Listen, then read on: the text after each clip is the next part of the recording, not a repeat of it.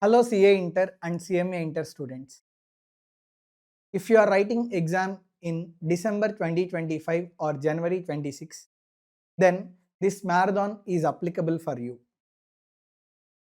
Especially for direct taxation, I am going to upload marathon in two parts. In part 1, I have covered residential status 1, income from house property, income from salaries, deductions, advance tax, return of income. And entire marathon will be in 100% English, around 7.5 hours. Within 7.5 hours, I am going to revise all these chapters in this marathon. So many students are asking me, sir, booster material is available. When are you going to upload marathon? So I am here with you with the marathon of CA Inter Direct Taxation as well as CMA Inter Direct Taxation. Make best use of this marathon. All concepts to the extent possible are crystally covered in this marathon. And I know you are all waiting for capital gains and PGBP. They will be uploaded in marathon part 2. I wish you all the very best, especially CMA students. Hardly you are left with 35 days of time. CA Inter students, you are hardly left with around 60 days of time. So start your preparation right way. I wish you all the very best. Thank you.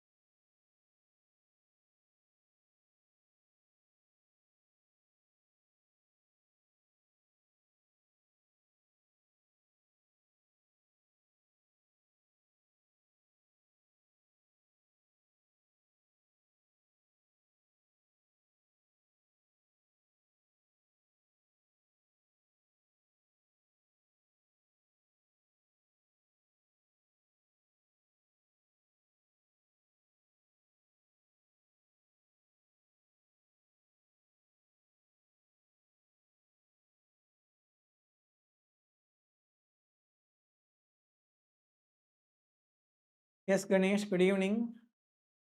Are you able to hear my voice properly?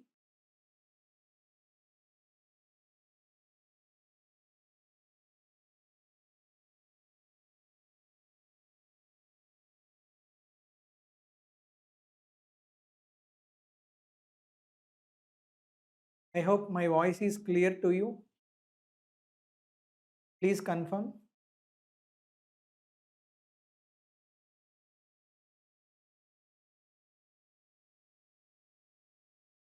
Yes.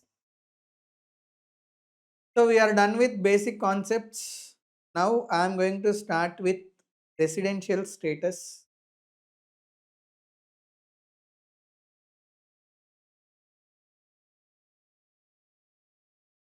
So very good evening. I welcome you all to this beautiful revision series on residential state.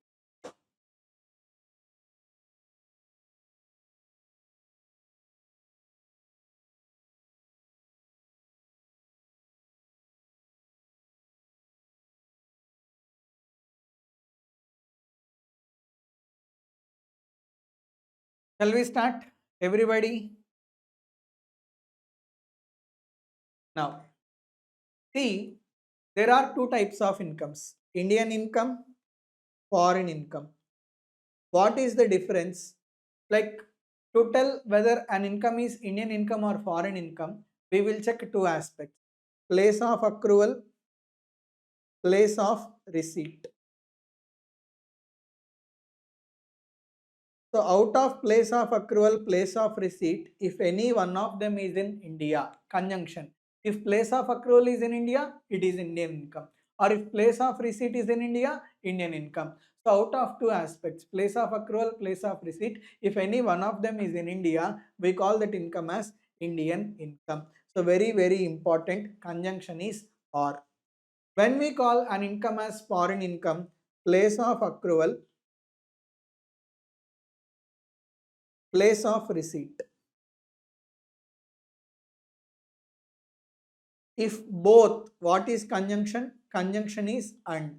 If both are outside India, then we call that income as foreign income. Are you able to understand? So place of accrual, place of receipt, if both are outside India, then we call that income as foreign income. So any one of them is in India, Indian income, both are outside India, foreign income. Are you able to understand? There are three residential statuses.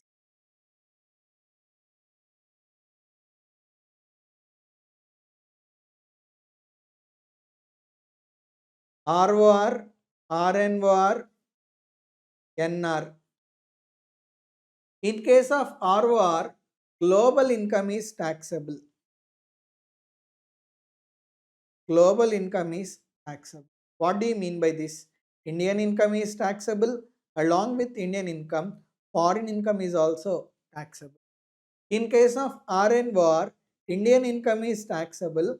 All foreign incomes are not taxable. In case of ROR, all foreign incomes are taxable. But in case of RNOR, only foreign income from business controlled or profession set up in India, only that foreign income is taxable. In case of non-resident, only Indian income is taxable, foreign income is not taxable. Are you able to understand? Three residential statuses: ROR, RNOR, non-resident. ROR, global income taxable. RNOR, Indian income taxable. Along with that, foreign income from business controlled or profession set up in India is taxable. NR, only Indian income is taxable, foreign income is not taxable. Now, what do you mean by residential status? Determining whether a person is ROR, RNOR or non-resident.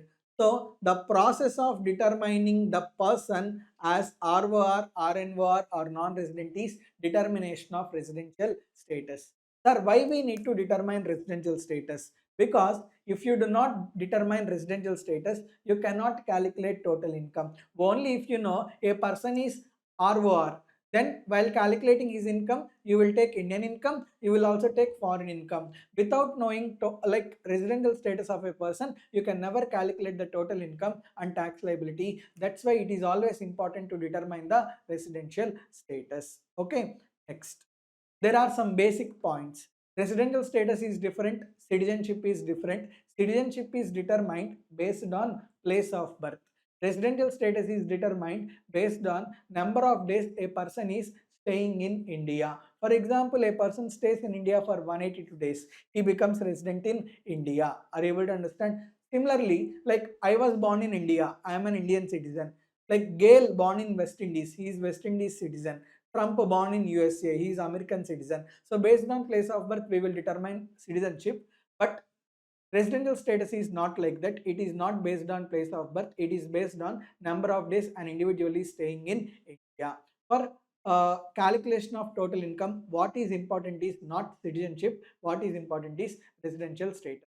Second point, residential status changes from one country to another country. If you are in India, Indian Income Tax Act is applicable. As per Income Tax Act applicable in India, you are ROR in India. For example, if you go to Australia, Australia Income Tax Act is applicable. For suppose as per that act, you became non-resident in India.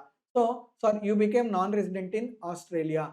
So, if you are resident in India, there is no guarantee you will also be resident in other country. If you go to another country, Income Tax Act will change, and as per that country, your residential status may be different. Are you able to understand? So, residential status is not same worldwide. Residential status changes from one country to another country. Third point, residential status changes from one previous year to another previous year. In 24-25, I am resident in India. On 1st April 25, I went outside India. The moment I went outside India, I will become non-resident. So in 24-25 I am resident. In 25-26 I became non-resident because I am not there in India. So if one person is resident in one previous year, the same residential status will not apply lifelong. In next year, based on his stay in India, residential status is subject to change. So residential status changes from one previous year to another previous year. Wait a minute, one doubt was asked. Sir, In case of RNOR, if foreign income is not taxable in outside country, then it will be taxable in India. Yes, it is taxable. That concept we call as deemed resident. If any person is not taxable in any other country or territory, then even though he do not satisfy basic conditions, he will be treated as deemed resident. For that deemed resident, deemed resident will be treated as RNOR.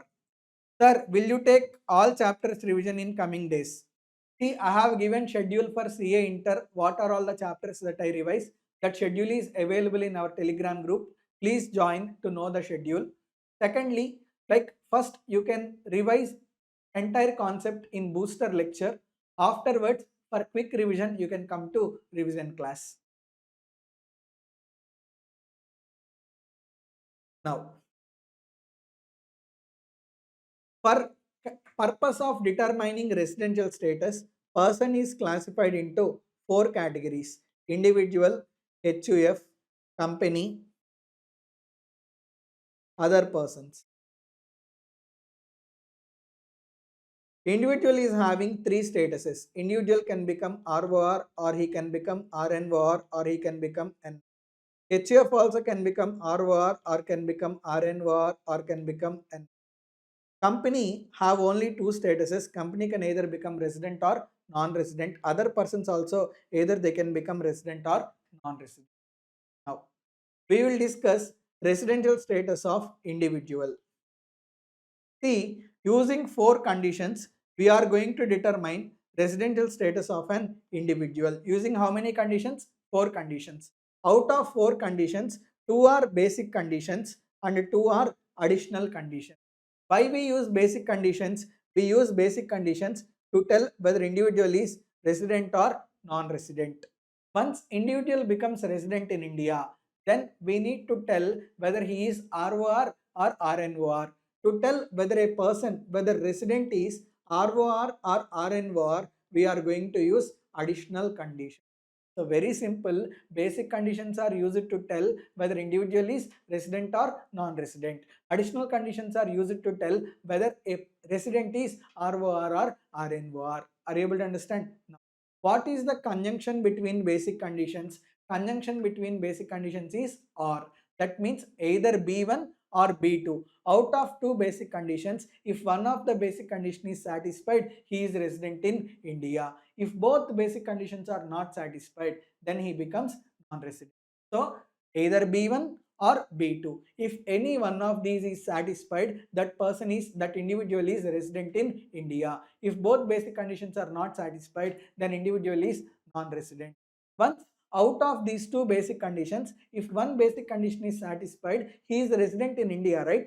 Once he becomes resident in India, then we will check additional conditions. If he satisfies both additional conditions, what is the conjunction? Conjunction is AND. If both additional conditions are satisfied, he becomes ROR. If any one of the additional conditions is not satisfied, he becomes RNOR. Are you able to understand? Now, B1. What B1 says?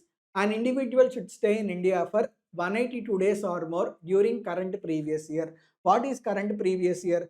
Current previous year is 24-25. In 24-25, if any individual is greater than or equal to 182 days stays in India, then we can tell B1 is satisfied. Are you able to understand? Next, what B2 says? As per B2, uh, in current previous year, he should stay in India for greater than or equal to 60 days and last four previous years. What are last four previous years?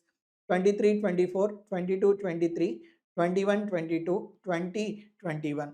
In last four previous years, he should stay in India for greater than or equal to 365 days. If both these conditions are satisfied, subcondition 1, subcondition 2. If both are satisfied, then we can tell basic condition 2 is satisfied. Are you able to understand? In current previous year, he should stay for 60 days or more. In last four previous years, he should stay for greater than or equal to 360 days. Then basic condition is said to be satisfied.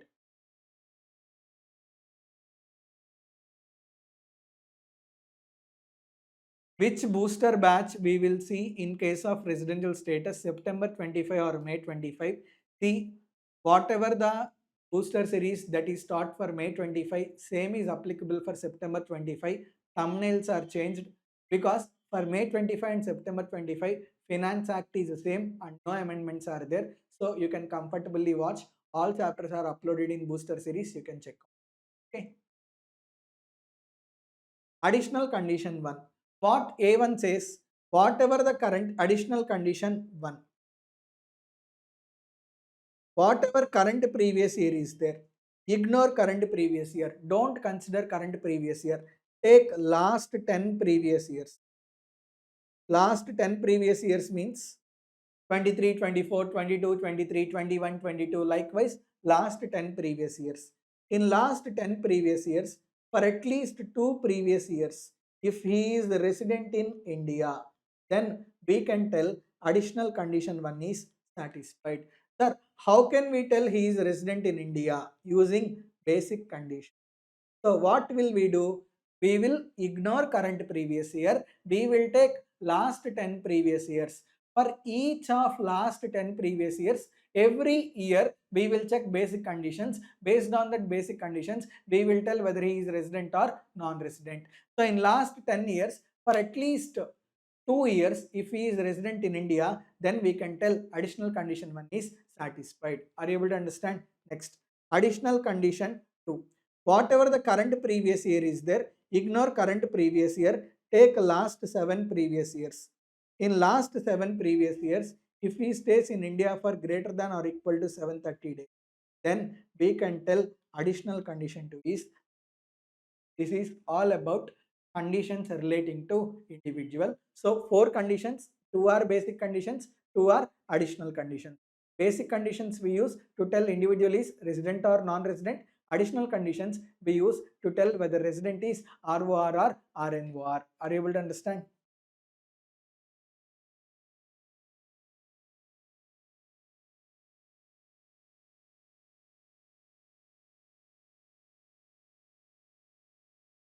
Next, exception.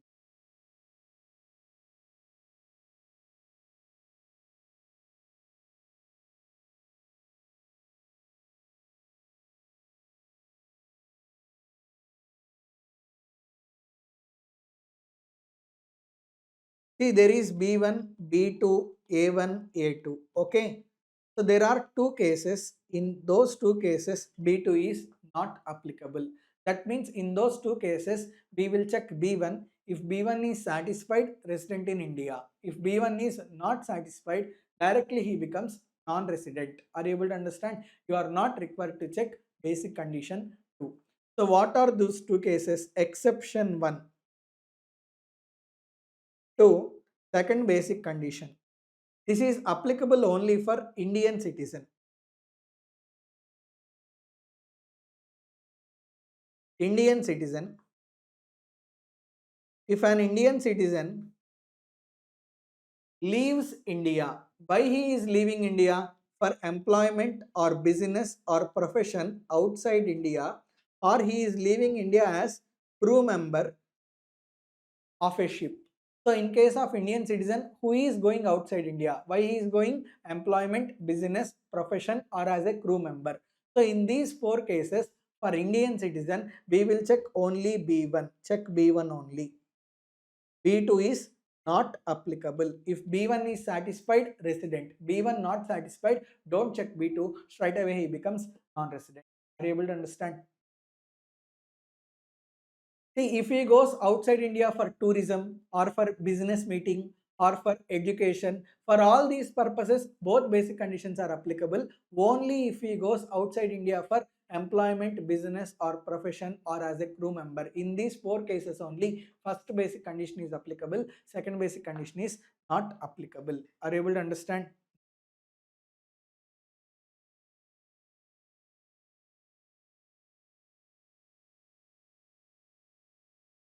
Second exception. Exception 2 to P2. Second exception is applicable for Indian citizen or person of Indian origin. Sir, who is called as person of Indian origin? In case of an individual whose parents or grandparents. Grandparents can be maternal grandparents or paternal grandparents. So either individual or his parents or his grandparents. If any one of them were born in undivided India, undivided India means India before 1947. Before 1947, India includes Sri Lanka, Bangladesh, Pakistan, Bhutan, Nepal, all these are included in India. So if any in like before 1947, either individual or his parents or grandparents were born in undivided India in any one of these countries, then that person will be called as person of Indian origin. So in case of Indian citizen or person of Indian origin, what will we check? We will check total income minus income from foreign sources. If total income minus income from foreign sources is less than or equal to 15 lakhs, in that case only B1 is applicable. B1 applicable. B2 is not applicable. So if B1 is satisfied, he becomes resident in India. If B1 not satisfied, don't check B2. Straight away he becomes non-resident. Once he is resident in India, then you will check A1 and A2 to determine whether he is ROR or RNOR. Are you able to understand? If total income minus income from foreign sources is more than 15 lakhs, in that case, B1 applicable, B2 not applicable, but in place of B2, modified B2 is applicable. So we will check B1. If B1 is satisfied, he becomes resident. If B1 is not satisfied, then check modified B2. Able to understand? If B1 is satisfied, he becomes resident in India. Then we will check A1 and A2 to determine whether he is ROR or RNOR. If B1 is not satisfied, then we will check modified B2. If modified B2 is satisfied, then don't check A1 and A2. A1 and A2 are not required to be checked. Straight away his residential status will be RNOR. If modified B2 is not satisfied, then he becomes, are you able to understand? Sir, what do you mean by modified B2? What B2 says, as per B2, in current previous year, individual should stay in India for greater than or equal to 60 years. In last 4 previous years, individual should stay in India for greater than or equal to 365 days. What modified B2 says is, in place of 60 days, he should stay in India for greater than or equal to 120 days. This is modified B2. So in current previous year, if an individual stays in India for greater than or equal to 120 days, and in last 4 years, if he stays in India for greater than or equal to 365 days, then we can tell modified B2 is satisfied. Are you able to understand?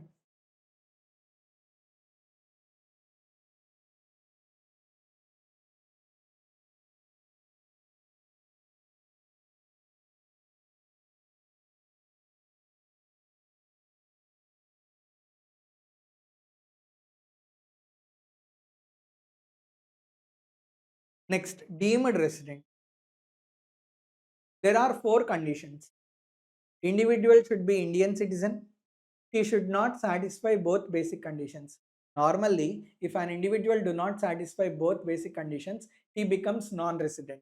Even though he is non-resident, if he satisfies 4 conditions, he becomes deemed resident. What are those 4 conditions? He should be Indian citizen. He should not satisfy both basic conditions. His total income minus income from foreign sources should be greater than 15 lakhs, and he is not taxable in any other country or territory. So what many people are doing, they are becoming non-resident in multiple countries and they are not at all paying taxes. So they are taking advantage of international tax laws. Everywhere they are becoming non-resident and they are not paying taxes. To catch those people, deemed resident concept was introduced. Okay, so Indian citizen not satisfied both basic conditions. Generally, if both basic conditions are not satisfied, he should become non-resident. Still, even though he do not satisfy both basic conditions, but if 4 conditions are satisfied, he will be treated as deemed resident. Indian citizen does not satisfy both basic conditions. Total income minus income from foreign source is more than 15 lakhs. He is not taxable in any other country or territory. If all these 4 conditions are satisfied, he will be treated as deemed resident. Deemed resident residential status is RNO. You understand? always he will be treated as resident but not ordinarily resident. He is required to pay tax on Indian income. He is also required to pay tax on foreign income from business or profession setup in India. Okay.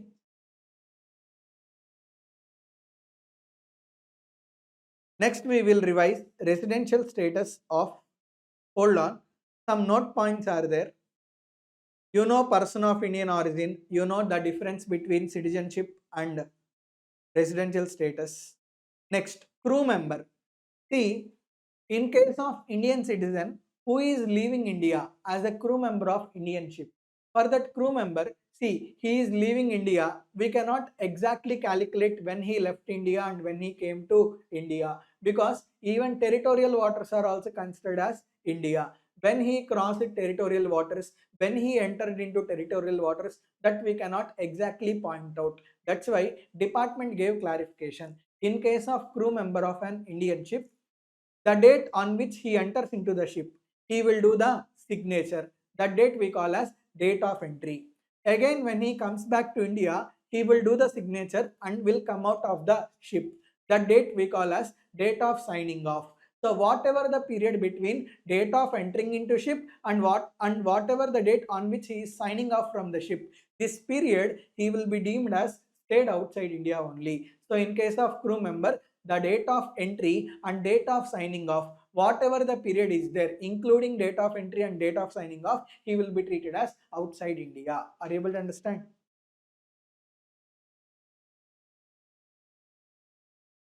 Next, like if he is in India for 182 days, sufficient. There is no such rule that he should be in India continuously for 182 days. No, that point is not there. Next, there is no such rule that he should stay only in one place. He should stay only in Hyderabad for 182 days. No such rule. Anywhere in India, he can stay for 182 days till he becomes resident in India.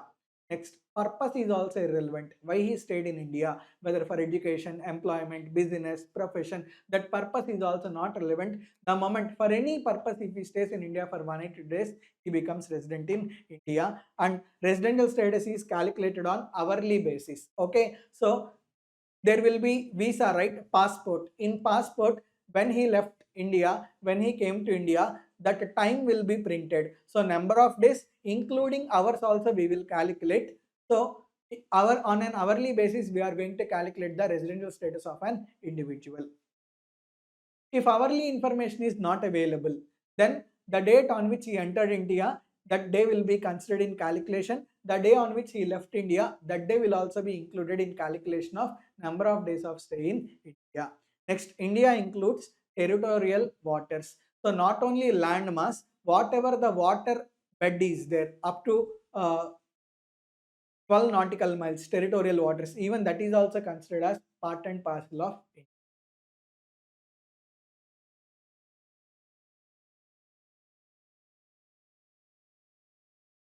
Now we will see residential status of HUF. HUF have how many statuses? HUF have three statuses. HUF can become ROR, it can become RNOR, or it can become non-resident. First, we will tell whether HUF is resident or non-resident. For that, what we need to check, we will check control and management affairs. If control and management affairs are wholly or partly in India, then HUF is resident in India. If control and management affairs are wholly outside India, then HUF is, are you able to understand? Sir, what do you mean by control and management? Control and management means the place where Karta or any other person who is taking decisions. So the place from where decisions are taken, that place is said to be having control and management. Okay, see, Karta is sitting in India, entire business is going on outside India. Even though business is going on outside India, even though employees are outside India, so even though assets are located outside India, still entire management, entire decisions are taken by Karta sitting in India. In this case, we can tell control and management of HUF is in India. Are you able to understand? Now, if control and management is outside India, then HUF becomes non-resident. If HUF becomes non-resident, no problem at all. But if HUF becomes resident in India, then we need to tell whether that HUF is ROR or RNOR. How do we tell? We will check additional conditions of karta. So if karta satisfies both A1 and A2, if karta satisfies both A1 and A2, HCF becomes ROR. If karta does not satisfy A1, or if he does not satisfy A2, or if he does not satisfy A1 and A2, then HCF becomes RNOR. Are you able to understand? So if he does not satisfy A1, or if he does not satisfy A2, or if he does not satisfy both A1 and A2, then HCF becomes R. Next. In companies, local authority always treated as resident in India. Uh, Greater Hyderabad Municipal Corporation, Vijayawada Municipal Corporation, Greater Visakhapatnam Municipal Corporation. So whatever the local authority is there, local authority is always treated as resident in India. Company. If company is Indian company, always resident in India. Always resident in India. If company is foreign company, for foreign company we will check place of effective management. If place of effective management is in India, that foreign company is resident. If place of effective management is outside India, then that company is. Sir, what do you mean by poem? We will check board meetings. If more than half of board meetings are held in India, then poem is in India. Poem is in India. If more than half of the board meetings are held outside India, then poem is outside India. If poem is in India, then that foreign company becomes resident. If poem is outside India, then that foreign company. Next, for other persons means what? Partnership firm, LLP, AOP, BOI, AJP. For all these persons, we are going to check control and management. If control and management is wholly or partly in India, then they will be treated as resident in India. If control and management is wholly outside India, then they will be treated as. Okay. So this is brief revision of residential status. One last concept, section 5 is pending. You all know if it is Indian income, the moment it is Indian income, it is taxable for all. It is taxable for ROR, RNOR as well as for non-resident. If it is foreign income, then we will check whether that foreign income is because of business from India or because of profession set up in India. If foreign income is because of business in India or profession set up in India, that foreign income is taxable for ROR as well as for RNOR. For non-resident, foreign income is not at all taxable. See, past year's earned income brought to India in current previous year. That whatever the income that is earned in earlier years, if that income is brought into India in current previous year, it is not at all taxable whether he is ROR, RNOR or not. But in 24-25 only, I went to Australia, I earned Australian dollars. Those Australian dollars I brought to India. That means current year foreign income earned outside India, if it is brought to India, that foreign income is taxable for ROR. That foreign income is also taxable for RNOR if it is from business controlled or profession set up in India. That foreign income is not at all taxable for non-resident. So very simple, earlier year profits brought into India, not at all taxable. Current year foreign income brought to India, taxable for ROR, may also be taxable for RNOR. Next, exempted incomes. Exempted incomes are not at all taxable. They are exempt for ROR, RNOR as well as for. So this is the brief revision. I hope you enjoyed it.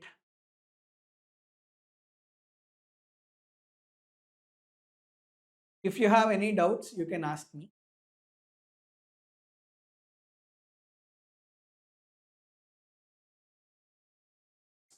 Yes, capital gains is given in the schedule. As per that schedule, capital gains revision will be. For schedule, you can access my Telegram channel. And there is my website www.phoenixbyuma.com.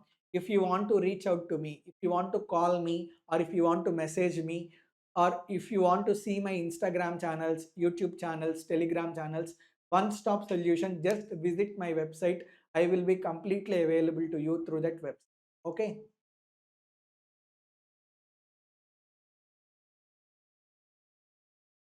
Sir, I am preparing for CMA Inter December 25. Yes, this revision is helpful for you. Residential status is so much important for CMA Inter. Please follow this revision. So I hope you have booster material with you. This booster material is shared freely.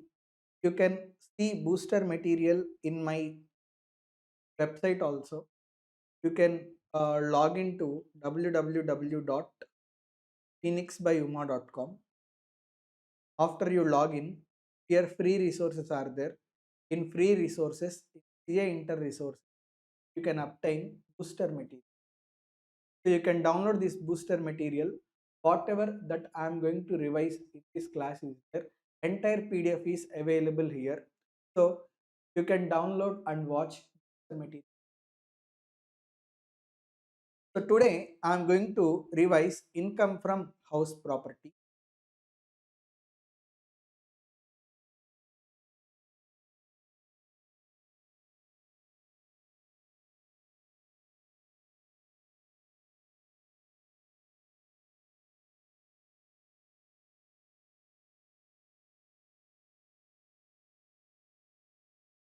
In examination, you will get 5 to 7 marks from property. Okay, one question will definitely come, 4 to 5 marks. Next one is, or you may also get 7 marks question. Sometimes in MCQs also, house property will be asked. So now let us revise income from house property. Like what are the sections covered under income from house property? Section 22 to 27, these are the sections that are covered. What is charging section? Section 22 is charging section. Next, what is the method of accounting followed under the head income from house property? Method of accounting followed is accrual basis except municipal taxes. That means municipal taxes are not allowed as deduction on accrual basis. Municipal taxes are allowed as deduction on cash basis. Remaining whatever the income under house property is there, that is taxable on accrual basis. Whatever the expenditure that is allowed on house, that is allowed as deduction under house property is there, that expenditure is also allowed as deduction on accrual basis except municipal taxes. Municipal taxes are not, they are allowed on cash basis. Are you able to understand? Sir, what do you mean by it? What I said, method of accounting followed under the head house property is accrual basis. I gave my flat on rent. Tenant paid only 10 months rent, but he used my flat for 12 months. Even though I received only 10 months rent, still 12 months rent is taxable because the method of accounting followed under the head house property is accrual basis. Are you able to understand? See, there is charging section. Na? Charging section is section 22. As per charging section 2020, section 22, there are three conditions.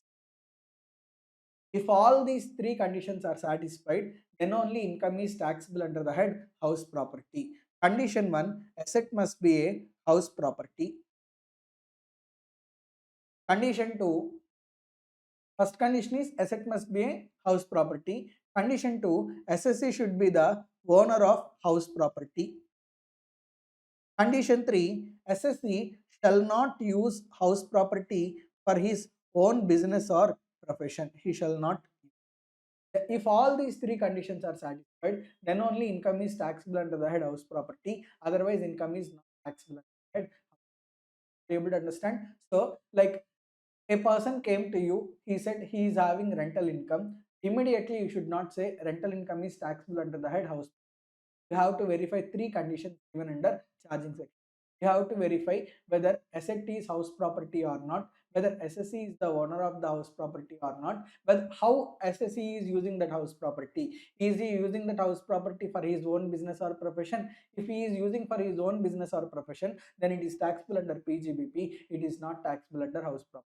Only if he uses his asset other than for business or profession, then only that is taxable under the head income from. Sir, you said asset is house property.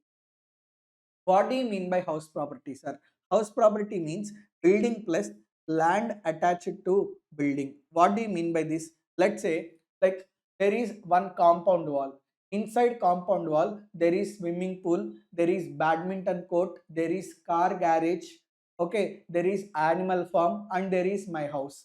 Now, inside the compound wall, whatever that are there, they will also be considered as house property. Inside compound wall, there is car garage. Even car garage is also considered as house property. By giving car garage on rent, if any rental income is received, such rental income is taxable under the head income from house property. So house property means not only building, along with building, whatever the other things that are there attached to the building within the compound wall are there. Okay, even those things are also considered as house property.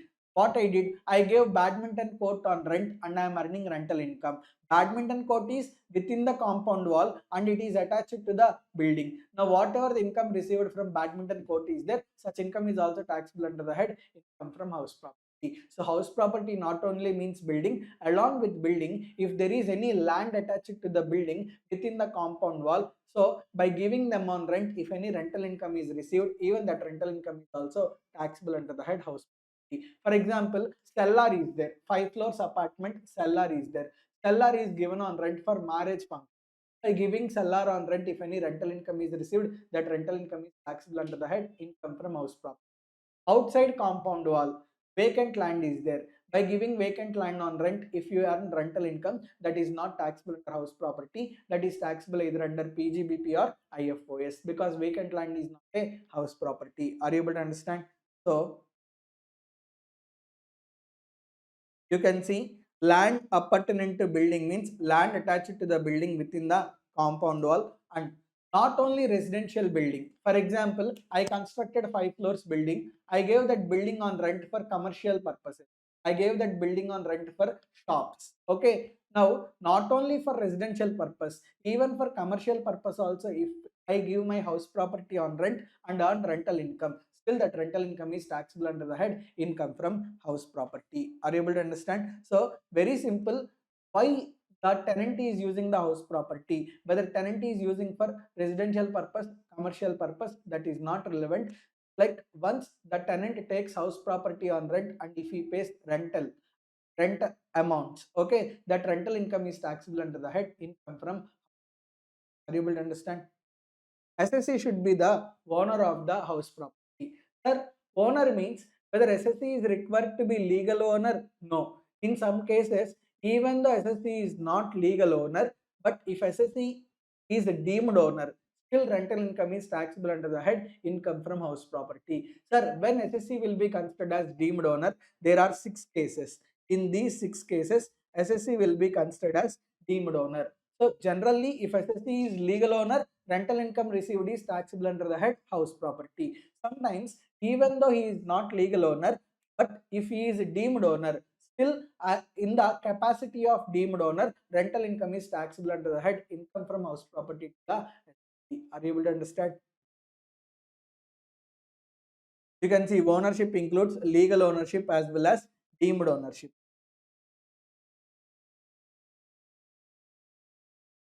Another point, I took 2 acres of land on rent for 99 years. On those 2 acres land, I constructed building. I gave building on rent and I received rental income. Now, I am the owner of the building. I am not the owner of the land. Even though I am not the owner of the land, still as I am the owner of the building, whatever the rental income that I have received, that rental income is taxable to me under the head income from house. So from this, we can give one conclusion. SSE is required to be the owner of the building. SSE is not required to be the owner of the land upon which building is constructed. So even though he is not owner of the land, If he is owner of the building, sufficient rental income received is taxable under the head income from house property. Next, SSE should be the owner during the previous year. Let's say in 24-25, I am owner of house property. On 31st March 2025, I sold house property. So in 25-26, I am not the owner. Now, whatever the income that I earned in 24-25, on this income, I will pay tax in 25-26. Am I correct or not? I will pay tax in 25-26. In the year in which I am paying the tax, in that year I am not the owner. Till in the year in which I earned income, in 24-25, I am the owner. See, the criteria is SSE is not required to be the owner during assessment year. SSE is required to be the owner during previous year. So during previous year, I am owner of house property, sufficient. Whatever the rental income that I have received, on that rental income, I need to pay tax under the head income from house property, even though I am not the owner during assessment. Are you able to understand? So if SSE is owner during the previous year, sufficient. He is not required to be the owner during assessment year. Are you able to understand? I hope till here you are clear. Sharon, are you clear till here?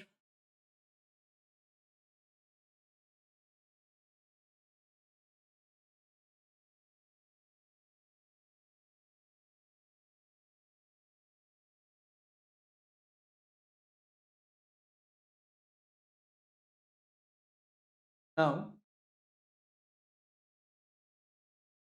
for example, house property ownership is under dispute. Elder brother, younger brother, both are fighting. Each one is saying the house property belongs to them. If house property ownership is under dispute, then owner of the house property will be determined by income tax department. Whoever generally who enjoys that house property, he will be considered as owner of the house property. In that person's hand, rental income will be taxable. Income from subletting. See, subletting means what? The person who is subletting, he is not the owner of the house property. So if any income is received from subletting, it is not taxable under house property. It is taxable under PGBP or IFOS.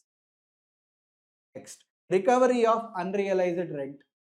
This concept I will explain little later. Third point, SSE should not use the house property for his own business or if SSE is using house property for his own business or profession, then it is taxable under PGBP. Let's say I purchased one building. I am using that building for my CA practice. Okay, now that building I am using for my profession, that building is not taxable to me under the head house property. It is taxable under the head. Able to understand? Deemed ownership concept. See, this we have discussed very clearly in booster lecture. Now I am doing the revision. When you follow revision lecture, still if you find some doubts, you can go and watch booster lecture for clear revision. Are you able to understand? So as this class is revision, I am revising the concept. If you want some more clarity, then you can watch. First case, if any gift is given to spouse, okay, gift of house property. Sir, what do you mean by gift? House property is transferred either for without consideration or for inadequate consideration. Let's say individual is transferring house property to spouse and that house property is transferred either for without consideration or for inadequate consideration. Now, from this house property, rental income will be there. Na? Even though rental income is received by spouse, it is not taxable in the hands of spouse because individual will be considered as deemed owner and entire rental income will be taxable in the hands of deemed owner. Are you able to understand? Next, two exceptions are there. If house property is transferred for adequate consideration, that means spouse paid full consideration. In that case, deemed ownership concept is not applicable. Second case, at the time of divorce, at the time of agreement to live apart, as per the order of the court, husband transferred house property in the name of wife. In that case also deemed ownership concept is not applicable. Rental income is tax. Are you able to understand?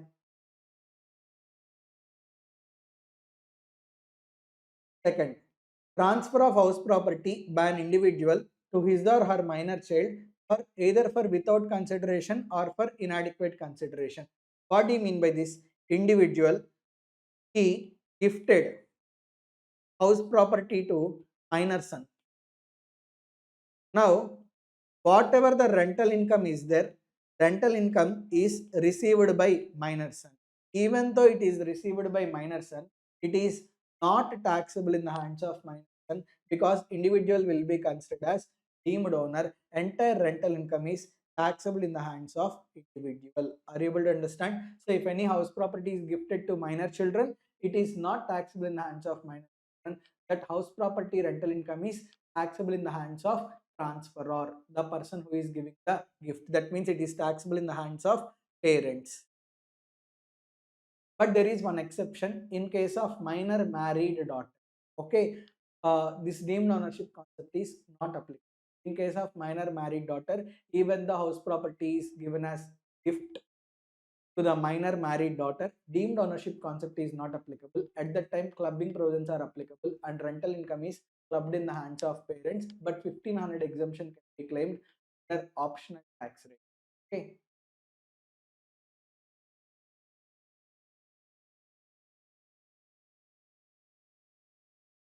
Next one. So you can see here minor excludes minor married daughter. Any house property is gifted to minor married daughter, deemed ownership concept is not applicable. At the time, clubbing provisions are. Allotment of house by cooperative society to its members. Let's say 10 students are there. I am faculty 11. Total 11 members are there. We 11 members formed one cooperative society. We constructed 11 flats. After construction of 11 flats in the name of cooperative society allotted one flat to one member. Now, like as I am the member of cooperative society, I got one flat. Now, entire building is in the name of cooperative society. Even though building is in the name of cooperative society, for whatever the flat that is allotted to me, for that flat, I am the deemed owner. From that flat, even though rental income is received, even though flat is in the name of cooperative society, still rental income will be taxable in my hands, because I will be considered as deemed owner of the house. Able to understand? So, if in case of cooperative society, if it allots any house property to its members, for that house property, even though on paper cooperative society is the owner, still whoever the member to whom the house property is allotted, that member will be considered as deemed owner of the house. Able to understand? Holder of an impartial estate. Let's say there is this house. My dad wants this house to be continued. My dad don't want this house to be divided among his children.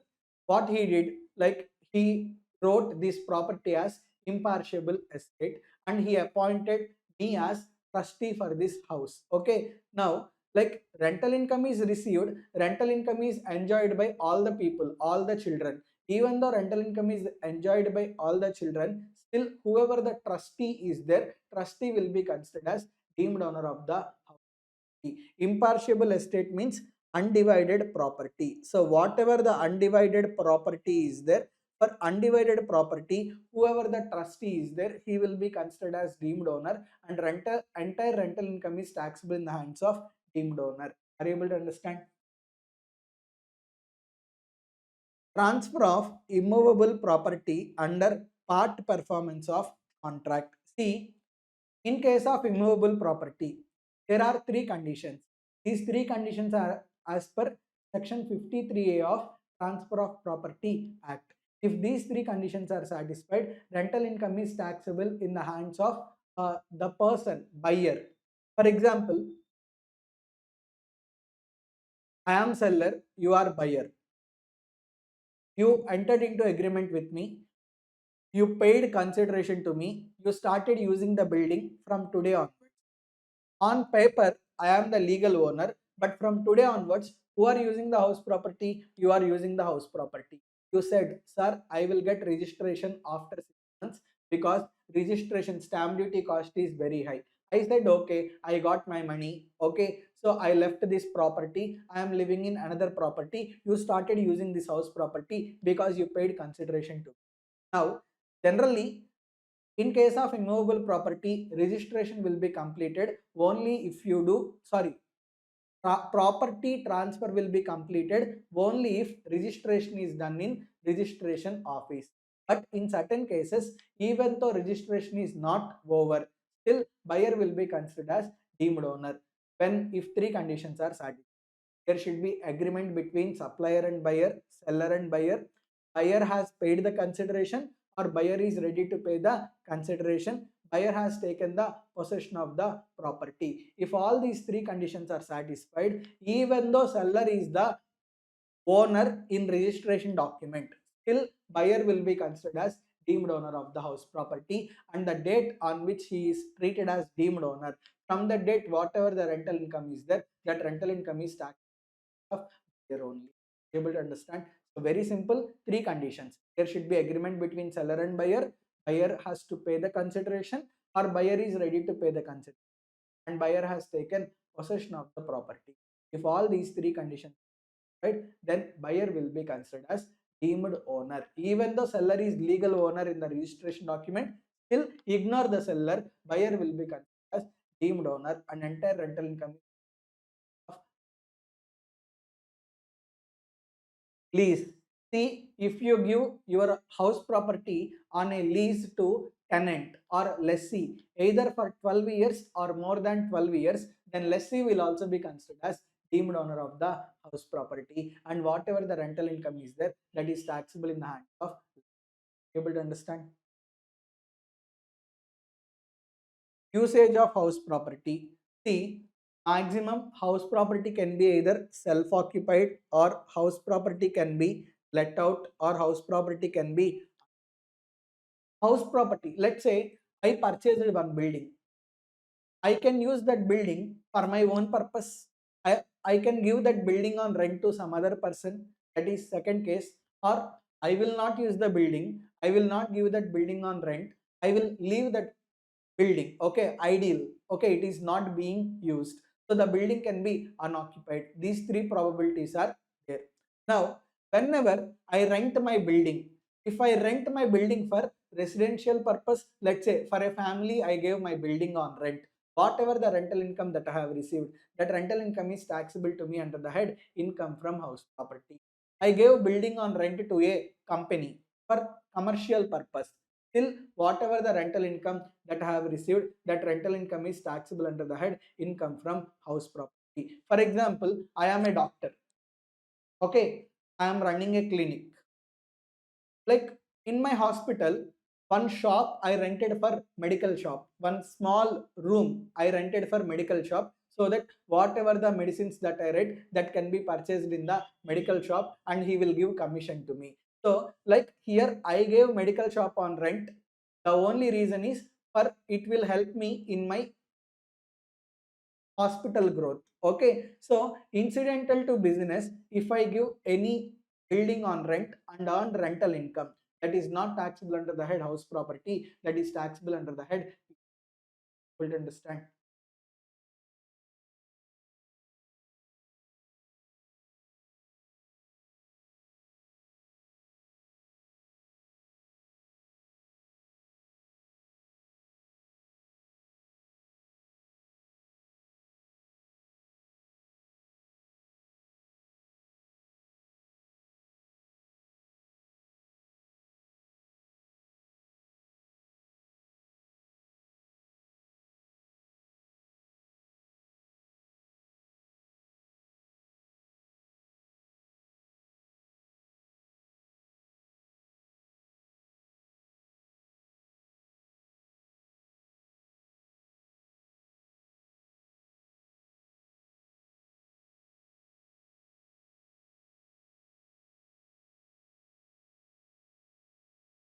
House property is let out. If house property is let out, sorry, that one, this one was completed. House property is used for self-occupation purpose. That means I am using the house property for my own purpose. I and my family are staying in the house property. Then that house property is used for personal purpose. Then also if it is used for residential purpose, then it is taxable under the head income from house. I am using my building for my own profession purpose. If I use building for my own profession purpose, it is not taxable under house property. It is taxable under the head. People understand. Next, there is no difference between unoccupied property and self-occupied property. Unoccupied property is also treated as at par with self-occupied property. Able to understand.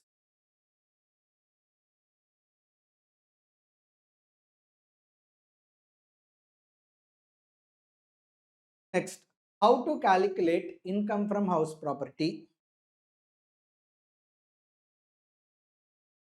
In case of self-occupied property, gross annual value will be considered as nil. Municipal taxes 0. Net annual value will also be considered as nil. From that, we will reduce deductions under section 24. Standard deduction like gross annual value is 0. Standard deduction is 30% of 0. So standard deduction will also be considered as 0. Next, interest on borrowed capital. Interest on borrowed capital, like in case of self-occupied property, maximum interest allowed is 2 lakhs or 30,000. There are conditions. Even this 2 lakhs or 30,000 is allowed as deduction only under optional tax rates. Under default tax rates, interest on self-occupied property is 0. Okay, so we can tell one thing, from self-occupied property, income is 0, but if we claim interest as deduction, there can be loss from self-occupied property. So one thing is clear, from self-occupied property, there is no income. Income will be always 0, but loss can be there if we claim interest as okay. But loss is also there only under optional tax rate, because only under optional tax rates interest is allowed as. Under default tax rates, interest is not allowed as deduction. So under default tax rates, for self-occupied property, always income is 0. There will be no loss. Okay. In case of let out property or deemed to be let out property, gross annual value we will consider. From gross annual value we will reduce municipal taxes, thereby we will arrive at net annual value. From net annual value we will reduce two deductions: standard deduction, interest on borrowed capital, thereby we are going to arrive at income from let out property or deemed to be let out property. Now the question is, how to calculate gross annual.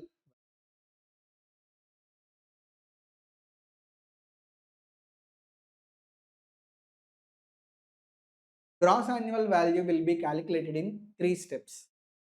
Step 1, fair rent or municipal rent, whichever is higher. Step 2, result of step 1 or standard rent, whichever is lower. Like result of step 2, it is also called as expected rent, ER, expected. In step 3, what will we do? In step 3, we will compare actual rent minus unrealized rent with expected rent. What we do, we will compare actual rent minus unrealized rent with expected rent. Now two options are there. Actual rent minus unrealized rent can be greater than or equal to expected rent. In this case, gross annual value is equal to actual rent minus realized rent. Case 2, actual rent minus unrealized rent is less than expected rent. So if actual rent minus unrealized rent is less than expected rent, then we will do test of vacancy.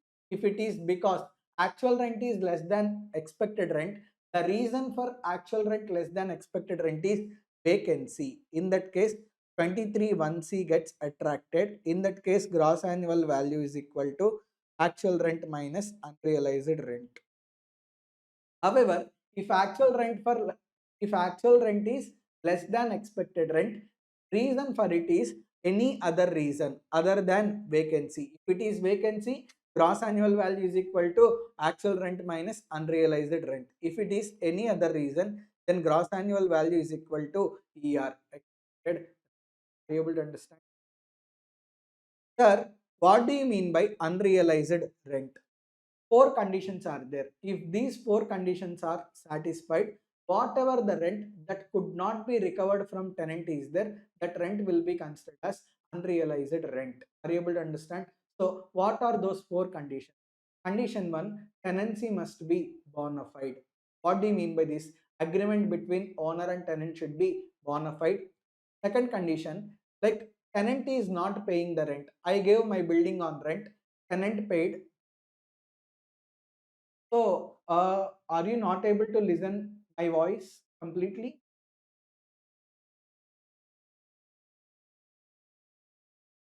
Hello, am I audible? Am I audible? Is it better now?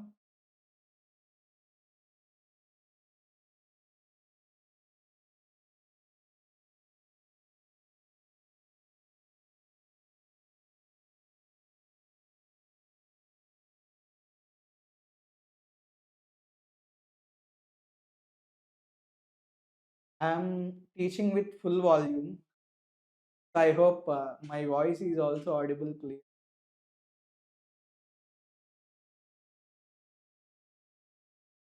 Is it fine now?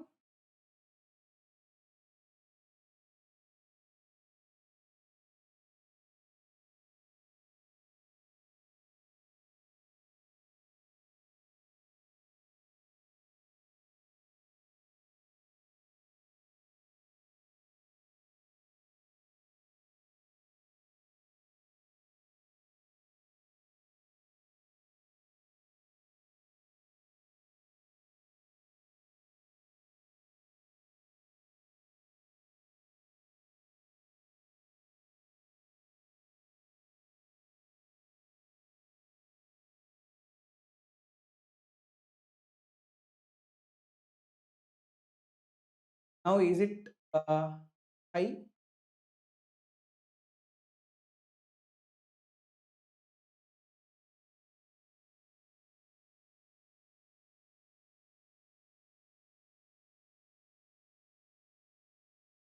Okay. Unrealized rent. See, whatever unrealized rent is there, unrealized rent is allowed as deduction subject to satisfaction of four conditions. Unrealized rent means whatever the rent that tenant did not pay to us, that rent we could not recover from tenant, that we call as unrealized rent. Four conditions are there. Agreement between owner and tenant should be a genuine agreement. Second condition, tenant has vacated the house property, or if tenant is not vacating the house property, I will give police complaint. That means either tenant vacated the house property or I have taken steps to make the tenant vacate the house property. Third condition, once tenant vacates the house property, he should not occupy any other house property of the same owner. That is condition 3. Condition 4, I did not receive 3 months rent from my tenant, right? So as I did not receive 3 months rent, again I should give police complaint. That means I should keep some effort to recover the unrealized rent. If all these four conditions are satisfied, and if still after satisfaction of all these four conditions, if I could not receive 3 months rent, then whatever 3 months rent that I did not receive is there, that will be considered as realized. Able to understand? So then if all these four conditions are satisfied, these four conditions are given under rule 4, then whatever that unrealized rent that we could not recover is there, that can be reduced from actual rent. Able to understand? Sir, when can we tell when can we tell actual rent is less than expected rent and reason is vacancy? There are some conditions. To get classified under 23(1)(c), first of all, house property must be let out. Second condition, It should be vacant during the previous year.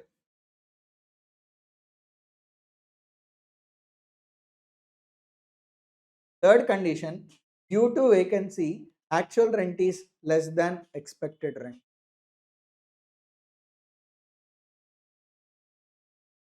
If all these conditions are satisfied, we can tell reason for actual rent less than expected rent is vacancy. If reason is vacancy, then gross annual value is equal to actual rent minus realized. If reason is like any one of these conditions are not satisfied, then reason is not vacancy, reason is any other reason. If it is any other reason, gross annual value is equal to ER expected. Able to understand? Hello. Are you able to see me properly?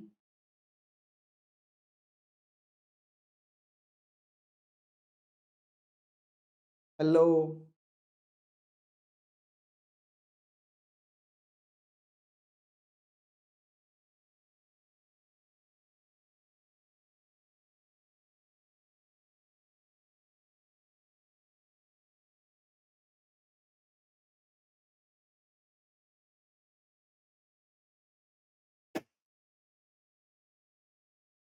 Let's say previous year 24-25, it ranges from 1st April 24 to 31st March 2020.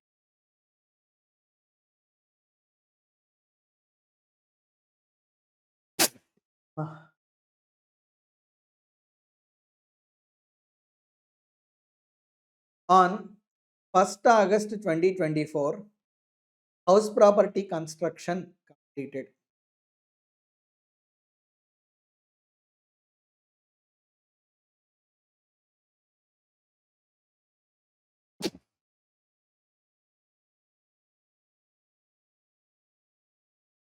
On 1st August 2024, I received completion certificate from municipal authority. I received occupancy certificate. That means on 1st August, house property construction is completed. I can use house property for my own personal purposes, or I can give house property on rent. But this house property I gave on rent. Now, in this case, I will get rental income. Now, I need to calculate gross annual value. For calculation of gross annual value, I do not calculate gross annual value for 12 months. That is not correct. I will calculate gross annual value only from 1st August 24 to 31st March 25. So, August, September, October, November, December, Jan, Feb, March. Total 8 months I have to calculate. Are you able to understand? These 8.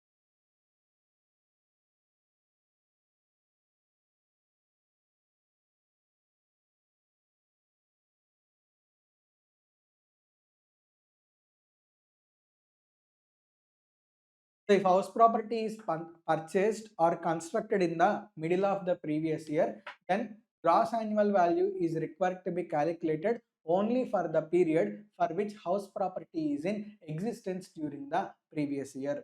Here house property is in existence for 8 months. Only for 8 months you are going to calculate fair rent, municipal rent, standard rent. Thereby you are going to calculate gross annual. Is it clear? Municipal taxes. My dear students, municipal taxes are allowed as deduction only on cash base. Whenever you pay municipal taxes, then only you can claim municipal taxes as deduction. Are you able to understand? See, right now we are studying 24-25 previous year, Finance Act number 2 of 24. I paid municipal taxes of 23-24 in 24-25. So, municipal taxes belonging to last year, but I paid in current previous year, na, I can claim as deduction. Are you able to understand? 25-26 municipal taxes, I paid advancedly. I paid in advance in 24-25. So, 25-26 municipal taxes are also allowed as deduction in current previous year. Is it clear? So, whenever you pay municipal taxes, In that year only municipal taxes are allowed as deduction, irrespective of whether those municipal taxes belonging to current year or earlier year or future year. Any year's municipal taxes, if you pay in current year, you can claim as. Are you able to understand? So very simple, municipal taxes are allowed as deduction only on cash basis. Another condition is also there. Municipal taxes are allowed as deduction only if municipal taxes are paid by owner. If tenant pays municipal taxes, those municipal taxes are not allowed as deduction to the owner. Only if owner himself pays the municipal taxes, then only those municipal taxes are allowed as. Is it clear?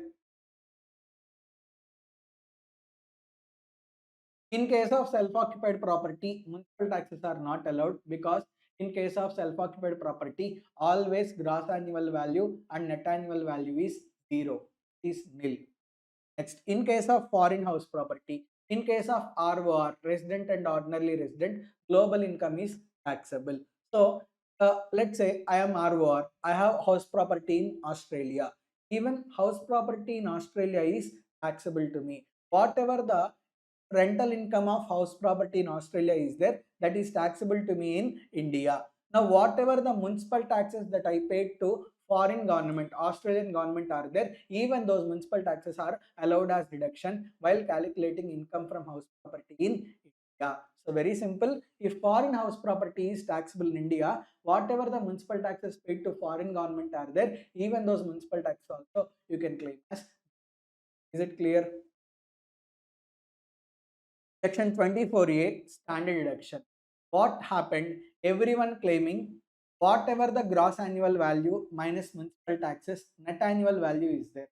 To the extent of net annual value, everyone is claiming expenses. Like they are creating bogus bills, repairs expenditure, painting expenditure, and they are making their income from house property as zero.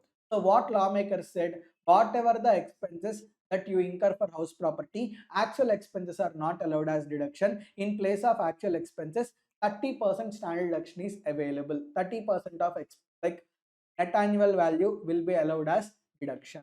Is it clear? So, like in current previous year, whether you pay repairs expenses to building or not, straight away standard deduction is allowed.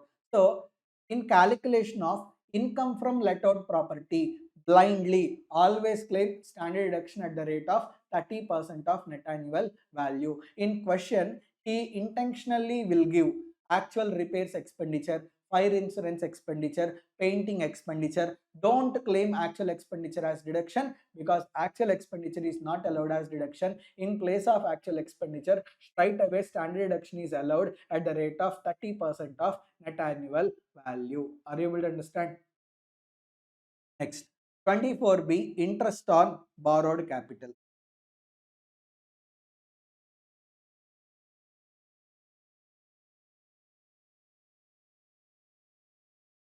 See, for house property, either for purchase or for construction or for repairs or for renovation or for reconstruction. For these five purposes, I took loan. On this loan, whatever the interest that I paid is there. This interest is allowed as deduction in section 24. Are you able to understand? So for these five purposes, if you take any loan, whatever the loan that you have taken on such loan, whatever the interest that you are paying, such interest is allowed as deduction under 24B. See, when you are taking loan, you will pay loan processing charges or commitment charges. Even loan processing charges and commitment charges are allowed as deduction under section 24B. To obtain housing loan, if you pay any commission to the broker, commission paid to broker not allowed as deduction. Are you able to understand? Next, every month you will pay EMI, right? In that EMI, there is principal, there is interest. Principal is allowed as deduction under section 80C in chapter 6 deductions only under optional tax rates. Whatever the interest is there, interest is allowed as deduction under section 24B. Next, you took housing loan from HDFC. Now you took loan from ICICI Bank. you repaid HDFC loan, now you are paying interest to ICICI Bank. That means if you repay old loan and like if you obtain new loan and repay the old loan, then whatever the interest paid on new loan is there, that is allowed as deduction. Or are you able to understand? Interest on interest.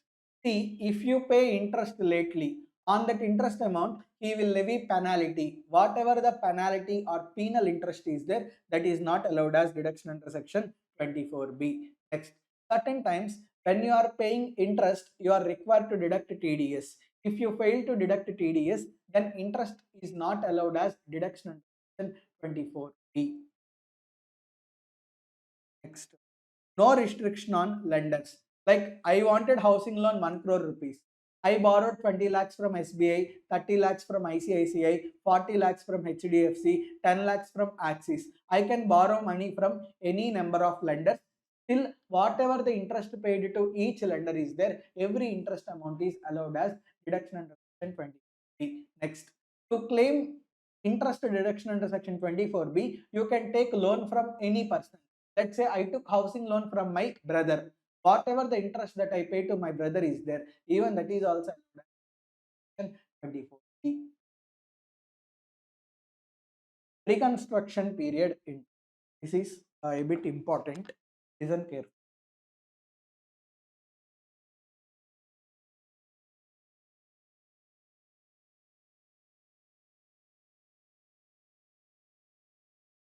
Interest under section 24B is equal to reconstruction period interest plus current year interest. Till now we have discussed about current year interest. Sir, how to differentiate LOP, DLOP at area wise, time wise when municipal value fair rent will be divided? Please tell sir, I am not able to understand. What's divided? I will tell you Naveen. Just give me 5 minutes. I will finish pre-construction period interest concept. Afterwards, I will tell you. As we are in the middle, I will finish this concept. Then one more thing, once this class is completed, revision class, if you have any doubts, you can ask me. Live chat. Okay. Pre-construction period interest. Let's say I took loan in 2016-17, but construction completed in 1920.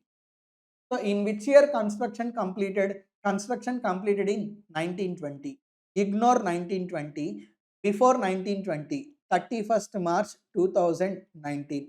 So 2016-17 to 31st March 2019, whatever the interest is there, that interest we call as reconstruction period interest. Are you able to understand? Very simple. Year in which construction is completed. Ignore that year. Before that year, whatever the interest is there, that interest we call as reconstruction period interest. Reconstruction period interest is not allowed as deduction in a single year. It is allowed as deduction over a period of 5 years. Allowed as deduction in 5 years in 5 equal installments.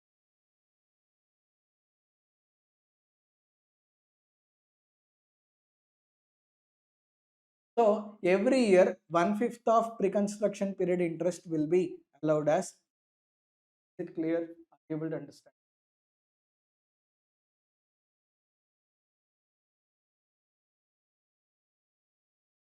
For example, let's say pre-construction period interest is 80,000. Every year interest is 10,000.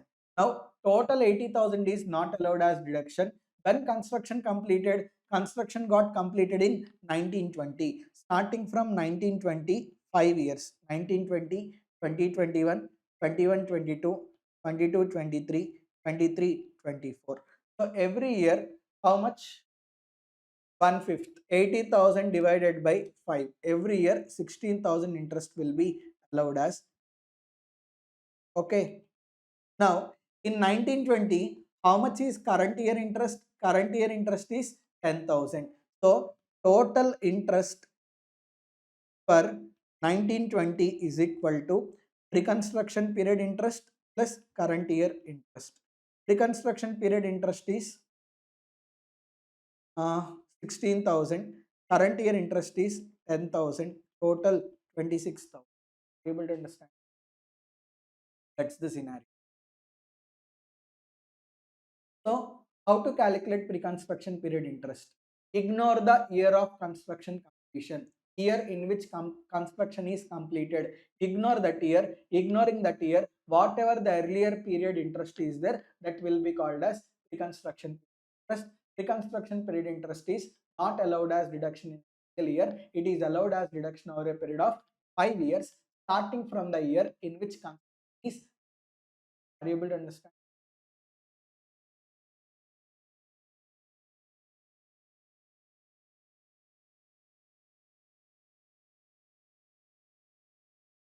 Next, sir, is there any limit in case of let out property or deemed to be let out property?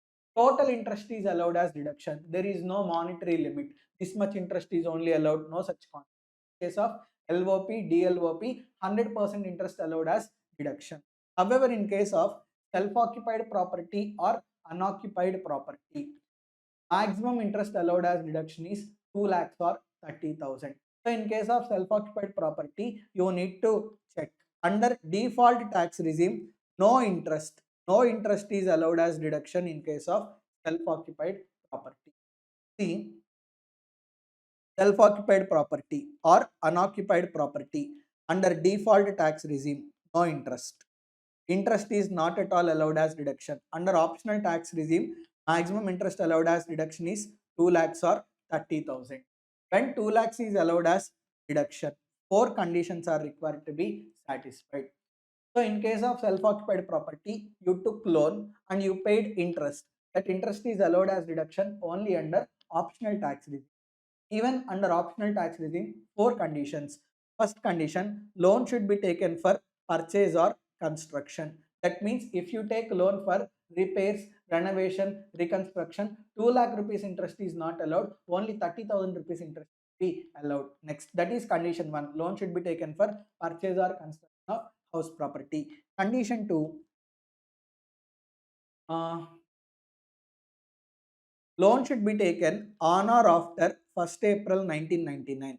If you take loan before 1st April 1999, then 2 lakh rupees interest will not be allowed as deduction. So condition 2. Next, condition 3, like the year in which you take loan, from end of that year, within next 5 years, construction should be completed. So maximum time period available for completion of construction is 5 years. 5 years not from date of loan, 5 years from end of the financial year in which loan is taken. So within 5 years, you need to complete the construction or you need to purchase the house property. Then only 2 lakh rupees interest is allowed. Condition 4, you need to obtain certificate from lender. That means, let's say I took loan from HDFC Bank. I will take certificate. HDFC Bank will give certificate. So and so Umasankar has taken housing loan. Okay, I should submit that certificate. If all these 4 conditions are satisfied, 2 lakh rupees interest is allowed as deduction in case of self-occupied property. That too only under optional tax regime. Sir, if any one of the conditions are not satisfied, in that case, maximum 30,000 interest will only be allowed as deduction. 2 lakh rupees here.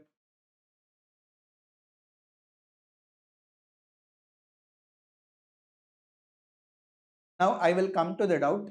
Amin asked me one doubt here. How to differentiate between LOP, DLOP and area wise, time wise, and when municipal value fair rent will be divided, please tell. See, in examination, he will confuse you. In 2 ways, he will confuse you. First way, area wise. He will tell in this house property, 40% is self-occupied property, 35% is let out property, 15% is used for business. It is taxable under PCBP. But he will give fair rent for whole property. Fair rent, municipal rent, standard rent will be given for whole property. In this case, what you need to do, let's say fair rent given is 1 lakh rupees. You should not consider 1 lakh rupees because 1 lakh is for whole house property. Whole house property includes self-occupied property, let out property, used for business or profession. What is let out property here? Only 35% is let out property. Na?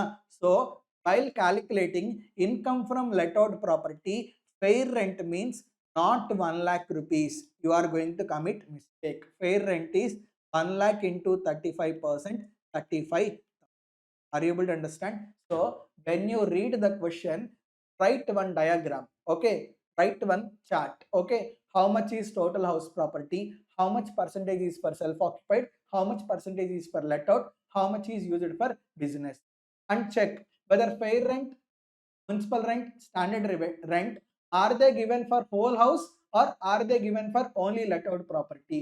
Obviously, in most of the cases, he will give fair rent, municipal rent, standard rent for whole house. Then you have to divide fair rent, municipal rent and standard rent for let out property proportionately. Are you able to understand?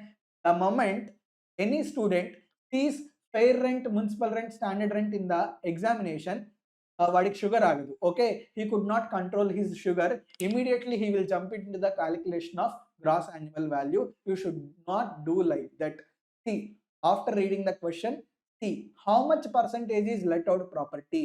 For that percentage, convert fair rent, municipal rent and standard rent, then do the calculation, then you will get the right answer. I hope, Naveen, you are clear with this clarification.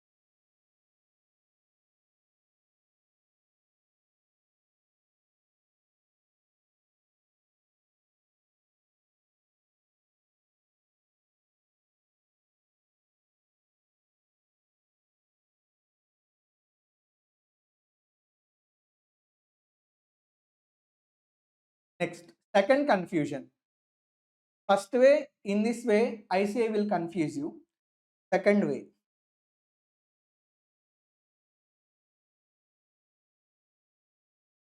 previous year 24-25. Okay, 1st April 24 to 31st March 25. They will tell house property construction completed on 1st September 2024. But they will give fair rent, municipal rent and standard rent per annum. See, when house property construction is completed on 1st September, it is in existence only from 1st September to 31st March. September, October, November, December, Jan, Feb, March. It is in existence only for 7 months. That means for these 7 months only, you need to calculate fair rent, municipal rent, standard rent and actual rent. But in question, did he give fair rent for 7 months? No, in question he gave fair rent per annum. Okay, so many times the student will not check. The moment he see fair rent, he will jump into the calculation. No, if house property is in existence only for part of the previous year, for that part of the previous year, you need to convert fair rent, municipal rent and standard rent. Accordingly, you need to calculate the. Are you able to understand? So this is also another way that ICA can cheat you. Okay, ICA backstabs you by giving this type of. So hope your doubt is clear, Naveen.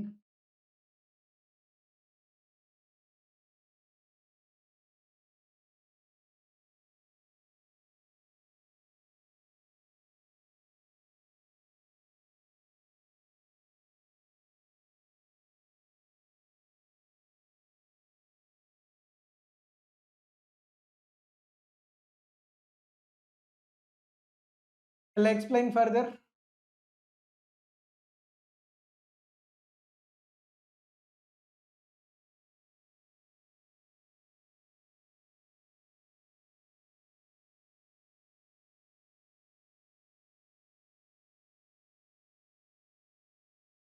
Next, house property is let out for part of the previous year and self-occupied for part of the. That means what?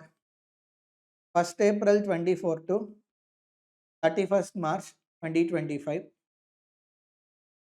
up to 31st July 2024. House property is let out.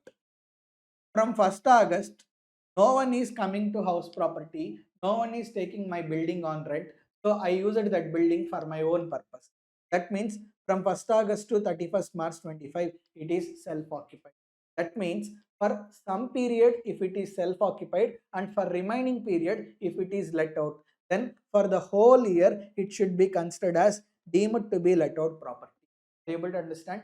So for part of the previous year, time wise, if house property is self occupied, and for remaining part of the previous year, in this case, April, May, June, July, 4 months let out, 8 months self occupied. Even though 8 months it is self occupied, still for total 12 months it will be deemed as let out property. Are you able to understand? That's what. For the whole year, it will be considered as deemed to be let out property. Next, in this case, you will calculate gross annual value now. So, in gross annual value, generally in step 3, what will we do? We will compare actual rent minus unrealized rent with expected rent. Generally. But in this particular case, you should not do like this. In this case, in step 3, you will the formula is actual rent minus unrealized rent or expected rent, whichever is here. Generally, in step 3, you will compare actual rent with expected rent. But this is a special case. Whatever this case is there, this case, entire this case is special case. In this special case, you should not do comparison. In this special case, that means for some months self-occupied, for some months it is let out. In this particular case, in step 3, don't calculate gross annual value. Don't compare gross annual actual rent with expected rent. Gross annual value is equal to actual rent or expected rent, whichever is higher. Are you able to understand? So actual rent minus unrealized rent or expected rent, whichever is here. Next, in this particular case, if fair rent is not given, then actual rent for whole year will be taken as fair rent. Are you able to understand? So special case, part of the year self-occupied, part of the year let out, deemed as let out property for the whole year to adjustment. In gross annual value calculation, step 3, gross annual value is equal to actual rent or expected rent, whichever is higher. Similarly, if fair rent is not given, actual rent for whole year will be taken as.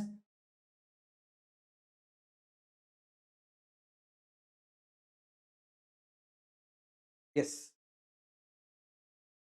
House property is there, area wise.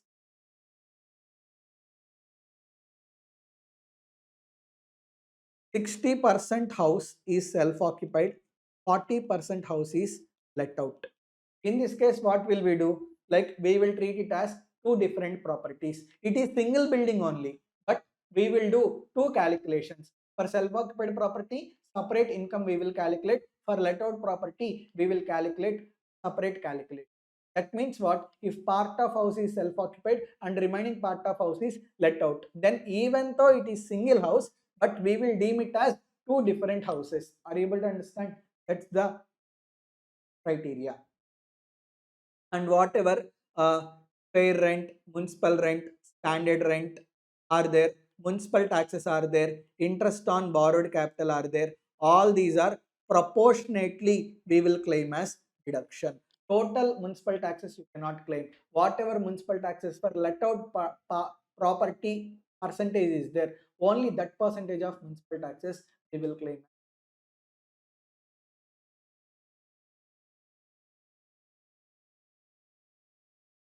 Next, recovery of unrealized rent or arrears of rent received. See, we discussed unrealized rent, rent which could not be recovered from tenant. In 2021, I did not receive 20,000 rupees rent. I sold house, but in 24-25, whoever the tenant is there, in tenant's dream, Balaya came. Okay, Balaya shouted, okay, if you do not give rent to Umasankar sir, then I will kill you. Tenant got terrified. Tenant gave me, and he gave 20,000 rupees. In 24-25, I am not the owner of house. Still, I recovered unrealized rent. It's like recovery of bad debts. The year in which I recover unrealized rent, in that year, total 20,000 is not taxable. Okay, from 20,000, 30% deduction will be allowed. How much is balance? Balance is 14,000. This 14,000 will be able to understand.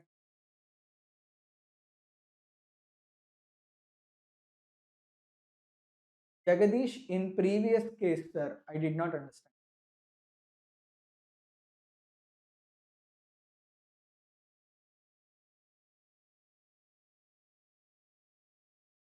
Yeah, entire year you will treat it as deemed to be let out property. For entire year you will take fair rent, municipal rent, standard rent. For entire year you will take municipal taxes, interest on borrowed capital as here only see time wise deemed as let out property for whole year. So for whole year you can consider fair rent, municipal rent, standard rent, municipal taxes, interest on borrowed capital. But area wise, that means what? Some portion is self occupied, some portion is let out. Whatever the land, whatever the area that is let out is there, for that area, what is the share of municipal tax, share of interest on borrowed capital is there, only that you will claim as.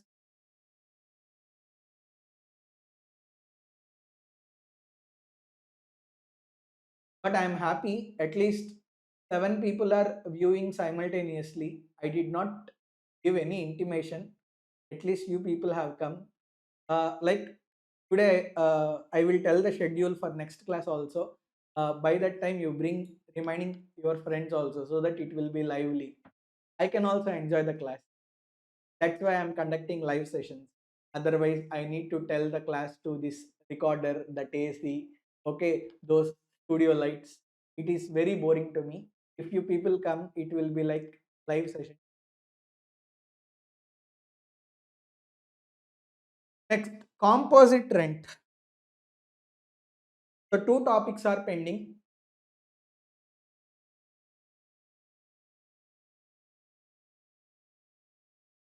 Sir, in area wise plus time wise. There, first one it is. I did not understand where you are exactly getting confused. Naveen, do one thing. Whatever the question that you are feeling confused, upload that question in our Telegram group. I will answer.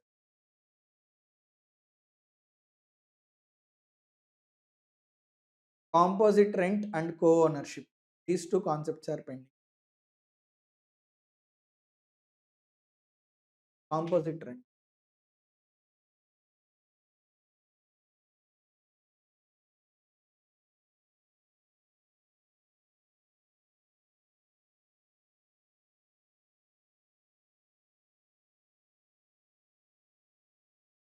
What do you mean by composite rent? Composite rent means along with house property, you will also pay rent for other assets. You will also pay rent for services.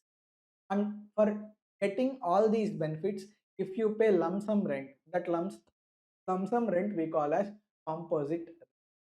What do you mean by this? Let's say I went to hotel. I wanted to take one room. Will I sleep on floor? I will not sleep on floor. Okay. Along with the room, he will give me bed. He will provide me electricity. He will provide me water facility. He will provide me car facility. He will provide me like in-room cleaning. For getting all these benefits, I am paying 5,000 rupees.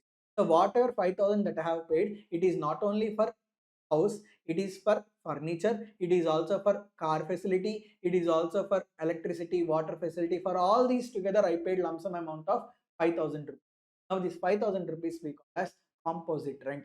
So composite rent means rent for house property, rent for providing any other amenities, rent for like, and whatever the service charges, all these three together, if lump sum amount is charged, that we call as composite rent.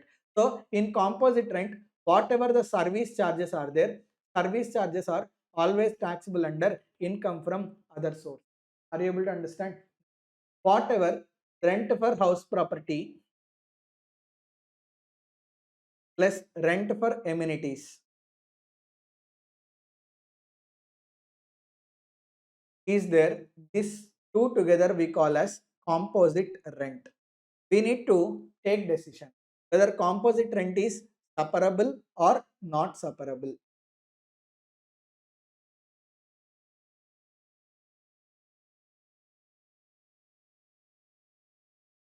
Sir, when can we tell composite rent is separable? See, customer is ready to take only house without furniture, without services. Then we can tell whatever the rent is there, that is separable. Are you able to understand? Now, customer is not ready to take only house. Only if you give furniture along with house, then only customer will take house on rent. Then that concept we call as composite rent, not separable. Let's say I came to Hyderabad. In Hyderabad, I did not have house. So I wanted to take one flat on rent. I wanted to see the flat. Owner said flat rent is 25,000 rupees. If you want furniture, rent is 10,000 rupees extra, 35,000. That means owner is giving option. If I wanted, I can take only flat, 25,000. If I wanted, I can also take furniture by paying extra 10,000 rupees. So in this case, he is giving me the breakup and owner is willing to give property separately. He is willing to give furniture separately. He is willing to give house property separately. So in this case, even though I pay total 35,000, even though I pay lump sum rent of 35,000, still it is bifurcation is possible. Still, owner is giving the breakup. So this type of rent we call as composite rent separable. That means if customer is ready to accept house property alone without furniture, or if service provider he is willing to give house property alone without furniture, in that case we can tell composite rent as separable. Even though lump sum rent 35,000 he charges, still we can tell composite rent is separable. Are you able to understand? I went to hotel, he said 5,000 rupees. I asked him, sir, out of 5,000 rupees, how much is for car parking, how much is for bed, how much is for washroom, how much is for building, how much is for electricity, how much is for air conditioning facility. If I ask all these questions, he will kick me out of the hotel. Am I correct or not? So there he is saying 5,000 rupees for providing all amenities together. He is not giving breakup, and hotel owner is also not intended to give only room. He will give room only if you take along with room all the furniture and all and pay 5,000 rupees. Here we can tell composite rent is not acceptable. Are you able to understand? Hope you understood this example. If you understood, comment.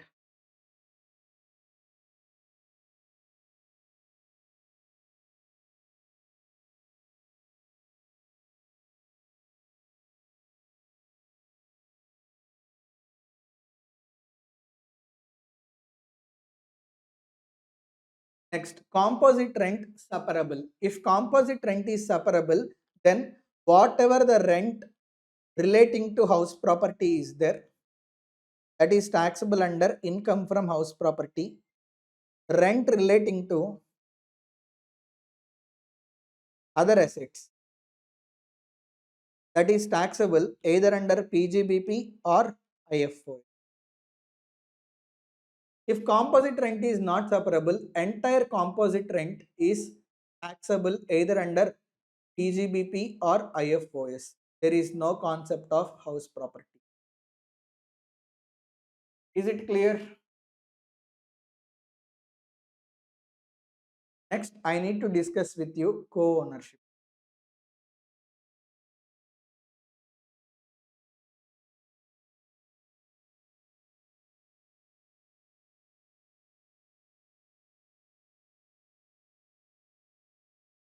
See, if one house property is owned by two or more persons, let's say this house property is owned by A, B, and C also, then we can tell A, B, C together as co-owners. Am I correct or not?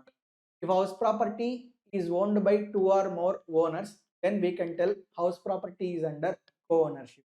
House property under co-ownership can be either self-occupied property or let-out property. Are you able to understand? Let's say Sharon, Naveen and me, we three purchased one building. We constructed three floors. In ground floor, I will live along with my family. In first floor, Naveen will live along with his family. In second floor, Charan will live along with his family. Now, entire building is self-occupied property. Entire building we are using for our self-occupation purpose. In this case, what like building is owned by co-owners, me, Naveen and Charan. And each co-owner is entitled for separate interest of 2 lakhs or 30,000. So it is self-occupied property. For each co-owner, separate limit of 2 lakhs or 30,000 is available for the purpose of interest on borrowed capital. Are you able to understand? Even though co-owned house property is self-occupied property, for whole property 2 lakhs not. For each co-owner, separate 2 lakhs or 30,000 interest deduction is available. Are you able to understand? Let's say house property is there. House property is owned by Naveen, me and Charan. Okay. This house property is let out property. We are not using that house property. We gave that house property on rent and we are earning rental income. Now what you need to do, even though it is owned by 3 persons, assume it is owned by single owner. Okay. After assuming it is owned by single owner, like you will calculate gross annual value. You know gross annual value calculation, right? Fair rent, municipal rent, standard rent. Then you will reduce municipal taxes. Then you will calculate net annual value. Then you will reduce deductions under section 24. You will reduce 24A standard deduction. Then you will reduce interest on borrowed capital 24B. Thereby you are going to calculate income from let out property. Now, whatever the income from let out property is there, this divide among co-owners Naveen, Uma and Charan as per their co-ownership ratio. Let's say Naveen contributed 40% of the cost for the house. So Naveen share is 40%. I contributed only 10%. Charan contributed 50%. So whatever the income from let out property is there, that income will be divided among co-owners as per their co-ownership. So are you able to understand? So this is the concept. One last concept is pending. Let's say there is another guy, Jagadish.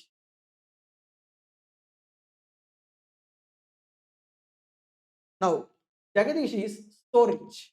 He is having so many house properties. He has one house property in Goa. He has one house property in Chennai. He has one house property in Mumbai. He has one house property in Hyderabad. He has one house property in Delhi. So wherever he goes, he has one house property and that house property is owned by him. Okay. So wherever he goes, he need not stay in hotel. In that particular city, he has some property. Are you able to understand? Now, he is having so many house properties and all house properties are self-occupied properties. See, practically he can have 10 house properties which are self-occupied, but as per income tax, maximum 2 house properties are allowed as self-occupied properties. Remaining all house properties will be considered as deemed to be let out property. Let's say, like I assumed, I calculated income from house property. Goa 30 lakhs, Chennai 40 lakhs, Mumbai 50 lakhs, Hyderabad 25 lakhs, Delhi 60 lakh rupees. Now what I will do, I will select two house properties where income is higher. I will assume where income is higher, Delhi and Mumbai. I will assume these as self-occupied properties. Only two house properties can be considered as self-occupied properties. Remaining house properties, even though they are self-occupied, they will be considered as deemed to be let out properties. Are you able to understand? They will be treated as DLOPs, deemed to be let. And in case of deemed to be let out property, in gross annual value calculation, generally in gross annual value calculation, in step 3, you will compare actual rent minus unrealized rent with expected rent. Am I correct? But see, it is actually self-occupied property. For example, Goa house property is there. It is self-occupied property. but income tax department is deeming it as let out property. Now actual rent is zero, na? There will be no actual rent. It is actually self-occupied property, but it is considered as deemed to be let out property. So for DLOP, actual rent is always zero. So whatever the expected rent is there, this itself will be considered as gross annual. Another important point. Here, two self-occupied properties are there, na? For these two self-occupied properties together, maximum interest allowed is 2 lakhs or 30,000. Are you able to understand? That means interest on self-occupied property. For each self-occupied property, 2 lakh rupees limit. No, that is not correct. For both self-occupied properties together, maximum interest allowed is 2 lakh rupees or 30. Able to understand? So this is the revision of income from house property. If you have any doubts or queries, you can. So hello everyone, very good evening. Today I am going to revise income from salaries at CA inter level. Income from, very important, definitely one question will come in September 2025 examination from salaries. Easily you can expect 5 to 7 marks from salary.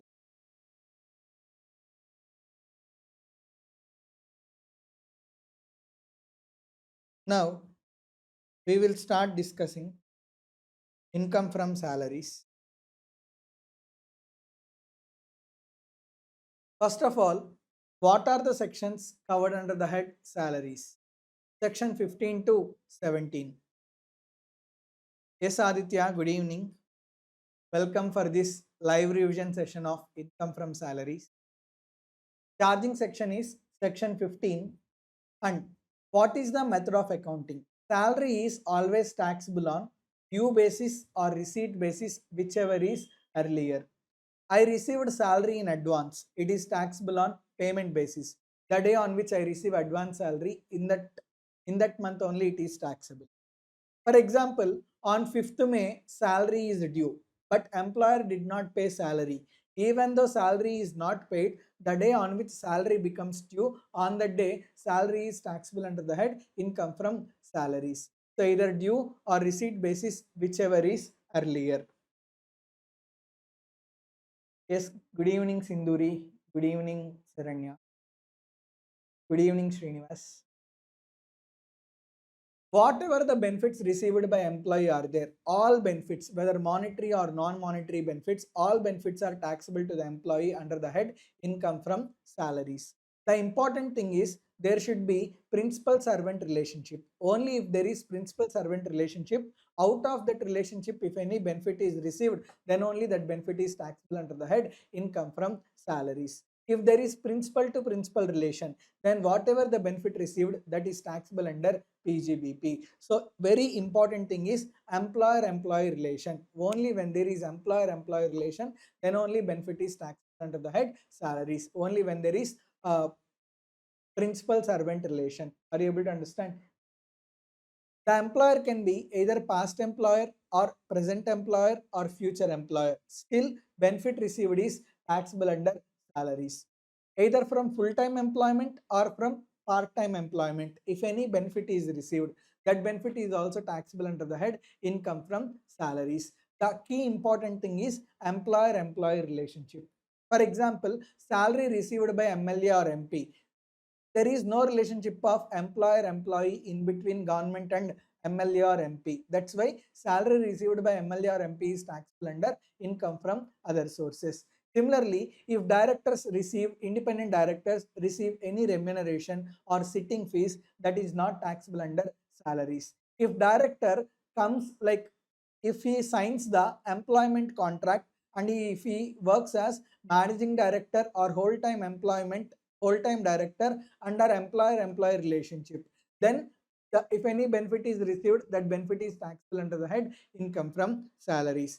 Similarly, employee died. After death of employee, wife of employee received pension. See, in between employer and wife of employee, there is no employer-employee relationship. So pension received by wife of employee is not taxable under income from salaries. It is taxable under IFOS. Are you able to understand?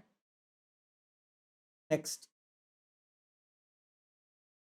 Remuneration received by partners. We have already discussed if partners receive remuneration from partnership form. There is no employer-employee relation in between partnership form and partner. So whatever the remuneration interest received by partner from partnership form is there, that is taxable to the partner under the head PGBP. It is not taxable under the head income from.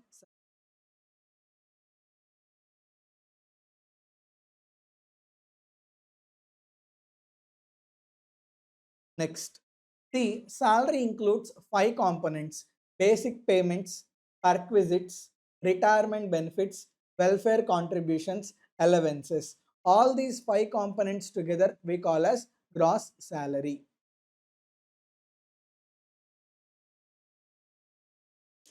Sir, in booster series, taxable perquisite was not explained. Uh, Aditya, like salaries was made in 2 parts, part 1, part 2. Whole salaries was also uploaded in my YouTube channel, 5 hours video. In that I clearly explained perquisites. Please watch that video. Okay. I did not skip any topic from salaries in booster video. Almost all topics are covered. Now, basic payments, perquisites, retirement benefits, allowances, welfare contributions. All these 5 together we call as gross salary. From gross salary, we can claim deductions under section 16. There are 3 deductions. Standard deduction under section 16(1)(a), entertainment allowance, profession tax. Whatever standard deduction is there, this is allowed both under default tax rates as well as under optional tax rates. Under default tax rate, standard deduction is 75,000. Under optional tax rate, standard deduction is 50,000. Entertainment allowance, profession tax are also allowed as deduction, but only under optional tax rates. Okay.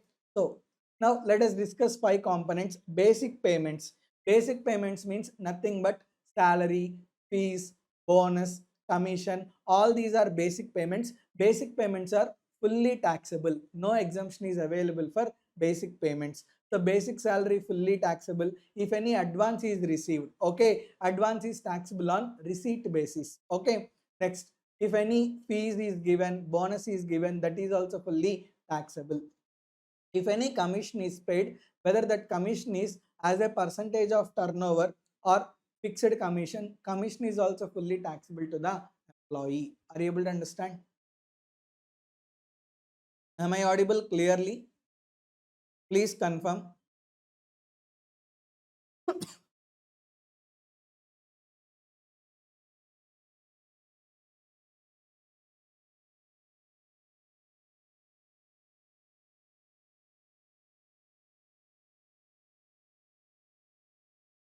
Now, we will discuss retirement benefits. First, gratuity. See, all these retirement benefits along with problem I clearly explained in booster video. If you have any ambiguity, you can watch booster video. This is revision lecture. Okay. In revision lecture, I will summarize the concept and explain to you. Okay. Otherwise, there is no difference between booster and this revision lecture. If you have already listened booster lecture 5 hours, then this 1.5 hour or 2 hours revision will be sufficient. Gratuity. See, if gratuity is received during the service, then that gratuity is fully taxable both for government employees as well as for non-government employees.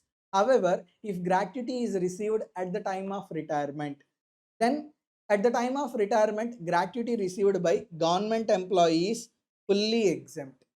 If gratuity is received by other employee, then there are 2 cases. See, during the service, gratuity received fully taxable both for government employees as well as for non-government employees. After service, that means after retirement, gratuity is received. Government employee fully exempt, non-government employee partly exempt. Total gratuity will not be exempt. So if gratuity is received by other employee, then 2 cases are there. Whether that other employee is covered under Payment of Gratuity Act or not. If other employee is covered under Payment of Gratuity Act, POGA, then separate calculation is there. If other employee is not covered under Payment of Gratuity Act, separate calculation is there. So if other employee is covered under Payment of Gratuity Act, then exemption is actual gratuity received or statutory limit 20 lakhs or 15 by 26 into last drawn salary into years of service. Salary for this purpose. See, employee covered under Payment of Gratuity Act, then salary definition is basic plus any DA. Any DA means basic plus DA forms part of retirement benefits plus DA not forms part of retirement benefits. Are you able to understand? Next, years of service. There is difference. Years of service, completed years of service. For example, employee worked for 8 years, 9 months. Employee worked for 8 years, 9 months. See, part of the year is greater than 6 months. Na? So, years of service will be 9 years. Completed years of service will only be 8 years. That means when you are calculating completed years of service, you should take only completed years. If there are any months, ignore the months. But when you are calculating years of service, if there is any part of the year, here part of the year is 9 months, which is greater than 6 months. So you will round off to next 1 year. Are you able to understand? Next, I will tell another example. Let's say employee worked for 8 years, 4 months. See, part of the year is less than 6 months. Na? So years of service 8 years, completed years of service also 8 years. Are you able to understand? For example, let's say employee worked for 8 years, 6 months, exactly 6 months. Then also you should not do round off. Years of service is 8 years, completed years of service is also 8 years. Are you able to understand? So this is the calculation. Employee covered under POGA, Payment of Gratuity Act. What are the steps for calculating exemption? The steps are actual gratuity received or statutory limit 20 lakhs or 15 by 26 into last drawn salary into years of service. Salary for this purpose is basic plus NEDA. Are you able to understand? Next, employee not covered under Payment of Gratuity Act. One point here, 15 by 26 in case of normal employees. If employee is seasonal employee, in place of 15 by 26, you will consider 7 by 20. Are you able to understand? Employee not covered under Payment of Gratuity Act. If employee is not covered under POGA, not covered under Payment of Gratuity Act, then also exemption will be allowed in 3 steps. First 2 steps are common. Statutory limit 20 lakhs, actual gratuity received or half 1 by 2 into last 10 months average salary. Okay, last 10 months average salary preceding the month of retirement. Employee retired in August. Ignore August. From July onwards, last 10 months. So 1 by 2 into last 10 months average salary into completed years of service. Completed years of service means what? You will ignore months. If part of the year, if there are any months, you will ignore the months. Next, salary for the for this purpose is basic plus DA forms part of retirement benefits plus commission as a percentage of turnover. Are you able to understand? Next, for the purpose of gratuity, government employee means central government employee, state government employee, and members of civil service and defense service. That means IAS, IPS, those who are working in army, navy, defense, they are also treated as government employees for the purpose of gratuity. Another important thing, in 2021, you claimed gratuity exemption 6 lakhs. In 2025, you received gratuity. Gratuity received is, let's say, 18 lakh rupees. Now, you will calculate exemption. Now, while calculating exemption, let's say, actual gratuity is 18 lakhs.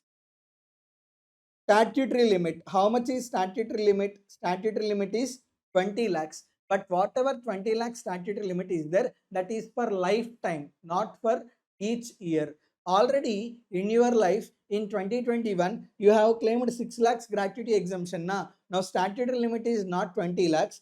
20 lakhs minus 6 lakhs, statutory limit will be 14 lakhs. Are you able to understand? So very simple. In earlier years, if you have claimed gratuity exemption, whatever the amount of gratuity that you have claimed as exemption in earlier years is there, excluding that, you have to calculate the statutory limit for second time. So for the first time, statutory limit for gratuity exemption is 20 lakhs. for second time, statutory limit for gratuity exemption is 20 lakhs minus exemption claimed in the first case. Are you able to understand? Very careful. ICAI is testing this point, so you should not commit mistake. Okay.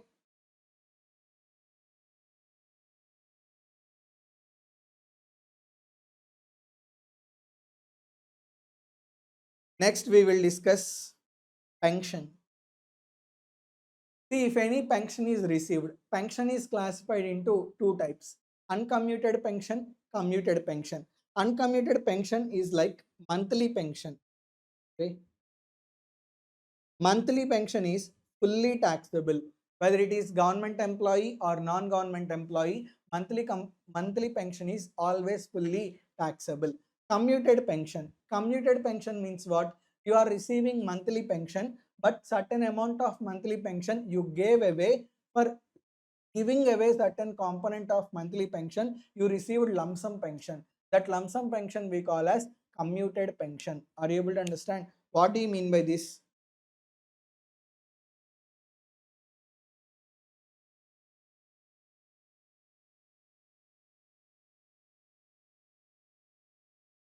Commuted pension. Let's say I am receiving every month 15,000 per month pension. I suddenly want 4 lakh rupees. What I have done, I have like commuted 60%. So 15,000 into 60% means what? 9,000 I gave up. From next month onwards, I will not get 9,000 per month pension. I will get only 6,000 per month pension. Now, I commuted 9,000 pension, right? For commuting 9,000 pension, I am getting lump sum pension of 4 lakh rupees. This lump sum pension of 4 lakh rupees we call as commuted pension. Are you able to understand? If commuted pension is received by government employee, fully exempt. If commuted pension is received by non-government employee, then exemption will be allowed. You can see commuted pension received by government employee, fully exempt. Commuted pension received by other employees. Other employees means what? Non-government employees. Then you have to check. If employee is not receiving gratuity, exemption is equal to 1 by 2 of commuted value of full pension. Very simple. Employee already receiving gratuity. He will already claim gratuity exemption. Na? So lower exemption will be if employee is receiving gratuity. If employee already receives gratuity, lower pension exemption. 1 by 3rd pension exemption will be allowed. If employee is not receiving gratuity, he will not claim gratuity exemption. As he do not claim gratuity exemption, higher pension exemption will be allowed, which is 1 by 2, half 1 by 2 exemption will be allowed. But here the thing is, how much? See, he is commuting 60%. Na? For commuting 60%, he is receiving 4 lakhs. If 100% is commuted, how much he would have received? Okay, 4 lakhs divided by 60 into 100. He would have received 6,66,667. This will be considered as full value of commuted pension. Are you able to understand? On this full value of commuted pension, you will apply 1 by 3 or 1 by 2. Are you able to understand? So, whatever the commuted pension received is there, on that you should not apply 1 by 3 or 1 by 2. You should do gross up. On grossed up amount, on full value of commuted pension, you need to apply 1 by 3 or 1 by 2. Are you able to understand? For the purpose of pension, government employee means central government, state government, local authority, even statutory corporation. RTC is the Road Transport Corporation. It is also statutory corporation. Even statutory corporation employees are also treated as government employees for the purpose of pension exemption. Are you clear? Let's say employee died. After death of employee, pension is received by family members. It is not taxable. It is exempt. Okay. Now, employee retired. Family members of employee received pension. In that case, pension received by family members is taxable under income from other sources. Next, leave encashment.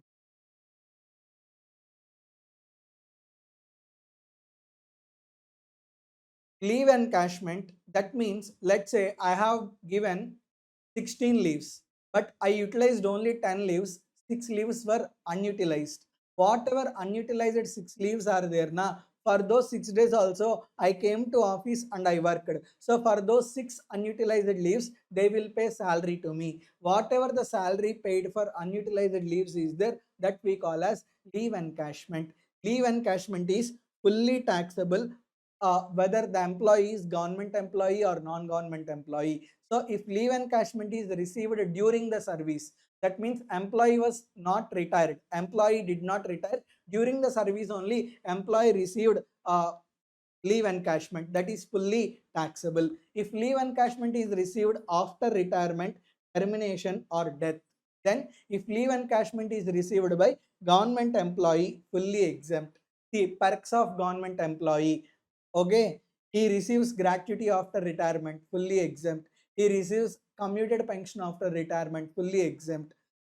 Government employee receives leave encashment after retirement, fully exempt. But if leave encashment is received by non-government employee after retirement, then also exemption is available, but total is not exempt. Exemption will be calculated in 4 steps. First 2 steps easy. Actual leave encashment received or statutory limit 25 lakhs. Third step, 10 into 10 months average salary. Salary for the purpose of leave encashment is basic plus DA forms part of retirement benefits plus commission as a percentage of turnover.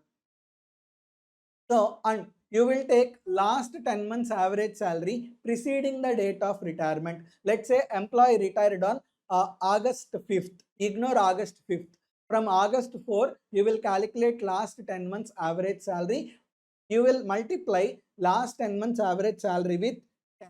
That is step 3. Step 4, cash value of unutilized leaves at the time of retirement. How to calculate this? Let's say organization gives 40 days leaves in an year. You should not consider 40 days. 40 days or maximum allowed under income tax 30 days. Whichever is lower means you will take 30 days per financial year. So this 30 days should be multiplied with completed years. Thereby you will arrive at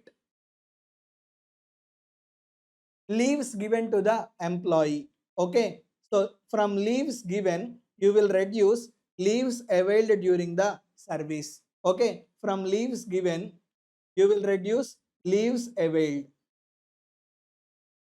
After you reduce leaves availed, you are going to arrive at unutilized leaves. Whatever the unutilized leaves are there, convert into number of months. So number of months of unutilized leaves must be multiplied with last 10 months average salary. Thereby you are going to arrive at cash value of unutilized leaves at the time of retirement. Out of these 4 steps, whichever is lower will be allowed as exemption. Is it clear? Next. Same concept. Maximum leave encashment exemption allowed is 25 lakhs. In 2023, I already claimed leave encashment 4 lakh rupees. Again, leave encashment came in current previous year 2025. Now, again, statutory limit is not 25 lakhs. Already earlier I claimed 4 lakhs leave encashment exemption. Na? So in current previous year, statutory limit is 25 lakhs minus already claimed exemption 4 lakhs. Only 21 lakhs is my statutory limit for 2025 previous year. That means very simple, maximum leave encashment exemption that an employee can claim in his lifetime is 25 lakhs. Are you able to understand?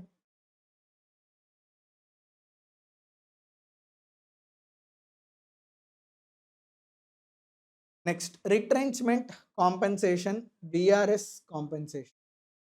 What do you mean by retrenchment compensation? See, if employer removes employee on an immediate basis without any prior notice, then as per labor laws, retrenchment compensation is required to be paid by employer to employee. Retrenchment compensation is expenditure to employer, same amount is income to the employee. So whatever retrenchment compensation received is there, from that you can claim exemption. Sir, how much is the exemption? Exemption will be statutory limit 5 lakhs or actual retrenchment compensation received or 15 by 26 into last 3 months average salary into years of service. Out of these three, whichever is lower should be considered. So very simple. Statutory limit 5 lakhs. Actual retrenchment compensation received. At the same time, last 3 months average salary preceding the date of retirement. So ignore today. Last 3 months average salary you need to take. Salary for this purpose is basic plus DA form, basic plus any DA. DA forms part of retirement benefits plus DA not forms part of retirement benefits. VRS compensation. If any VRS compensation is received, then exemption will be allowed in 3 steps. Step 1, actual VRS compensation received. Step 2, statutory limit. See, for retrenchment compensation, for VRS compensation, for these two compensations, statutory limit is same. Statutory limit 5 lakhs. Step 3 has 2 sub-steps. First sub-step is for completed years. Last drawn salary into completed years of service into 3 months, or second subsection for future years, balance years, remaining months of service into last drawn salary, balance number of months into last drawn salary. In third sub-step, whichever is higher you will take. In these 3 sub-steps, whichever is lower you will be allowed as exemption. See, third step is there. Completed years into 3 months into last drawn salary, or future years, remaining number of months into last drawn salary. Out of these 2 sub-steps, whichever is higher you will take. Out of 3 sub-steps, whichever is lower will be allowed as exemption from VRS compensation. Are you able to understand? That is the calculation. And salary for this purpose is DA basic plus DA forms part of retirement benefits plus commission as a percentage of turnover. And we will consider here completed years of service. Here I said completed years of service. Completed years of service means what? If there is any part of the year, we will ignore part of the year that should not be rounded off. We will take only completed years. Are you able to understand?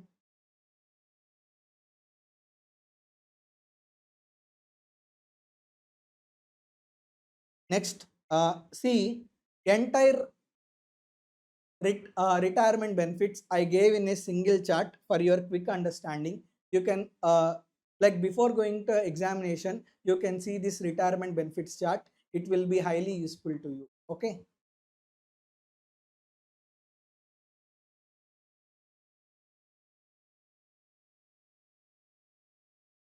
Next, we will discuss perquisites.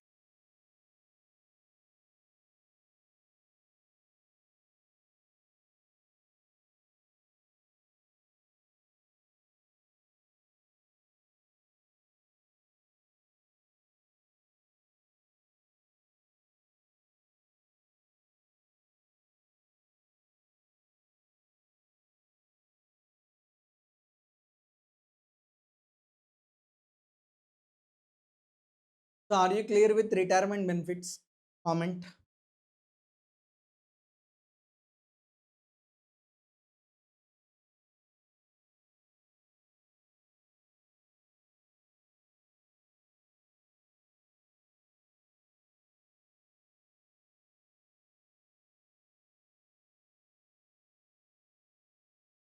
Next, we will discuss perquisites.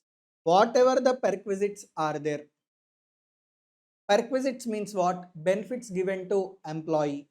Perquisites can be given either at free of cost or at concessional rates. Perquisites can be given either in the form of cash or in the form of kind. So, perquisites means additional benefits given to employee over and above the normal salary. Sir, what is tax treatment of perquisites?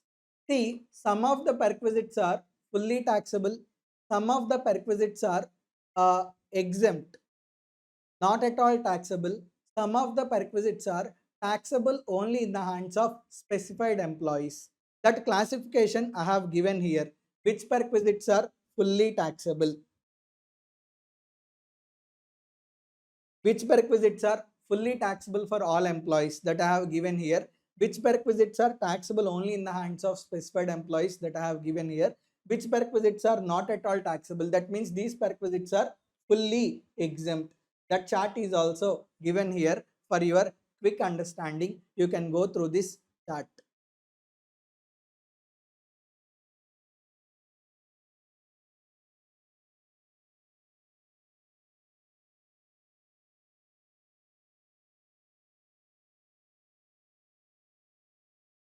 Now, sir, who is called as specified employee? Three conditions.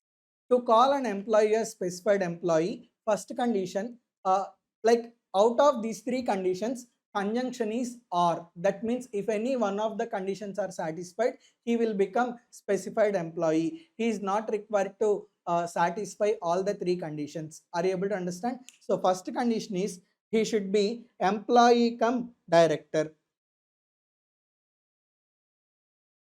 So if a person is employee as well as director in the company, then he will be considered as specified employee. Director can be full-time director, part-time director, executive or non-executive, any type of director. He should be employee come director, then he will be considered as specified employee. Or second case, he should have substantial interest in the company. That means what? He should have beneficial ownership of greater than or equal to 20% in the company, then he will be treated as specified employee. Condition 3, his salary should be more than 50,000 rupees, then also he will be considered as specified employee. Out of these three conditions, if any one of the conditions is satisfied, he will be considered as specified employee. But while calculating the limit of 50,000, four benefits are to be ignored. They are not to be considered. Non-monetary benefits should not be considered in calculating limit of 50,000. Monetary benefits which are exempt, they are also to be excluded. They are also not to be considered. Employer contribution to provident fund, that is also to be excluded. And deductions under section 16. After excluding these four benefits,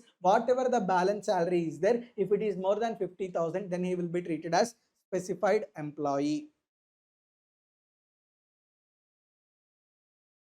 And while let's say employee is working with three employers, whatever the salary received from all the employers is there, that should be considered while calculating the limit of 50,000 rupees. Now we will discuss rent-free accommodation.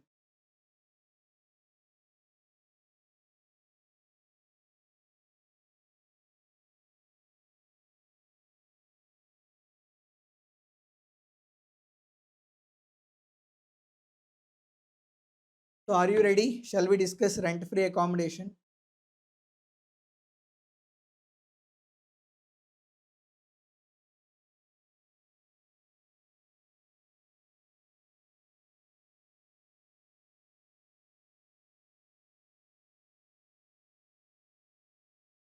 Rent-free accommodation.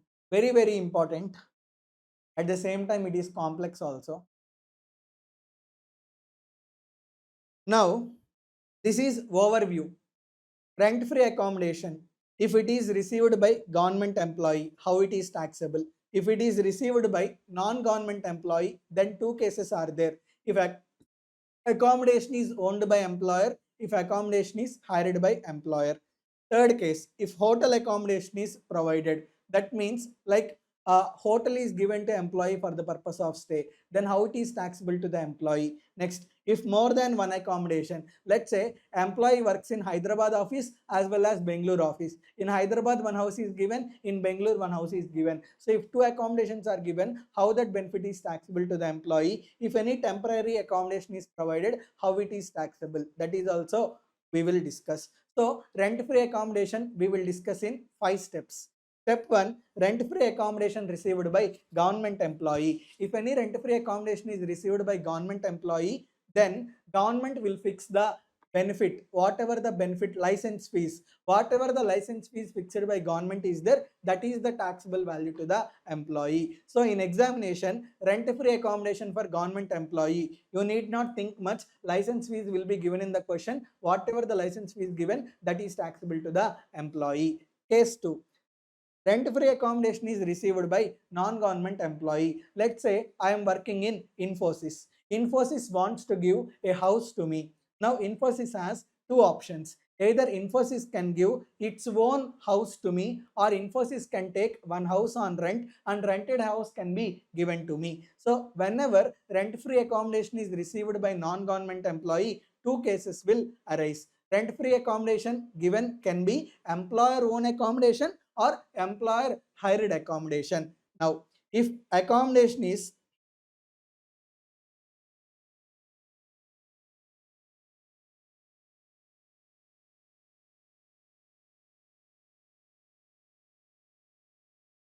If accommodation is owned by employer, then what will we check? The place where accommodation is provided. In that place, the population we need to check.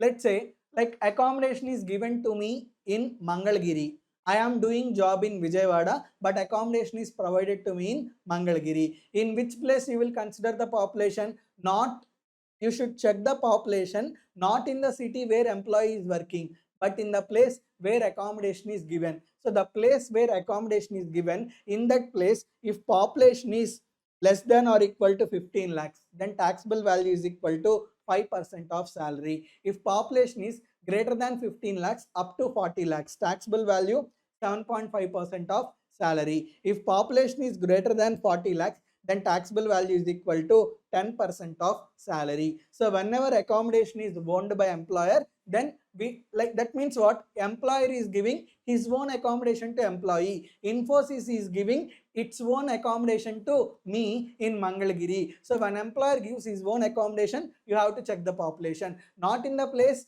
where employee is working, but in the place where accommodation is given. Population less than or equal to 15 lakhs, taxable value 5%. Population greater than 15 lakhs up to 40 lakhs, taxable value 7.5%. Population greater than 40 lakhs, taxable value is equal to 10% of salary. Are you able to understand? Next, taxable, like this is for unfurnished accommodation. Unfurnished means that means only house will be given, furniture will not be given. If furnished accommodation is given, that means what? Along with house, furniture is also provided. Then taxable value of unfurnished accommodation, to that you will add value of furniture. If furniture is owned by employer, you will consider 10% of the cost. Careful, here you should not consider written down value. Okay, very important. For calculation of depreciation, you will consider written down value. In that flow only, here also you will apply 10% on written down value. You should not apply like that. If furniture is owned by employer, taxable value to the employee is equal to 10% of cost. If furniture is hired by employer, then taxable value is equal to actual hire charges paid by employer. Are you able to understand? Now, where accommodation is taken on lease or rent by employer, that means employer is not giving his own accommodation. Infosys took one flat on rent. Whatever the flat taken on rent, that is given to me. So if rented accommodation is provided by employer, then taxable value is equal to actual hire charges paid by employer or 10% of salary, whichever is lower. For providing me rent free accommodation, if any amount is collected from me, whatever the amount recovered from employee is there, that should be reduced. Only balance amount will be considered as benefit received by employee. Are you able to understand? Next, furnished accommodation, same concept. For unfurnished accommodation, you will add value of furniture. If furniture owned by employer, you will add 10% of cost. If furniture hired by employer, you will add actual hire charges. Okay.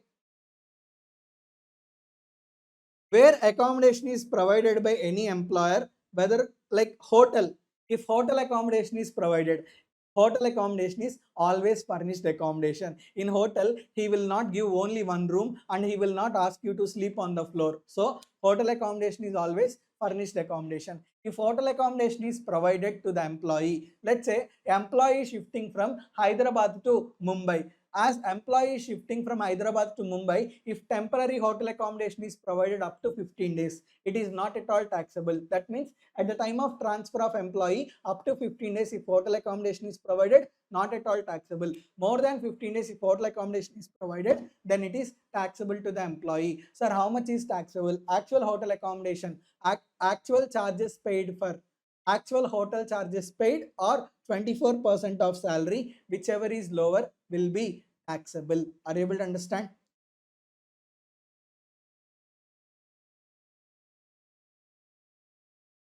If more than one accommodation is provided, let's say employee working in Chennai, Bangalore, two accommodations are provided. If two accommodations are provided, we will calculate perquisite for Hyderabad house property accommodation. We will also calculate perquisite for Bangalore house property accommodation. Wherever the value is low, we will consider that value only for first 90 days. So for first 90 days, whichever is lower, that accommodation value is exempt.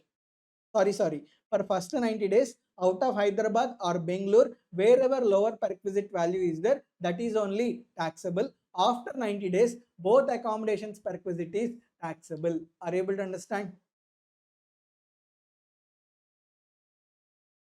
So there is one guy, psycho gaming for you. May I know your actual name?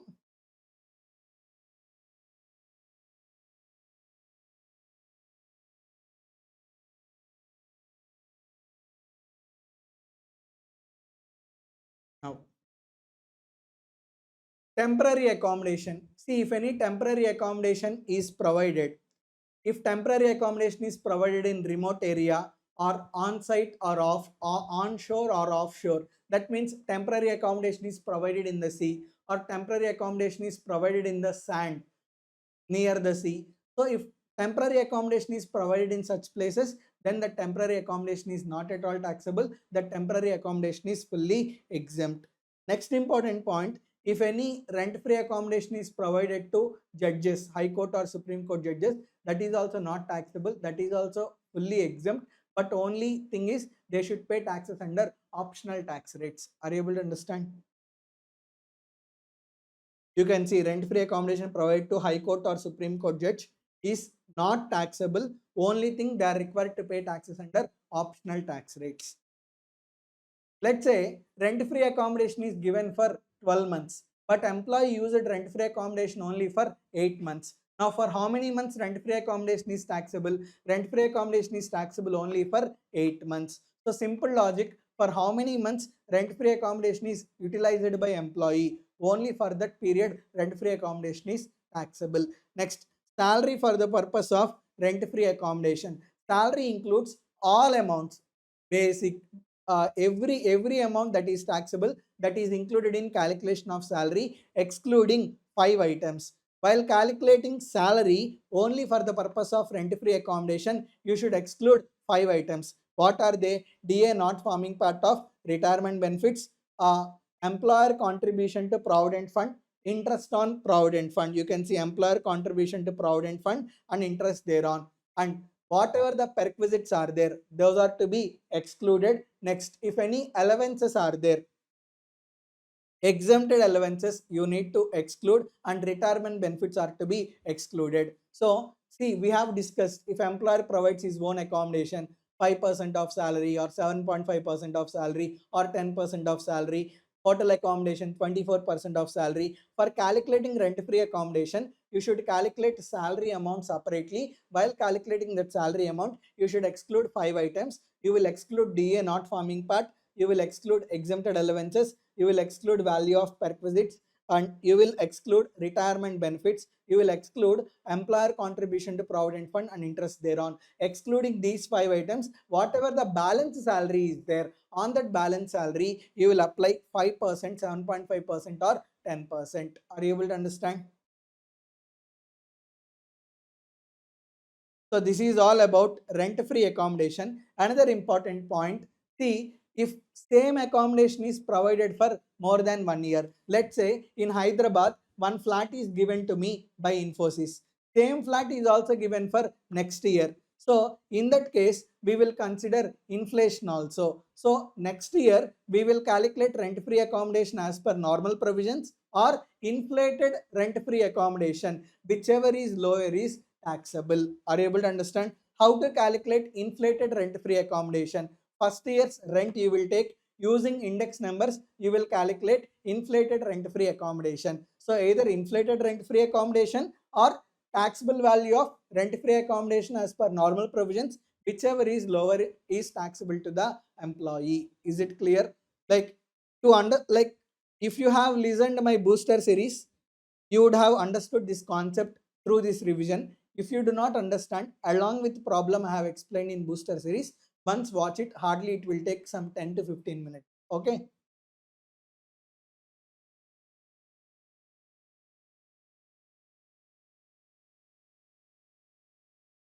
Rent-free accommodation, very, very important from examination point of view. Don't skip.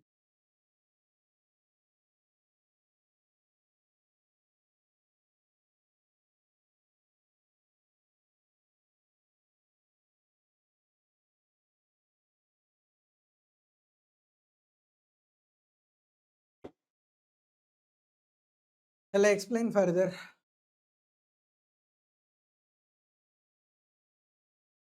So your name is Boomesh, Psycho Gaming.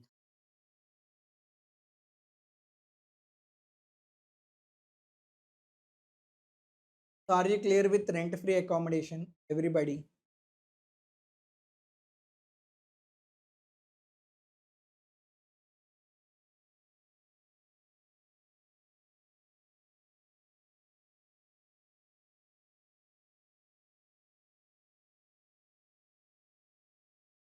Domestic servant facility. See, if any domestic servant is provided to employee, that is also benefit to the employee, right? That benefit is taxable to the employee. If domestic servant is appointed by employer, salary is also paid by employer, then that benefit is taxable only for specified employees. If domestic servant is appointed by employee and salary is paid by employer, then that benefit is taxable for all employees. Sir, how much benefit is taxable? Whatever the salary paid to domestic servant is there, that amount is taxable to the employee as benefit received, perquisite received. If any allowance is given, domestic servant allowance is fully taxable. Okay, next. Gas, water, electricity. Very simple. If gas connection, water connection, electricity connection, these connections are in the name of employer and bills are paid by employer, that benefit is taxable only for specified employees. If gas connection, water connection, electricity connection are in the name of employee and bills are paid by employer, that benefit is taxable for all employees. Are you able to understand? Taxable value is equal to actual bills paid by employer. If employer provides a gas facility or electricity facility from his own resources, in that case taxable value to the employee is equal to manufacturing cost incurred by employer. HP gas provides 2 cylinders to each employee. Now employee is getting cylinders at free of cost. Taxable value to employee is equal to manufacturing cost of cylinder to HP gas. Are you able to understand? Next. Education facility. Two things. If education facility is provided by employer in his own educational institution, Indian Railways is providing education facility to railway employee in railway school. That means what? Education facility is provided in employer own educational institution. In that case, benefit is taxable only for specified employees. If educational facility is provided in private educational institution, then in that case benefit is taxable for all employees. In that case, whatever the fees paid in private educational institution or other than employer own educational institution, whatever total fees paid is there, total fees paid by employer is benefit received by employee and it is taxable to the employee. Are you able to understand?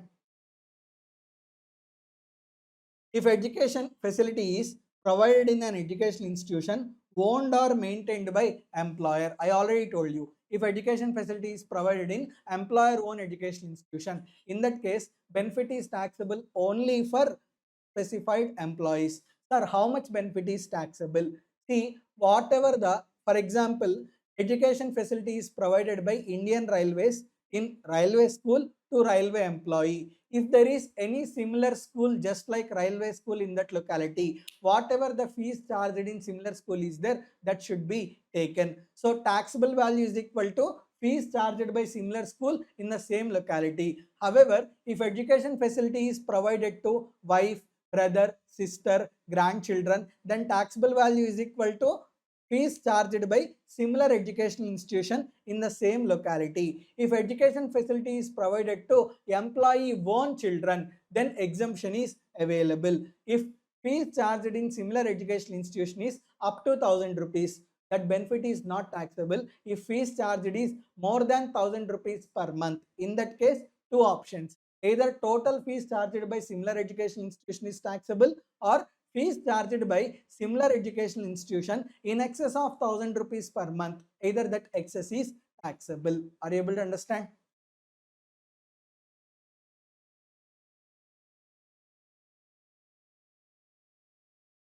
Sir, for domestic servant, whether we have to consider salary paid by employer or cost to employer for such facility, we need to consider salary paid by employer to domestic servant. Such salary paid is benefit received by employee. Next, if any education allowance is given, then education allowance is not fully taxable. From education allowance, exemption is allowed up to 100 rupees per month for a maximum 2 children. Are you able to understand? Next, if any hostel allowance is given for employee children, hostel allowance is also not fully taxable. From hostel allowance, employer can claim exemption up to 300 rupees per. From hostel allowance, employee can claim exemption up to 300 rupees per month for a maximum of 2 children. Next,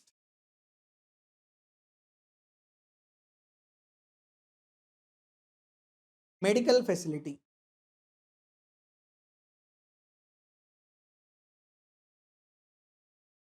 Now, if medical facility is provided in employer own hospital, Indian Army soldier, he got shot by a bullet. Medical treatment was provided in army hospital.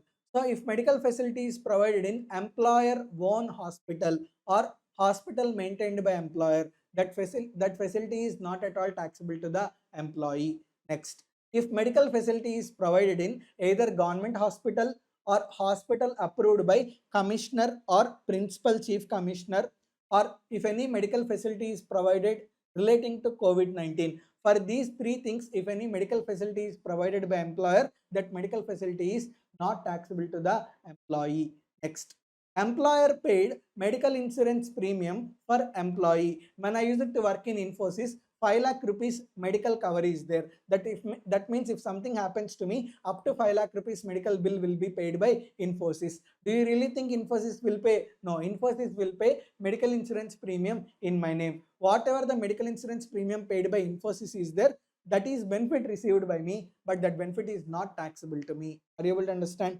Next, if any premium paid for personal accident insurance policies of employee, then also it is not taxable to the employee. In any other case, let's say I took treatment in a private hospital, that medical bill is reimbursed by employer, that is fully taxable to employee. Are you able to understand? So other than government hospital, employer own hospital, if treatment is provided in any other private hospital, that benefit is fully taxable to the employee. If medical facility is provided outside India, whatever stay expenditure, medical expenditure, these two expenses are exempt up to amount specified by RBI. If benefit received is more than amount specified by RBI, then excess is taxable. Next, if any traveling expenses for medical facility outside India, if those traveling expenses are reimbursed by employer, then we will check gross total income of employee. If gross total income of employee is less than or equal to 2 lakhs, then exempt. If gross total income is greater than 2 lakhs, then it is taxable to the employee. Another important thing, whatever stay expenditure, traveling expenditure, this benefit is available only for patient and one attendant along with patient. If for second attendant also, if traveling expenditure and stay expenditure is reimbursed, that is fully taxable for second attendant. Are you able to understand? Next, if any medical allowance is given, medical allowance is fully taxable. Next, car facility. So the challenging thing in salaries is studying perquisites only. Each perquisite will be so lengthy. yet we cannot compromise.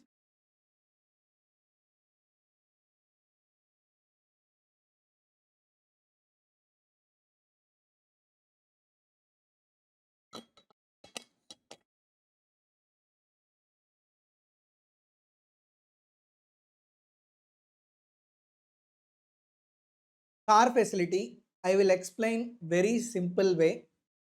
If car is owned by employee, expenses, petrol expenses, maintenance expenses are also paid by employee, then there is no benefit received by employee. Am I correct or not?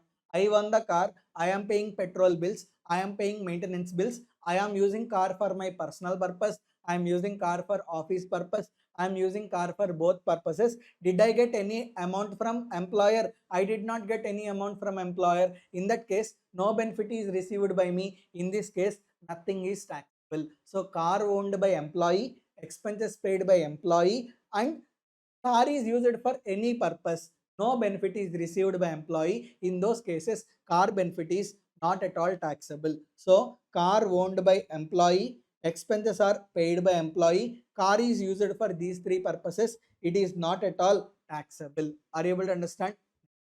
If car is owned by employer and expenses are paid by employer, expenses are paid by employer. In that case, see, whenever car is used for office purpose, am I getting any personal benefit? I am not, like employee do not get any personal benefit, right? So whenever car is used for official purposes, it is not at all taxable. So whenever it is used for official purpose, it is not taxable at all. So out of 12 cases, in 6 cases, it is not at all taxable. Next, whenever car is used for personal purpose. Let's say Infosys purchased car, Infosys is paying petrol bills, and I am using car for my devotional trips, personal purposes. In that case, total benefit is received by me na. So taxable value is equal to 10% of cost of car, because cost belong, like car belongs to employer. 10% of cost of car plus actual expenses paid by employer plus driver salary paid by employer, if any. Are you able to understand? Now, car is owned by employer, but expenses are paid by employee, and car is used for personal purpose. Very simple. In case 1, car is used by car is owned by Infosys, expenses are also paid by Infosys. I am getting two benefits. I am getting car benefit, I am also getting expenses benefit. Am I correct or not?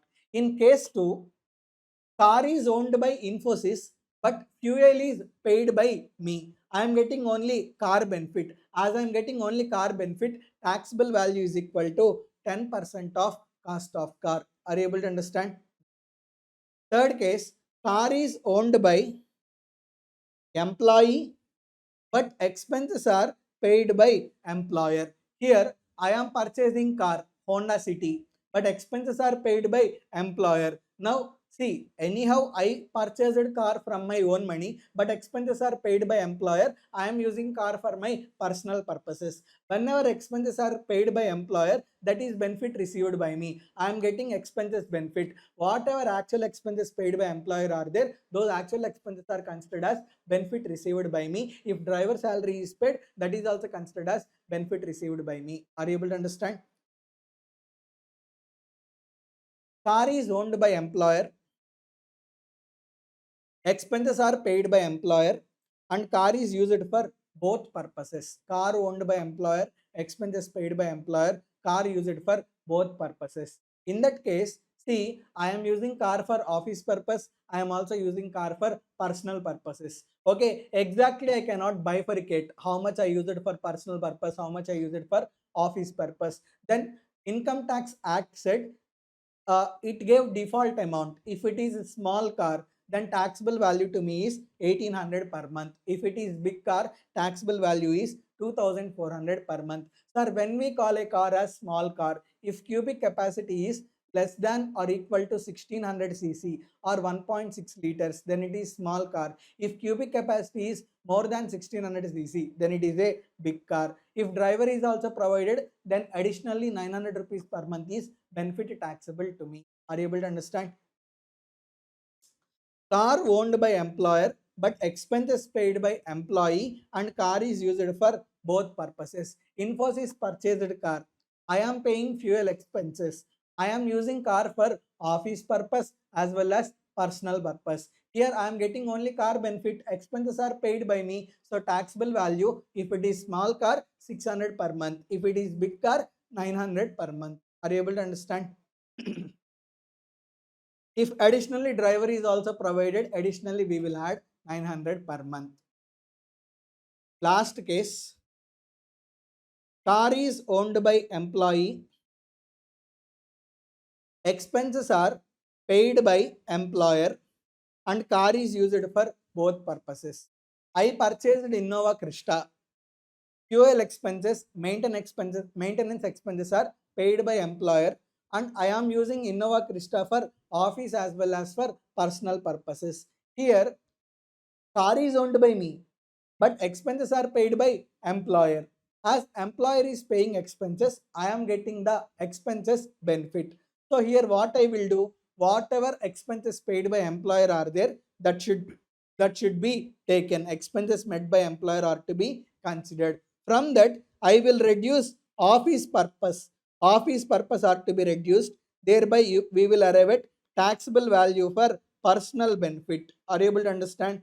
So for office purpose, how much we need to reduce? For office purpose, if it is small car, you will reduce 1800 per month. If it is big car, you will reduce 2400 per month. If driver is also provided, then you will reduce 900 per month. After reducing office purpose car expenditure, you will get personal purpose car expenditure, which is benefited to the employee and it is taxable to the employee.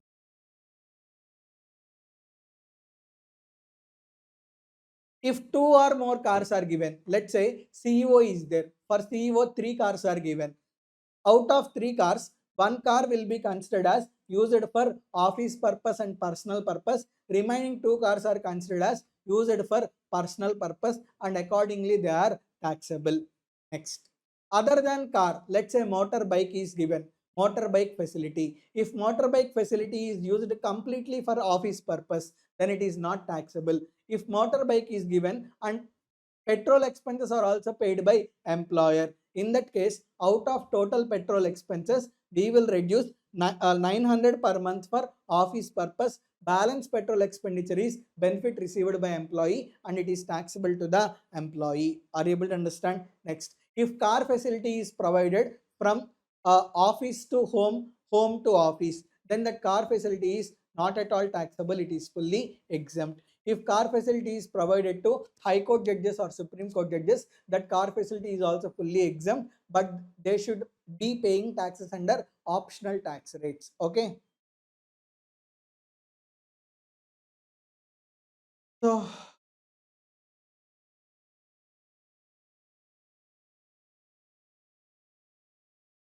next, interest-free loan. –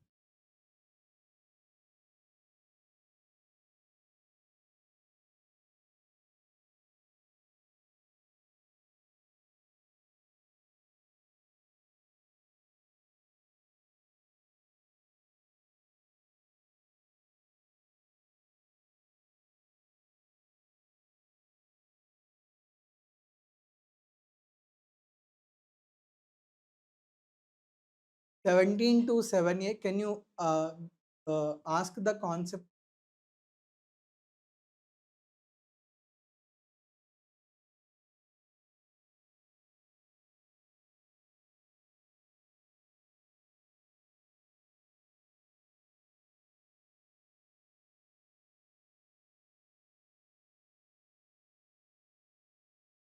Now, interest-free loan. If interest-free loan is given, let's say I wanted to purchase one flat. If I go to Axis Bank, the rate of interest is 12%. Employer gave housing loan to me for 7% only. For Axis Bank, I need to pay 12%. For employer, I need to pay 7%. 5% interest is saved to me, right? That 5% interest is considered as benefit received by me. That benefit is taxable to me. So interest rate benefit is also taxable to the employee. However, if amount of loan given by employer is petty, if amount of loan given is up to 20,000, interest rate benefit is not taxable. Next, if loan is given for treatment of specified diseases, then even though loan is greater than 20,000 rupees, still interest rate benefit is not taxable to the employee. Are you able to understand? In remaining all cases, interest rate benefit is taxable. Sir, how to calculate interest rate benefit? You need to take market interest rate. Sir, what do you mean by market interest rate? SBI interest rate as on 1st April of the previous year. That will be considered as market rate interest rate. From that you will reduce interest interest actually paid by employee. Thereby you are going to get interest rate benefit. That interest rate benefit is taxable to the employee. Another important thing, interest rate benefit should not be calculated at the end of every year. Interest rate benefit should be calculated at the end of every month. So at the end of every month, whatever the outstanding balance is there, on that outstanding balance you need to calculate interest rate benefit. Are you clear? Next, movable assets.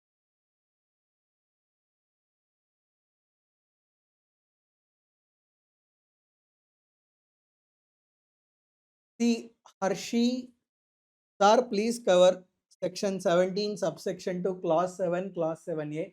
See, I cannot explain just like that. I can explain that concept only through an example. Basically, that concept will be covered in regular class. It is hard. The question from such concept hardly comes. Okay, so you need not worry about that concept. Movable assets. See, if movable assets are given to employee for usage purpose, if laptop and computer are given to employee for usage purpose, even though laptop and computer are given for personal purpose, it is not taxable to the employee. Taxable value is equal to 0.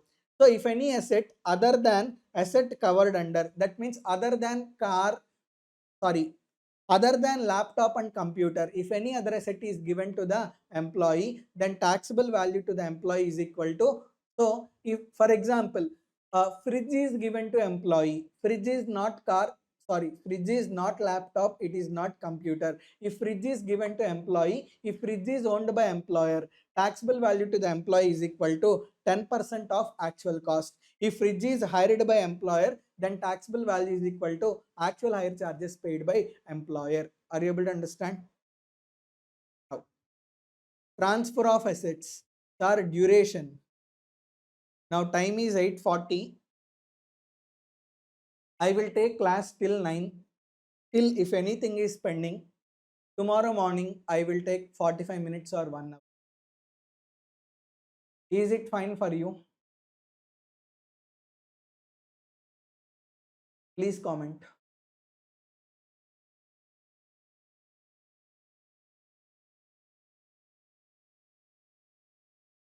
Now, see, asset owned by employer is transferred to employer. Now, let's say I will tell one small example. Asset cost is 8 lakh rupees. Now, this asset is basically car. It was purchased on 1st April, not 1st April, let's say 10th June 2022, sold to employee on 2nd December 2024. So, whatever the completed years are there, for completed years, you need to reduce the depreciation. Now, let's say 10th June 2022 is there, 2nd December 2024 is there. How many completed years are there? Completed years of service is equal to 10th June 2023, 10th June 2024. Completed years, 2 years. So what you will do, you will take cost 8 lakh rupees, you will reduce depreciation. Sir, what is rate of depreciation? For computer and laptop, you will reduce depreciation 50% return on value method. For car, you will reduce 20% return on value method. For other assets, you will reduce 10% SLM. Okay, so you will reduce depreciation for 2 years. On written down value method, how much will be the depreciation? 8 lakh into 20%, 1.6 lakh, 6 lakh 40,000 into 20%, 1 lakh 28,000, 5 lakh 12,000. Let's say it was sold to employee, for example, sold for 3 lakhs. You will reduce sale value. How much is sale value? It is sold to employee for 3 lakhs. What is balance? Balance is 2 lakh 12,000. This is taxable value to the employee. Are you able to understand? So you will consider cost. You will reduce depreciation for completed years. Very, very important. Don't calculate depreciation proportionately. Only for completed years you will reduce depreciation, and you will also reduce sale value. Thereby you are going to arrive at taxable value of the.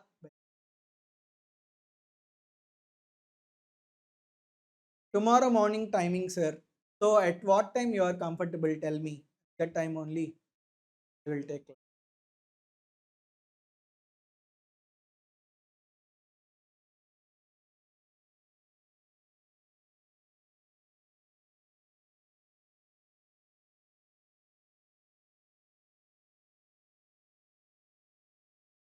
Next, gift. If cash gift is received, fully taxable. If gift is received in the form of kind, let's say I received watch as a gift from my employer. If value of watch is less than 5,000, not at all taxable. If value of watch is more than 5,000, then two options. If value of watch is 8,000, total 8,000 is taxable, or in excess of 5,000, 3,000 is taxable. Two alternatives are possible.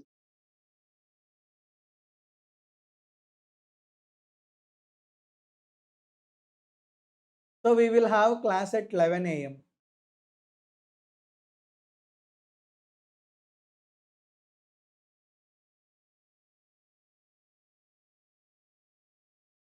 Now, next is free or concessional food. See, if any food is provided by employer, that is also benefit received by employee. Na? That benefit is also taxable to the employee. But whatever tea, snacks that are provided are there, tea, snacks are minimum courtesy. That benefit is not taxable to the employee. If any lunch, dinner or food is provided by employer, then that benefit is taxable. So if tea snacks are provided during office hours, it is not taxable. If any food and non-alcoholic beverages are provided, then if they are provided in a remote location, okay, remote area or offshore installation, in that case also it is not taxable. However, if food and non-alcoholic beverages are provided in regular office, in that case you need to check value of food. If value of food is up to 50 rupees, not taxable. If value of food is more than 50 rupees, then up to 50 rupees it is not taxable. In excess of 50 rupees it is taxable. Are you able to understand? Next, if any vouchers are given, that means what? Every month 30 vouchers are given. Using 30 vouchers I can take food. If value of voucher is up to 50 rupees, not taxable. If value of voucher is more than 50 rupees, in excess of 50 it is taxable. Okay, and that when it comes to voucher, that benefit is available only under optional tax rate.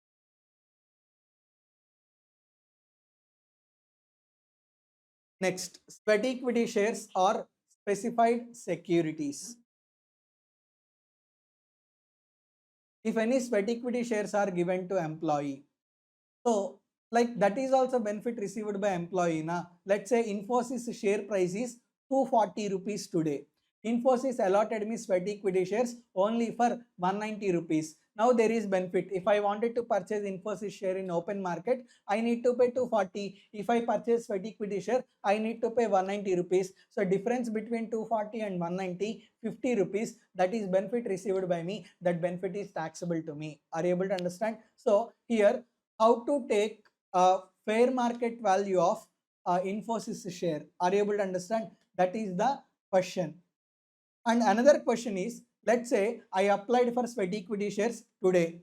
They are allotted after 5 days. On which date fair market value I need to consider? I need to consider fair market value on the date of exercising the option. So fair market value on the date of exercising the option minus amount paid by employee, that benefit will be considered as benefit received by employee. Are you able to understand? Sir, how to calculate fair market value? If they are listed shares, then on the date of exercising the option, whatever the average price is there, average price means what? Opening price plus closing price divided by 2. That is called as average price. Average price on date of exercise of option, that will be taken as fair market value. Are you able to understand? For example, I am Infosys allotted sweat equity shares to me. Infosys shares are traded on Bombay Stock Exchange as well as National Stock Exchange. So, Bombay Stock Exchange, National Stock Exchange, in which stock exchange higher Infosys shares are traded on the date of exercise of the option, I will choose that stock exchange. In Bombay Stock Exchange, 8,000 Infosys shares are traded. In National Stock Exchange, 12,000 Infosys shares are traded. I will consider National Stock Exchange. On National Stock Exchange, whatever 12,000 uh, on, on National Stock Exchange, on the date of exercising the option, average price I will take as fair market value. Are you able to understand? For example, on the date of exercise of option is exercised on Sunday. On Sunday, market is not available. On Saturday, you have to take previous day. On Sunday also, market is not available. You have to take immediately previous day, Friday. On Friday, whatever the closing price is there, that closing price will be considered as fair market value. And if shares are unquoted shares, then merchant banker or registered valuer is going to calculate the fair market value.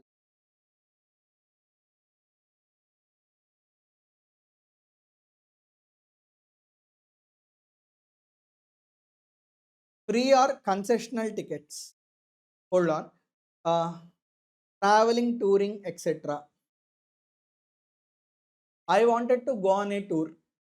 So, if tour package is offered by employee, then whatever the tour package expenses paid by employer are there, that is benefit received by employee. I wanted to go to Kulu and Manali. Infosys booked me tour package worth 60,000 rupees. Now I went to Kulu Manali, enjoyed there and came back to Hyderabad.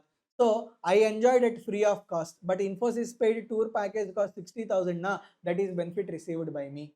However, let's say if employer Make My Trip is providing Kulu Manali package to its own employee. In that case, if employer himself provides tour package to employee from employer own resources, in that case, taxable value to employee is equal to fees charged by another operator in the market for same type of tour package. Let's say Agoda is there. Agoda is charging for Kulu Manali trip 65,000. That is benefit taxable to Make My Trip employee. Are you able to understand?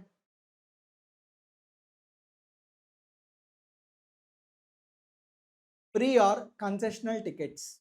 That means what? Let's say free flight tickets are provided to Indigo employee. So for airline employees and for uh, railway employees, if free tickets are given, that is benefit received by employee, that benefit is not taxable to employee. However, for bus, okay, any other mode of transport, example road. See, let's say RTC is providing free tickets to employee. That benefit is not exempt to the employee. That benefit is taxable to the employee. Sir, how much benefit is taxable for providing same uh, for providing same journey? Whatever the fees charged from unknown customers are there, the same fees is considered as benefit received by employee and it is taxable to the next club facility. If club facility is provided to all employees uniformly, then not at all taxable. If club facility is provided to specific employees, only for few employees, then that club facility is taxable to employees. Whatever the club fees, every month renewal fees, whatever the expenses paid for club, all these are considered as benefit received by employee and that benefit is taxable to the employee. However, if club facility is received for official purposes, then that club facility is not taxable to the employee. Are you able to understand? Credit card facility. If credit card facility is given for official purposes, then employer has to maintain the information, employer has to give the certificate, credit card is used only for office purpose, then nothing is taxable to employee. If credit card facility is given for personal purposes, then whatever the credit card bill paid by employer, whatever the credit card fees, renewal fees paid by employer, all these three are considered as benefit received by employee, and such benefit is taxable to the employee. Next, telephone facility. See, let's say mobile phone recharge is paid by Infosys only. Now, nothing. That telephone facility benefit is not taxable. Infosys, it is not doing the recharge. Infosys every month is giving 500 rupees to me for mobile recharge. If telephone allowance is given, telephone allowance is fully taxable. Are you able to understand? If any other benefit is provided, we have discussed the 16 benefits. Now, other than 16 benefits, if any other benefit is provided, then whatever the actual cost of such benefit is there, that is taxable to the next, leave travel concession is there, welfare contributions, allowances, deductions under section 16. Next, leave travel concession. See, if employee goes on a leave to any place in India, whatever the travel expenses are there for employee and his family members, if those travel expenses are reimbursed by employer, then it is benefit received by employee, right?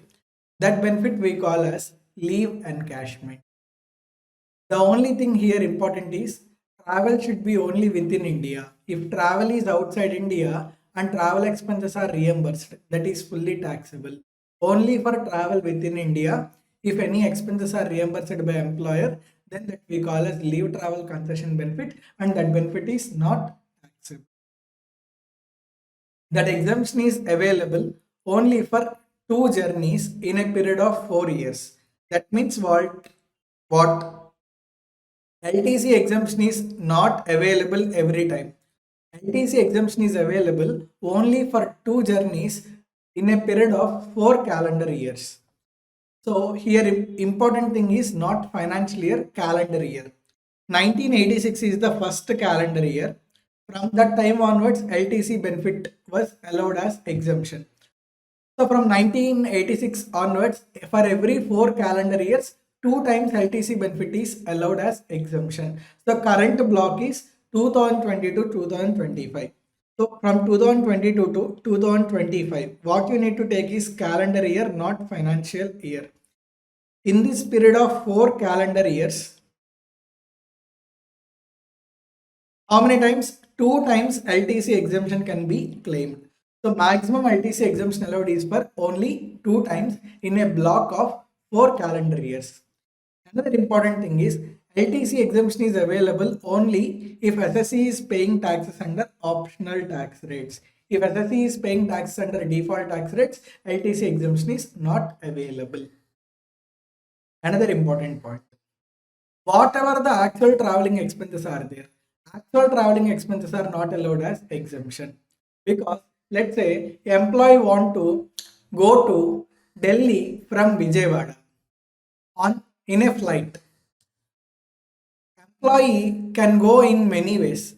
He can go from Vijayawada to Hyderabad, Hyderabad to Mumbai, Mumbai to Chennai, Chennai to Kolkata, Kolkata to Madhya Pradesh, Madhya Pradesh to Delhi. Okay, he loves flight journeys. He traveled just to go to Delhi. He traveled like this. He traveled 7 to 8 flights, and all travel expenses are reimbursed by employer.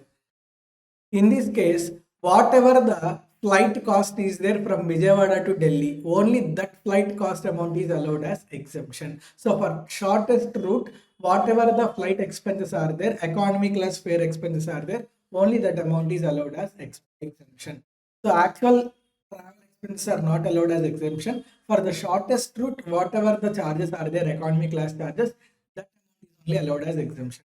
If journey is performed by way of rail, for the shortest route, whatever the first class AC ticket price is there, only that amount is allowed as exemption. If journey is performed by public transport, for example, road transport, then For first class and deluxe class bus, whatever the ticket price is there for the shortest route, that price amount is only allowed as exemption. If journey is performed in the form of ship, if there is no public transportation exists, in such a case, whatever the area is there, let's say from Chennai to Andaman, travel happened through ship. From Chennai to Andaman, whatever the area is there, whatever the distance is there, aerial distance, for that aerial distance, whatever the first class AC railway ticket price is there, that amount is allowed as exemption. So please don't think that actual travel expenses are allowed as exemption. No. For the shortest route, whatever the price is there, only that amount is allowed as exemption. Another important thing, what I said, in a block of 4 calendar years, only 2 times LTC exemption is allowed. Correct? What is previous block? Previous block is 2021, 2020, 2019, 2018. In this block also, 2 times LTC exemption can be is allowed, right? But leave travel concession is not claimed by employee. Whenever LTC exemption is not claimed, 2 LTCs are available, right? One will lapse and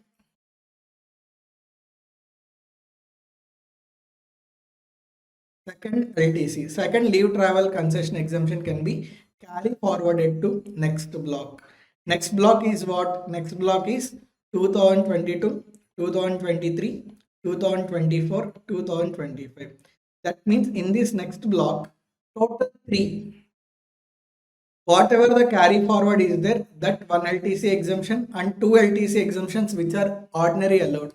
Total 3 LTC exemptions can be availed. That means in any particular block of 4 calendar years, if LTC exemption is not availed, or if only 1 LTC exemption is availed, then whatever the balance 1 LTC exemption is there, that can be carried forwarded to next block. In next block, in total 3 LTC exemptions can be availed by employee.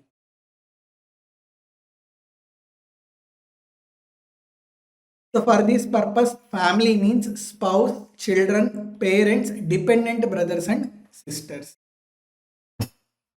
Another important point. On or after 1st October 1998, LTC exemption is available only for 2 children. Employee is having 3 children. For 3 children, LTC exemption is not available. Out of 3 children, only for 2 children, LTC exemption is available. So, if the date of birth of children is on or after 1st October 1998, okay, 1st October 98, before 1st October 98, how many children are there? For all children, LTC exemption is available. But on or after 1st October 1998, only for 2 children, LTC exemption is available. Now many students will get doubt. Sir, first birth, single child, second birth, multiple children. Now second birth is not in the hands of the individual, right? So in this case, for all the children, LTC exemption is available. Are you able to understand? Generally, on or after 1st October 98, only for 2 children, LTC exemption is available. But if second birth or multiple children, twins or triplets, in such a case, LTC exemption is available for all the children. Let us see one problem so we'll understand better. Mr. D went on a holiday on 25th December 24 to Delhi with his wife and 3 children. One son age 5 years, twin daughters age 3 years. Age 5 years means what? First birth is single child. Correct? Second birth are twins. Now, this is not in the hands of employee, right? So, for all the 3 children. So, first birth person, child and second birth twins. For all the 3 children, LTC exemption is available. They went by flight economy class and the total cost of tickets reimbursed by his employer are 60,000, 45,000 for adults and 15,000 for 3 minor children. So, you can see exemption for all his 3 children are available. So he can claim. Why he can claim? Because Generally, on or after 1st October 98, only for two children exemption is available.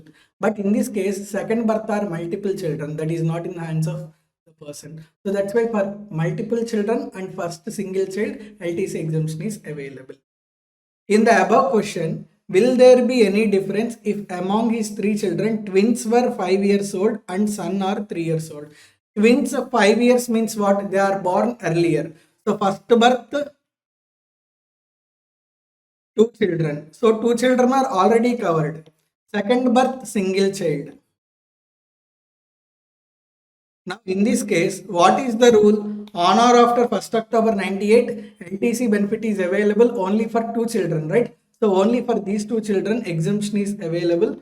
For the single children exemption is not available. So for children in total how much? 15,000, right? Flight ticket divided by 3. That means for each children 5,000 rupees.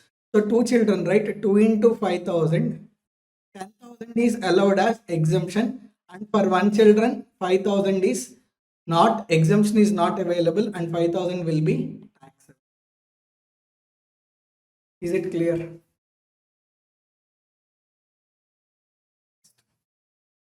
See, there are four types of provident funds: recognized provident fund, unrecognized provident fund, statutory provident fund, public provident fund.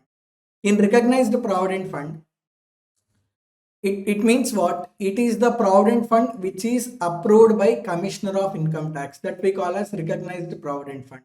Those provident funds which are not approved by Commissioner of Income Tax are there. Those we call as unrecognized provident funds. Statutory provident funds means what? In case of statutory provident fund, like it is only for government employees. So it applies to employees of government, railways, semi-government institutions, local bodies, universities, and all recognized educational institutions. So these set of employees, uh, for these employees, whatever the provident fund is there, that provident fund we call as statutory provident fund. Public provident fund means what? Both salaried employees and self-employees can deposit money in public provident fund. That means what? Like I'm engaged in profession or businessman is there. Okay, for them provident fund concept will not be there by employer. Employer, there is no employer for business people and professional people. So even those persons also, if they want to deposit money in provident fund, they can deposit in public provident fund. Are you able to understand? So four types of provident funds are there. Now, employer, he will contribute to provident fund of employee, PF account of employee. So every month to PF account of employee, employer will contribute. Employee will also contribute, right? There will be employer contribution and there will also be employee contribution. On employer contribution, there will be interest, right? Let's say employer contributed 1 lakh rupees. On that 1 lakh rupees, Provident Fund organization will pay interest. So there will be interest on employer contribution and there will be interest on employee contribution. So likewise, provident fund amount gets accumulated on a monthly basis. Every month there will be employer contribution, there will also be employee contribution, and there will be interest on employer contribution and interest on employee contribution. So prima facie, four questions are there. First question is taxability of employer contribution. How employer contribution is taxable? Second question is taxability of employee contribution. Third question is taxability of interest. On employer contribution and employee contribution, there will be interest, right? The third question is taxability of interest. Fourth question is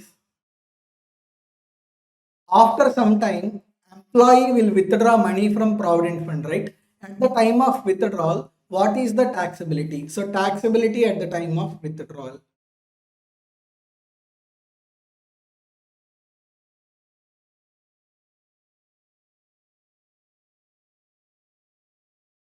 So in total, 4 questions are there. Taxability of employer contribution, taxability of employee contribution, taxability of interest, taxability at the time of withdrawal. 4 questions are there. 4 provident funds are there. Recognized provident fund, unrecognized provident fund, statutory provident fund, public provident fund. So in total, 4 into 4, 16 questions are there.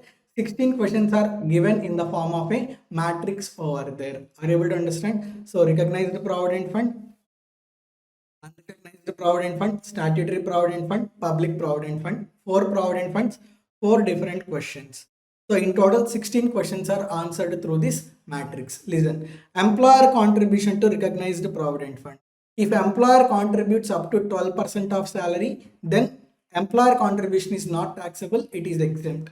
If employer contributes more than 12%, whatever the excess contribution over and above 12% is there, that is taxable. Let's say employer contributed 15% of salary to recognized provident fund, up to 12% exempt, extra 3% is taxable.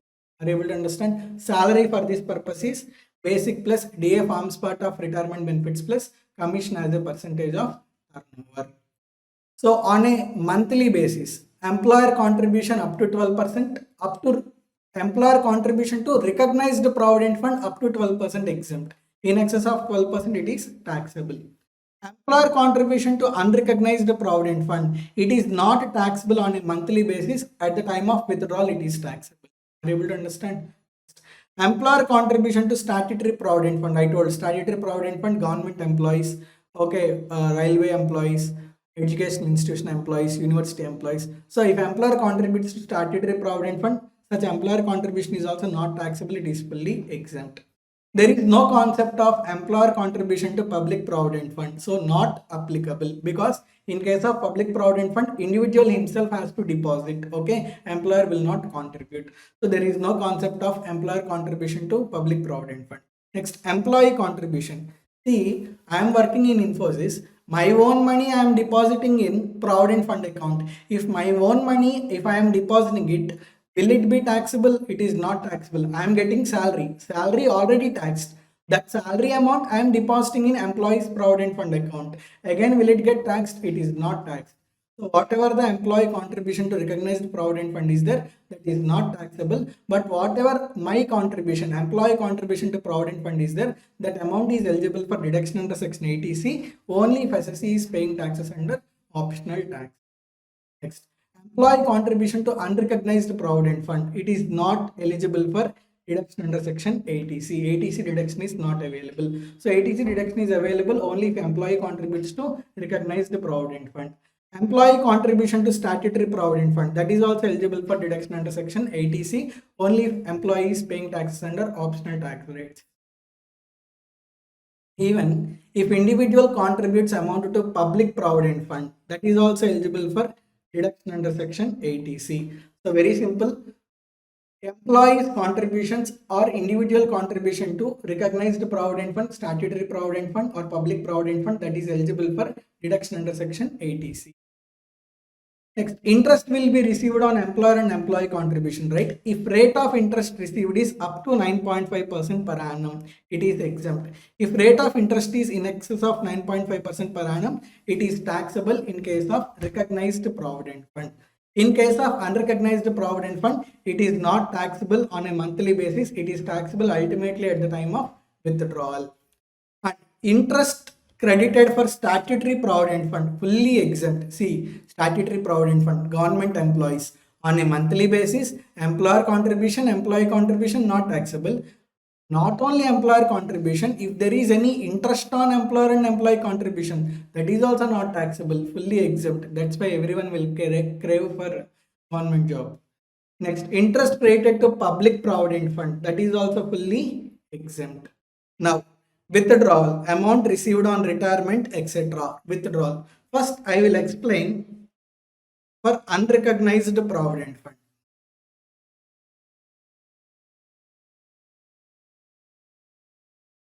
Withdrawal from unrecognized provident fund. See, there are 4 components, right? From unrecognized provident fund, ultimately at the time of withdrawal, if employer contribution is withdrawn, at the time of withdrawal, employer contribution is taxable under the head salaries. If an interest on employer contribution is withdrawn, then also it is taxable under the head salaries. Employee contribution withdrawn, whatever the employee contribution that is withdrawn is there, that is not taxable. Sir, why is it not taxable? One simple logic I will tell. I will deposit 20,000 rupees in my savings bank account. After 2 years, I will withdraw 20,000 rupees. Will it be taxed? It will not be taxed because my own money I have withdrawn. Same concept. Employee contribution, his own personal money he deposited in Provident Fund. After some time he is withdrawing that money. Will it be taxed? It will not be taxed. On the amount deposited, if any interest is generated, that is income, right? So that's why interest on employee contribution is taxable under income from other source. Interest on employee contribution taxable under. So at the time of withdrawal, employer contribution withdrawn, interest on employer contribution withdrawn, taxable under salaries. Employee contribution withdrawn, not taxable. Interest on employee contribution withdrawn, taxable under other sources. Next. See, if amount is withdrawn from statutory provident fund and public provident fund, at the time of withdrawal, it is not taxable, it is fully exempt. Next, from recognized provident fund, you can see here, if amount is withdrawn from recognized provident fund, accumulated balance of recognized provident fund, very important. Amount withdrawn from recognized provident fund. If employee withdraws amount from recognized provident fund after completion of 5 years of service, that means after completing 5 years, amount withdrawn from recognized provident fund, not taxable, exempt.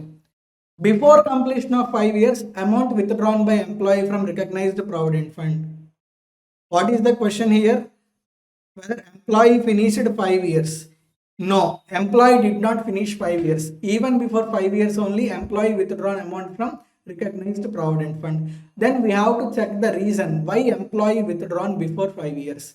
If employee withdraws before 5 years because of his ill health or closure of business by employer. Employer closed the business, employee became unemployed. That's why he withdrawn the money. Valid reason. Ill health of the employee. He could not do the job. Withdrawn money. Valid reason. Any other cause beyond the control of the employee. So for these 3 reasons, if amount is withdrawn before 5 years, what are those 3 reasons? Ill health, closure of business by employer, reason beyond the control of employee. For these 3 reasons, if amount is withdrawn before completion of 5 years, then also benefit is not taxable. If the reason is any one of these 3 reasons, if it is S, then exempt. Otherwise, if it is any other reason, next. That means what? Employee withdrawing money from recognized provident fund. Did he continue for 5 years? He did not continue for 5 years. Or the reason for withdrawal is ill health or closure of business or reason beyond control of employee? No, that is not the reason. Then we have to check. The reason can be employee worked in an organization for 3 years and he left the organization. After leaving the organization, he joined the new organization.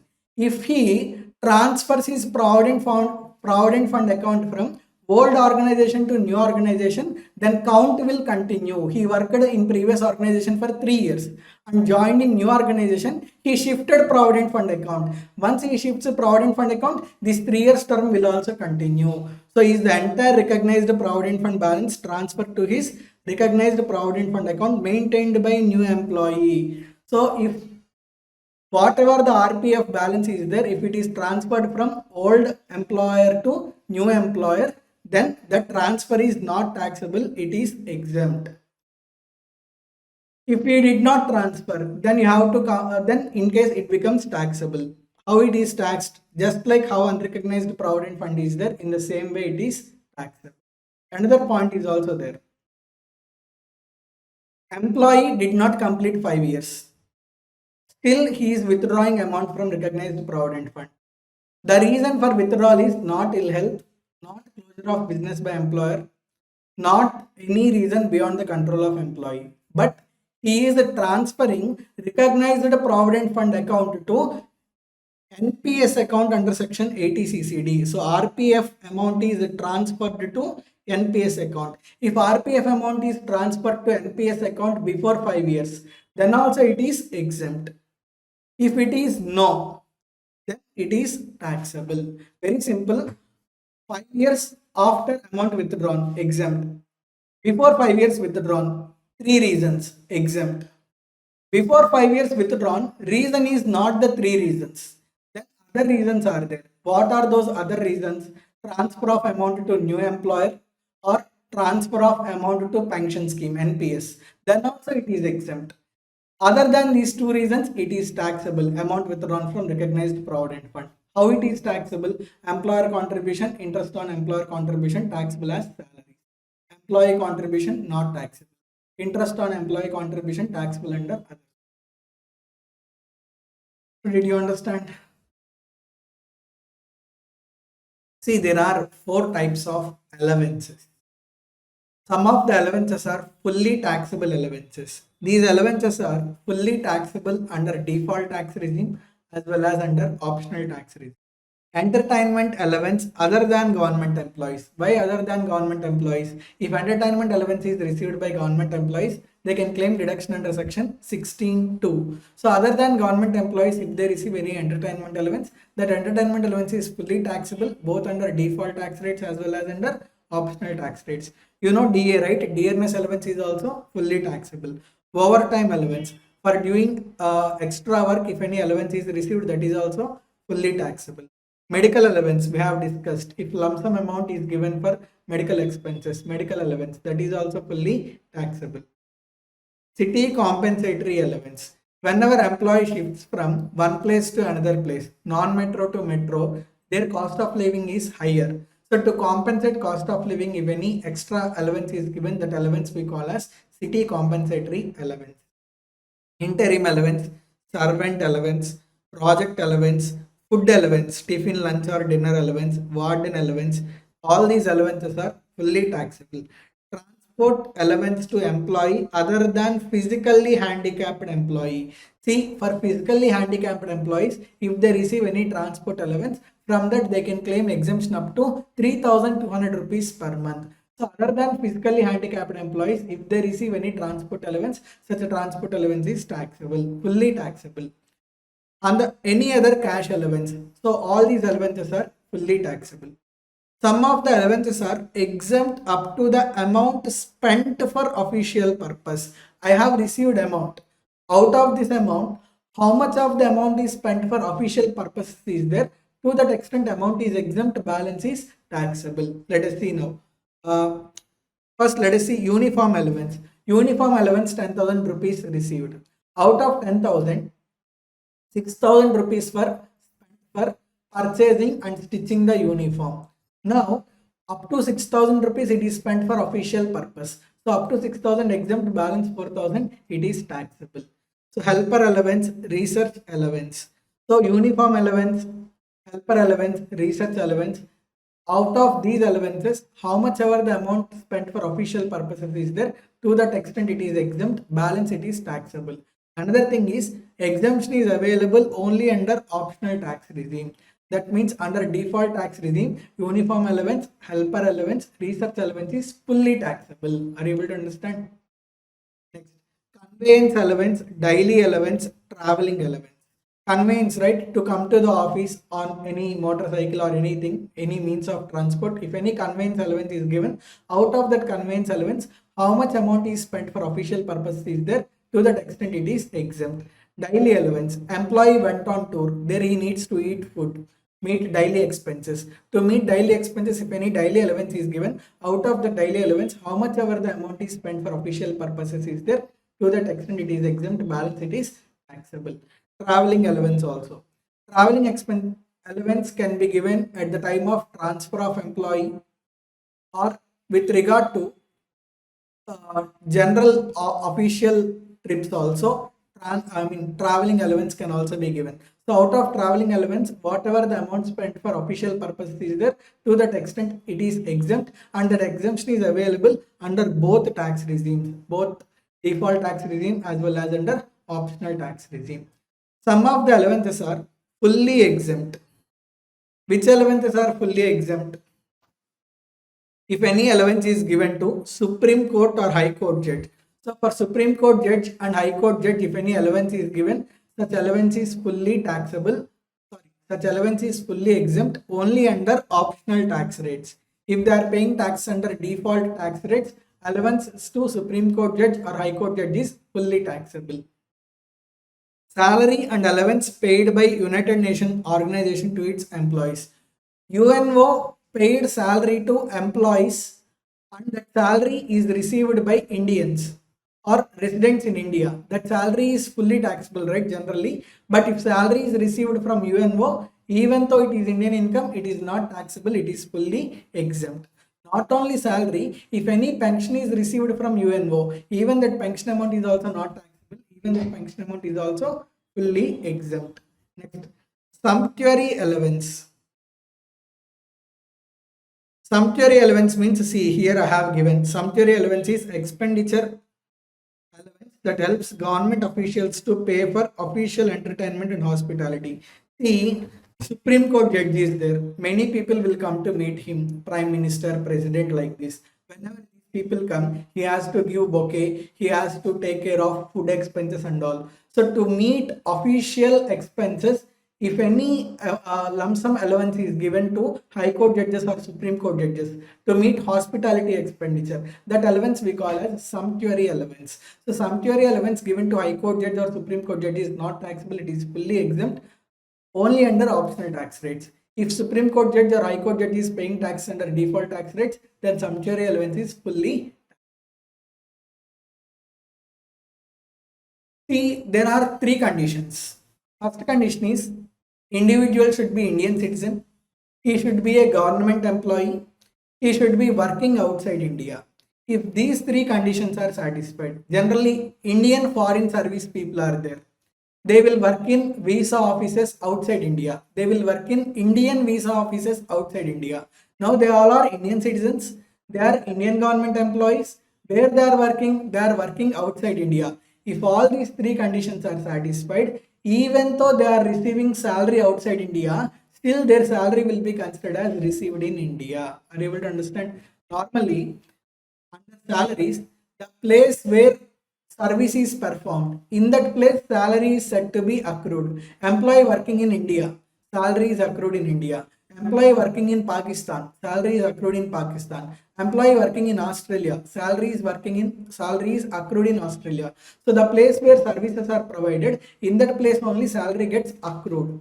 But if these three conditions are satisfied, individual should be Indian citizen, government employee, working outside India. If these three conditions are satisfied, even though government employee is working outside India, still his salary will be deemed as accrued in India. So for those government employees, whatever the salary is there, that will be considered as accrued in India and it is taxable. The thing is, only salary is taxable if any allowances or perquisites received by those government employees, those allowances and perquisites are not taxable, they are completely exempt, and that exemption is available under both the tax rates.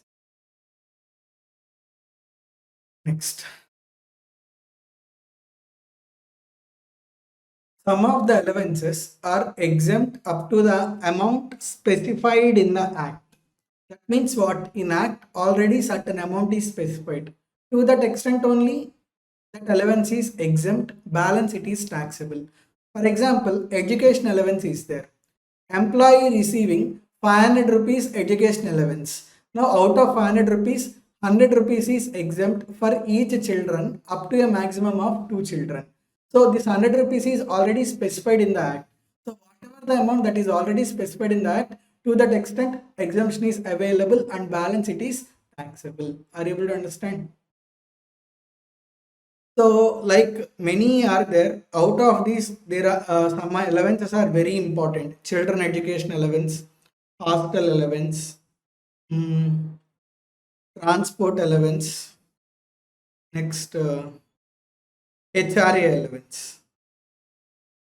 So, as amounts are given, these allowances you can read, but important ones I am going to explain. This one also, allowances given to transport system. Children education allowance. If any children education allowance is received, out of that allowance, exemption is available for 100 rupees per month for each children up to a maximum of 2 children. Employee having 4 children, out of 4 children, only for 2 children, employee can claim exemption. Hostel allowance is there. That means children hostel allowance. Employee children, if they are studying in hostel, and for that purpose, if any hostel allowance is received from employer, out of hostel allowance that is received, 300 rupees per month is exempted up to a maximum of 2 children. Next, transport allowance given to those employees who are physically handicapped. So if generally if transport allowance is given, that is fully taxable. But if transport allowance is given to physically handicapped employees, then physically handicapped employees can claim exemption of 3,200 rupees per month under both tax rates. Are you able to understand? Transport allowance exemption of 3,200 for physically handicapped employees is available both under default tax rates as well as under optional tax rates. See, allowance granted to employee working in a transport system, that means transport company employees. This in shortcut called as running allowance. So if any running allowance is given to transport company employees, lorry driver is there, okay, he is an employee of transport company. If he receives any running allowance, why running allowance is given? He goes from Vijayawada to Chennai, Vijayawada to Delhi, Vijayawada to Nagpur, okay, he has to, like Vijayawada to Delhi, he will go for 9 to 10 days because he goes very slowly at 40 kilometers per hour. Meanwhile, he has to stop at certain places and he has to eat food. He will have personal expenses. So during travel, to meet his personal expenses, running allowance will be given. Out of total running allowance that is received, 70% of the allowance or 10,000 per month, whichever is lower, is allowed as exemption. Are you able to understand? So running allowance received by transport company employee. Out of total running allowance received, how much is exempt? 70% of the allowance or 10,000 per month, whichever is lower. Please remember 1 to 13 till here, whatever the allowances are there, for these allowances, exemption is available only under optional tax rates. For 14th one, exemption is available both under default tax rates as well as under optional tax rates. House rent allowance, very important. Quite often it is being asked in the examination. So listen very carefully. I have also explained one problem for your better understanding. Generally, to compensate house rent, allowance is given by the employer. That allowance we call as house rent allowance. If any house rent allowance is received, it is not fully taxable. From that, exemption is allowed. If employee is living in Delhi, Mumbai, Kolkata, Chennai, then separate calculation is there. If employee is living in other cities, then separate calculation is there. If employee is living in Mumbai, Delhi, Kolkata, Chennai, then actual HRA received or rent paid minus 10% of the salary or 50% of the salary, whichever is lower will be allowed as exemption. Exemption is allowed in 3 steps. When if employee is living in Mumbai, Delhi, Kolkata, Chennai, what are 3 steps? Actual HRA received, rent paid minus 10% of salary or 50% of the salary. Out of these 3, whichever is lower is allowed as exemption. If employee is living in other cities, then actual HRA received, rent paid minus 10% of salary or 40% of the salary, whichever is lower. That means the change is 40% for other cities and 50% for Delhi, Mumbai, Kolkata. And for this purpose, we are using salary, right? Salary definition is basic plus DA forms part of retirement benefits plus commission as a percentage of turnover. Employee living in his own house and is receiving HRA, fully taxable. Only if employee pays rent, then only HRA exemption is available. If employee do not pay rent, HRA exemption is not available. Next, HRA allowance is given for only 4 months. You have to take only 4 months salary, and on that 4 months salary you have to apply 10%. Are you able to understand? So relevant period means only for the period for which HRA allowance is given. Question. Mr. Rajkumar has the following receipts from his employer. Basic pay 40k per month, dearness allowance 6k per month, commission 50,000 per annum, motor car for personal use, expenses met by employer 1500 per month, house rent allowance received 15,000 per month. Find out amount of HRA exempt in the hands of Mr. Rajkumar, assuming that he paid a rent of 16,000 per month. So how much is the rent that he paid? 16,000 per month. Important point, HRA benefit is available only if SSE is paying taxes under optional tax rates. If SSE is paying taxes under default tax rates, HRA exemption is not available. Okay. Now, shall we calculate what is the formula? First, how much is HRA received? HRA received is 15,000 per month, right? So 15,000 into 12 months, how much? 1,80,000. Exemption is allowed in how many steps? Exemption is allowed in 3 steps. Step 1, actual HRA received. How much is actual HRA received? 1.8 lakh. Step 2, rent paid minus 10% of salary. How much is the rent that is paid by him? 16,000, right? So 16,000 into 12 months minus 10% of salary. So salary for this purpose is basic, DA, commission as a percentage of turnover. See, commission as a percentage of turnover is to be considered. This is general commission. General commission should not be considered. Okay. So basic 40, dearness allowance 6,000. So 46,000 into 12 months into 10%. How much? 16,000 into 12. 1,92,000 minus 46,000 into 12 months into 10%. How much? 55,200. 1,36,800. Step 2 is 1,36,800. Step 3, 50% of salary. Wait. Where is he living? Kanpur.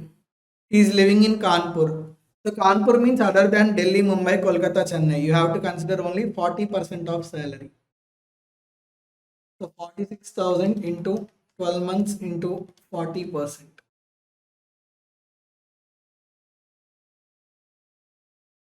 2,20,800. Whichever is lower means 1,36,800 is allowed as exemption.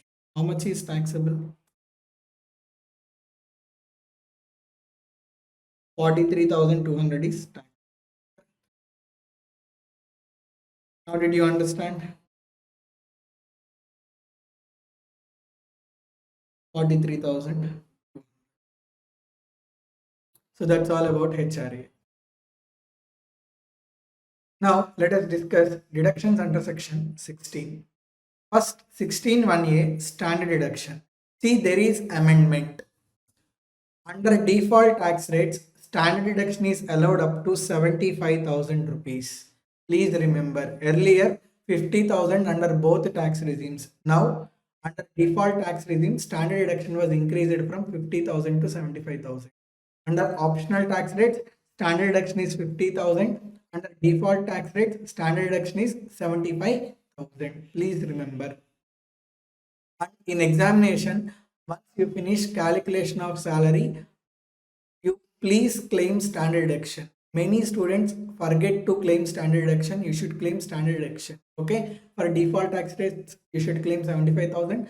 For optional tax rates, you should claim 50,000.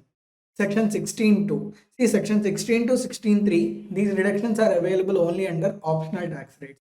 16(1) standard deduction is available under both tax regimes, but 16(2), 16(3) is available only under optional tax rate.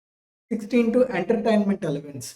Deduction for entertainment allowance under section 16(2) is allowed only for government employees. That means only government employees can claim deduction under section 16(2). See, whatever the entertainment allowance that is received by government employee is there, first that is included in gross salary, later on deduction is allowed. How much reduction is allowed? 5,000 rupees or 1/5 of basic salary or actual entertainment allowance received, whichever is lower. Are you able to understand? Actual entertainment allowance 5,000 rupees, 1/5 of the basic salary. Out of these three, whichever is lower is there, that is allowed as deduction. Section 16(3), profession tax. Even profession tax is also allowed as deduction only under optional tax rate. See,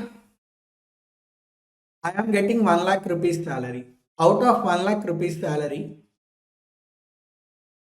Infosys deducted 200 rupees profession tax. Infosys paid only 99,800 to me.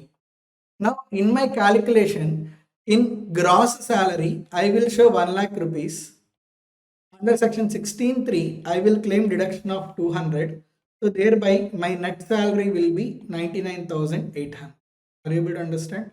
So, whenever employer deducts the professional tax and employer pays profession tax to the government, consider total salary in calculation of gross salary. From that, whatever the profession tax that is deducted is there, claim as deduction under section 16(3), and net salary will be gross salary minus profession tax. Infosys paid total 1 lakh rupees to me. I myself paid 200 rupees profession tax to the government. In this case, gross salary will be 1 lakh rupees, profession tax 200 rupees is allowed as deduction under section 16(3), and 99,800 is taxable. Please understand, whether profession tax is paid by employer or paid by employee, it is allowed as deduction under section 16(3). But if profession tax is paid by employer, that is considered in gross salary. See here, actually my received salary is 99,800. In hand, I received only 99,800. Even though I received 99,800, additional 200 is also taxable. Additional 200 is also taxable. Why additional 200 is also taxable? When calculating gross salary, whatever the profession tax paid by employer is there, that is also included in gross salary, and later on deduction is allowed under section 16(3). Are you able to understand? So if profession tax is paid by employer, first include in gross salary, then eligible for deduction. Is it clear? Next, tax treatment for profession tax paid by employee. If employee is paying profession tax, don't include in gross salary, straight away claim deduction under section 16(3), 200 rupees. Are you able to understand? Profession tax paid by employer, first include in gross salary, later on deduction allowed under section 16. Profession tax paid by employee, don't include in gross salary, claim deduction under section 16. Is it clear? Next, profits in lieu of salary. See, at the time of termination of employment or at the time of modification of terms and conditions. For example, I am appointed as CEO for whole India. Later on, for 5 years, I am appointed as CEO for 5 years. After 3 years, I was reappointed as CEO only for South India. Earlier, my scope is for whole India, but now my scope was reduced to South India. There was change in terms and conditions, right? Initial agreement was for 5 years. Before completion of 5 years, in third year, there is change in terms and conditions. My scope was reduced to South India. As there is change in terms and conditions, lump sum compensation is paid to me, 5 lakh rupees. Whatever the amount that is received for termination of employment or for modification of terms and conditions, whatever the lump sum amount that is received is there, that is considered as profits in lieu of salary, and it is also taxable under the head income from salary.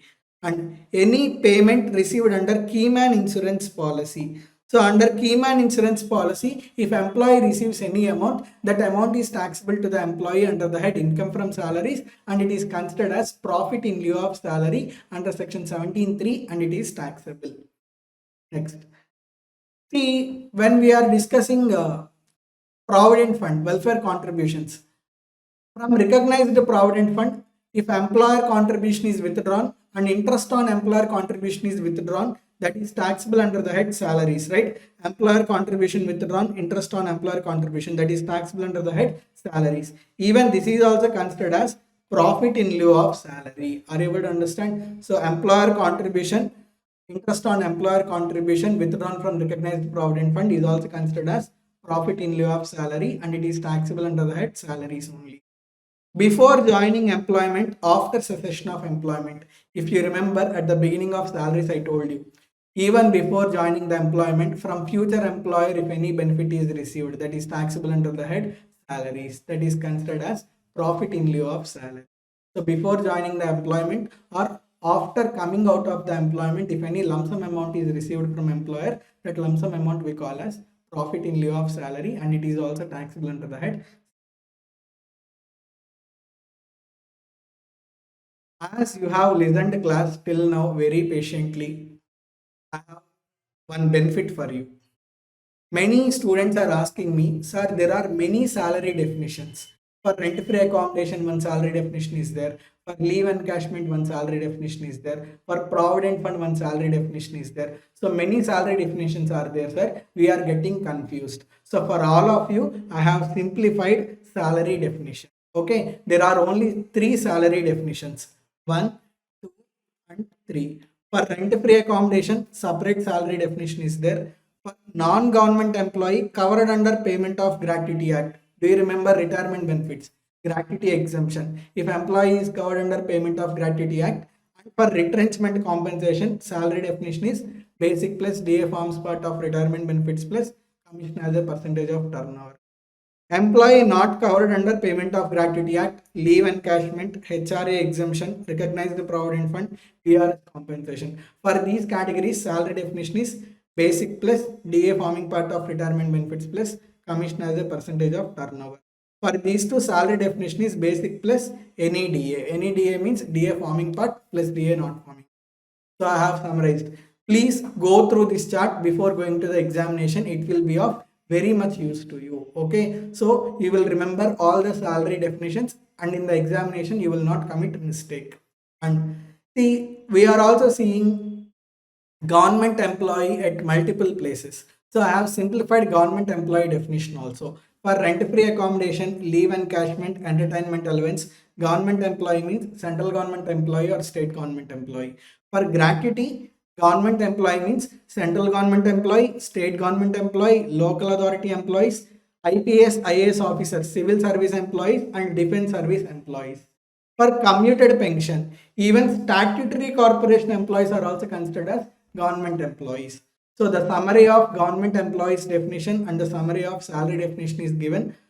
Oh, it took a lot of time to classify all these, but anyhow, it will be of very much use to you. So I wish you all the very best. If you find this content very much useful, please share with your friends also. So whatever the expenditure that I have spent to provide you with free classes, that will be meaningful. Okay, thank you. Hello, my dear students. Now, in the booster series of lectures, let us start with the chapter Deductions from Gross Total Income. Many students are asking me to make video on chapter 6A deductions, TDS and TCS on a priority basis. So that's why I am releasing this video before income from other sources clubbing and set off. The material what I am teaching in this video is available in our Telegram channel, which is given as a link in the YouTube video. You can join our Telegram channel and access the material. So let's start with, first of all, there are default tax rates and optional tax rates, right? Default tax rates, optional tax rates. Under optional tax rates, all chapter 6 deductions are allowed. But under default tax rates, all chapter 6A deductions are not allowed. Only 80CCD2, 80CCH2, 80JJAA. Only for these three sections, deduction is available under default tax rates. For optional tax rates, all chapter 6 deductions are allowed. Under default tax rates, all chapter 6 deductions are not allowed. Only 80CCD2, 80CCH2, 80JJAA are allowed. Next, chapter 6 deductions cannot exceed gross total income. What do you mean by this? Let's say gross total income is 4,70,000. Chapter 6A deductions are 5,30,000. How much are Chapter 6A deductions? Chapter 6A deductions are 5,30,000. Now can you claim 5,30,000 as deduction? 5,30,000 is not allowed as deduction. Maximum deduction allowed is 4,70,000. Okay. So net total income in this case will be 0. So out of 5,30,000, 4,70,000 was allowed as deduction. And how much is balance? Balance is 0.5 lakhs. That 0.5 lakhs will lapse. It will not be carry forwarded to subsequent years. That means maximum Chapter 6A reductions that you can claim is up to gross total income. Beyond gross total income, if there are any Chapter 6A reductions, those cannot be carry forwarded to subsequent years, and that extra Chapter 6A reduction amount is not allowed to be set off in current previous year. Is it clear? Next.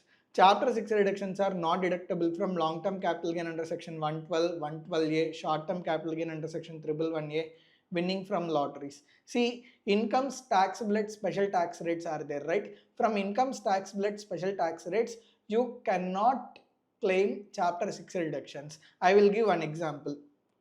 Income from house property, 2,70,000. Long-term capital gain under section 112, 3 lakhs. Long-term capital gain under section 112A, 1,50,000. Short-term capital gain under section 111A, 80,000. Now how much is gross total income? Gross total income is add 2,70,000 plus 3 lakhs plus 1,50,000 plus 80,000. How much? 8 lakhs. Let's say my Chapter 6 deductions are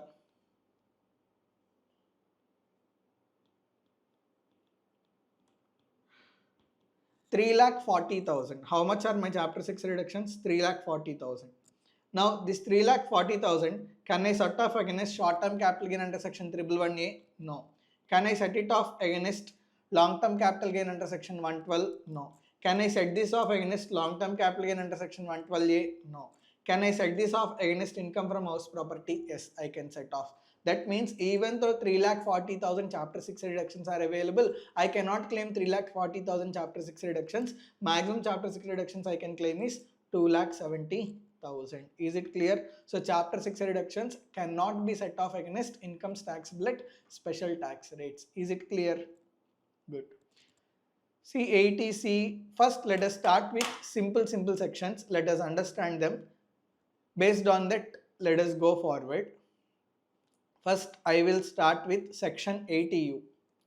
See, if SSC is suffering with disability, the person who is paying tax, the person who is filing income tax return, if that person himself is suffering with disability, then whenever a person is suffering with disability, he will incur medical expenditure for that disability, right? So that medical expenditure is allowed as deduction. Actual medical expenditure is not allowed as deduction. In place of actual medical expenditure, standard deduction is allowed. Let's say Mr. X is filing income tax return. Mr. X is suffering with physical disability, okay? Like his ears do not work. He is a deaf person. Now Mr. X is suffering with disability, right? So Mr. X, while filing income tax return, he can claim deduction under section 80U. But deduction under section 80U is available only under optional tax rates. Under default tax rates, 80U is not available. Sir, how much deduction is allowed? If percentage of disability is in between 40% to 79%, up to 75,000 deduction is allowed. See, I am also blind, I am using spectacles, but percentage of disability is not 40%, hardly I think 10% or 15%.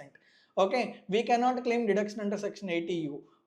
Like only those who are suffering with minimum 40% disability, they only can claim deduction under section 80U. So if percentage of disability is 40% to 79%, that disability will be considered as normal disability and 75,000 standard deduction is allowed. If percentage of disability is more than 79%, that means if percentage of disability is 80% or above, then we call it as severe disability. If SSC is suffering with severe disability, he can claim deduction up to rupees 1,25,000. Is it clear? That means what? Like SSC should go to the doctor, prescribe in a government hospital, he should get certificate from the doctor, and that certificate should clearly specify what is the percentage of disability, and that certificate should also specify for how many months or how many years that certificate is valid, and the certificate is also required to be attached along with filing income tax return. For example, with regard to deafness, disability certificate was given 60% disability, but that certificate is valid for 2 years. So 2 years he can claim based on that certificate.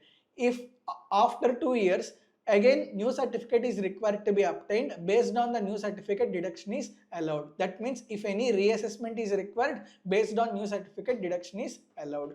Very simple. Section 80U, if SSC himself is suffering with disability, SSC can claim deduction under section 80U. Percentage of disability 40% to 79%, deduction allowed is 75,000.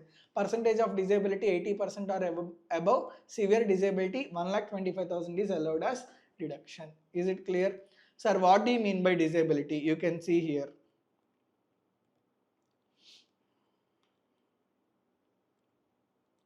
Disability means blindness, low vision, leprosy, hearing impairment, locomotor disability, mental retardation, autism. Autism means what? They cannot speak.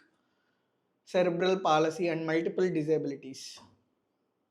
So all these are considered as disabilities. If there are multiple disabilities, my dear students, listen me one thing. If a person is suffering with 2 disabilities, 2 deductions are not allowed, only single deduction is allowed. Okay. So SSC or dependent, if they are suffering with specified disease, medical expenditure will be incurred, right? Such medical expenditure is allowed as deduction under section 80 DDB. For example, the person who is suffering with specified disease, if they are either senior citizen or very senior citizen, how much deduction is allowed? Actual medical expenditure or 1 lakh, whichever is lower. For example, Mr. A is there. Mrs. A is suffering with cancer. For treatment of cancer, Mr. A spent 2,30,000 rupees. Mrs. A age is 65 years. That means she is senior citizen, right? So 2,30,000 or 1 lakh, whichever is lower. That means 1 lakh is allowed as deduction under section 80 DDB. Is it clear? The person who is suffering with specified disease, if they are other citizens, that means if their age is below 60 years of age, then actual medical expenditure or 40,000, whichever is lower, will be allowed as deduction. Is it clear? Next, if any amount of medical expense is reimbursed by insurance company or employer, such amount shall be reduced from deduction amount, not actual medical expenditure. I will tell one example. Now, Mrs. A is suffering with cancer, right?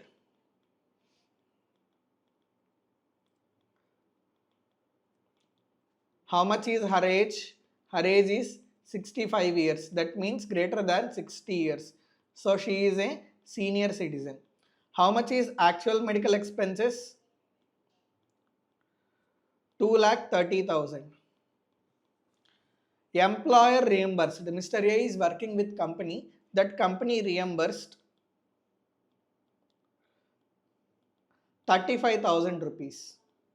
Now this 35,000 rupees don't reduce from actual medical expenditure. This treatment is wrong. You should not reduce. Whatever the amount reimbursed by employer or insurance company is there, that should be reduced from deduction amount. How much is deduction amount? Deduction under section 80 DDB is equal to actual medical expenditure or 1 lakh, whichever is lower, minus amount reimbursed. How much is amount reimbursed? 35,000. Whichever is lower means 1 lakh. 1 lakh minus 35,000. 65,000 is allowed as deduction under section 80 DDB. Is it clear? Are you able to understand? So whatever the amount reimbursed is there, don't reduce from actual medical expenditure, reduce it from deduction under section 80 DDB. Now let us discuss section 80 GG. I am a chartered accountant in practice. I do not have any salary income. If I have salary income, rental expenditure paid by me, I can claim as exemption under section 1013A. So those who are not having salary income and are paying rental expenditure for residential purpose, such rental expenditure can be claimed as deduction under section 80GG. Now your doubt is, sir, can salaried employees also claim 80GG? Yes, salaried employees also can claim 80GG, but they should not receive HRA. So those salaried employees who are not receiving HRA, if they are paying any rental expenditure for residential purpose, such rental expenditure they can claim as deduction under section 80GG. Is it clear? So who is eligible SSC? Both salaried employee and self-employed who is not receiving HRA, they should not be in receipt of HRA and is paying rent for residential accommodation. What do you mean by this? I am living in my own house. I cannot claim deduction under section 80GG. The reason is I am not paying any rent. Only if rent is paid for residential accommodation, then only such rental expenditure is allowed as deduction under section 80GG. Is it clear? Next.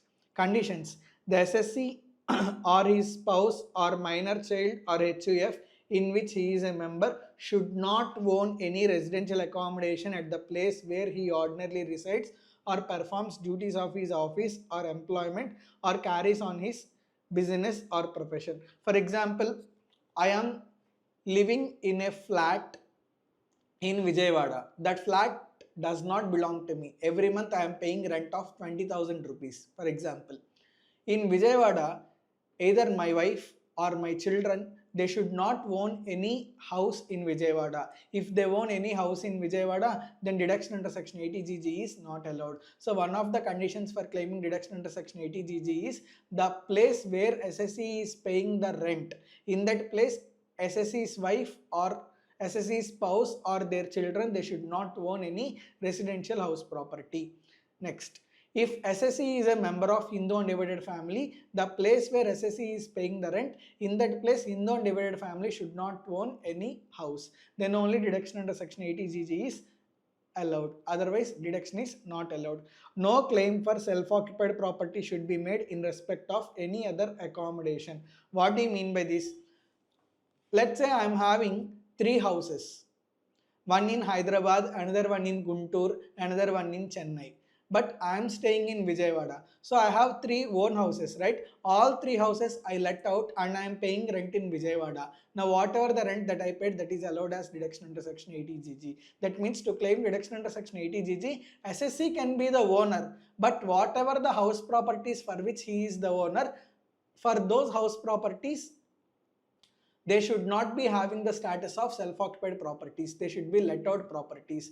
So only whatever the house properties that SSC is having being the owner, if all of those house properties are let out properties and if SSC is paying rent, then such rent expenditure is allowed as deduction. Very simple. SSC should not be having self-occupied property. If SSC is having self-occupied property, rental expenditure paid is not allowed as deduction under section 80GG. For example, Hyderabad I am using for my own residential purpose. Vijayawada I am paying rent. Okay, I am claiming one house property as self-occupied property in Hyderabad. Now even though I pay rent in Vijayawada for residential purpose, that rent is not allowed as deduction under section 80GG. How much is the deduction? Rent paid minus 10% of adjusted total income or 25% of adjusted total income or 5,000 per month. 5,000 per month means 60,000 per annum. Out of these 3, whichever is lower will be allowed as deduction. Sir, what do you mean by adjusted total income? You will calculate gross total income, right? From gross total income, reduce long-term capital gain under section 112 or 112A, reduce short-term capital gain under section 111A, reduce chapter 6A deductions except 80GG. That means whatever the deduction that is claimed under 80GG is there, that should not be reduced. Other than 80GG, remaining all 80C, 80D, 80E, all deductions are to be reduced except 80GG. So after reducing all this, you will arrive at adjusted total income. So rent paid minus 10% of adjusted total income or 25% of adjusted total income or 60,000, whichever is lower will be allowed as deduction. Next, section 80 GGA. Do you remember PGBP section 35 scientific research expenditure? In that there are two parts: in-house scientific research expenditure, donations. So let's say if I am having PGBP income and I gave donation to approved university or approved scientific research association, such donation I can claim as deduction under section 35 under PGBP head if I am paying taxes under optional tax rates. So generally donations or contributions given for approved research association or university or college for scientific research is allowed as deduction under section 35 under the head PGBP. If I am not having PGBP income and I gave donation, then what is the situation? For example, I am working in Infosys, I am an employee, I am very much interested in statistics. So for the development of statistics, for approved research association, I gave 20,000 rupees donation which is to be spent for improvement of statistics subject. Now I am not having PGBP income. Those who are not having PGBP income but gave donation for a donation to approved research association for scientific research, social research or statistical research is there, such donation they can claim as deduction under section 80 GGA. Is it clear? So all SSCs who are not having PGBP income. Why not having PGBP income? Because if they are having PGBP income, they can claim deduction under section 35. So those SSCs who are not having PGBP income and are giving donation for scientific research, social research or statistical research, such donation they can claim as deduction under section 80 GGA. Is it clear? Next. Not only donation given for scientific research or social research or statistical research, even if any donation is given to National Urban Poverty Eradication Fund or if donation is given to Rural Development Fund under section 35 CCA, or if any donation is given to public sector company or local authority or to an association for carrying out any eligible project or scheme. In CA final you will study this concept eligible project, then you will understand. Right now, please remember, for eligible project or scheme to any public sector company or local authority, if you give any donation, such donation also eligible for deduction under section 80 GGA. Very simple. Donation given for scientific research, social research, statistical research, donation given for National Urban Poverty Eradication Fund, donation given for rural development projects, donation given for carrying out eligible project to a public sector company or local authority. These donations are allowed as deduction under section 80 GGA. But the rule is, if you are giving donation, if donation is up to 2000 rupees, you can give in cash or in kind. But if the amount of donation is more than 2000 rupees, donation should be given only by way of bank transaction. Otherwise, 100% of the donation is disallowed. Let's say for statistical research, being an Infosys employee, I gave 20,000 rupees donation in cash. Now total 20,000 is disallowed. Some of the students think 2,000 is allowed, 18,000 is disallowed. No, that's not correct. More than 2,000 rupees, if you are giving donation in cash, total donation will be disallowed. Is it clear? Next. 80 GGB, political donations, political party donations. So if any Indian company, remember 80 GGB as eligible SSC is Indian company, 80 GGC other than Indian company. For example, I gave donation to a political party, I can claim as deduction under section 80 GGC. Reliance Reliance Industries Limited, it gave donation to political party, it can claim as deduction under section 80 GGB. So we can claim deduction under 80 GGB, Indian company can claim deduction under section 80 GGB. Sir, which donation? Donation given to a political party. My dear friends, political party should be registered under Registration of Peoples Act 1951. Only to such political party, if donation is given, such donation is allowed as deduction. Otherwise, everyone will start a political party merely for the purpose of claiming deduction under section 80 GGB. Not every political party, only to those political parties which are registered under Representation of People Act 1951. Only for those political parties, if any donation is given, such donation is allowed as deduction under section 80 GGB. Not only political party, if any donation is given to electoral trust, even such donation is also allowed as deduction under section 80 GGB. But the condition is, if you want to claim deduction under section 80 GGB, you should give donation only by way of bank transaction. If you give donation in the form of cash transaction, such a donation is not allowed as deduction under section 80GGB. Is it clear? Next, 80GGC. Any person other than Indian company, because for Indian company already separate section is there, 80GGB. So any person other than Indian company, if they give any donation, such donation to political party, registered political party or electoral trust is allowed as deduction under section 80GGC. How much deduction? 100% of the donation given by way of bank transaction. If you give donation in cash, even 2000 rupees also, still that is not allowed as deduction. Entire like political party contributions, political party donations, they are allowed as deduction only if donation is given by way of bank transaction. Is it clear? Good. Next, see, in case of cooperative society, if it is paying taxes under 115 BAD, 115 BAE, 80GGC deduction is not allowed. Next, section 80E. If you take any education loan, on education loan you are required to pay interest, right? Interest paid on education loan taken, such interest is allowed as deduction under section 80E. For whom deduction under 80E is allowed? It is allowed only for individual. Interest on loan taken for higher education. Higher education means what? Any education after 12th class or after intermediate. So after 12th class or after intermediate, whatever the education that is pursued is there, that is called as higher education. For such higher education, if any education loan is taken and interest is paid, such interest is allowed as deduction under section 80E. For example, my nephew is studying in Delhi public school. His fees is 4 lakhs per annum. So 4 lakhs education loan was taken by their parents. On this 4 lakhs education loan, even if they pay any interest, that interest is not allowed as deduction because he is studying in school. It is not higher education. Only for higher education, if any education loan is taken, then interest paid on such education loan is allowed as deduction. Is it clear? Next. Not, sir, for whose study? Either for education of SSC or any relative of him. Who is called as relative? Relative means spouse, children, or any other student to whom SSC is acting as a guardian. See, SSC education purpose he took loan. Interest is allowed as deduction. SSC spouse, children purpose he took education loan. Interest is allowed as deduction. For example, my brother's daughter is there. For example, for her study, I took education loan.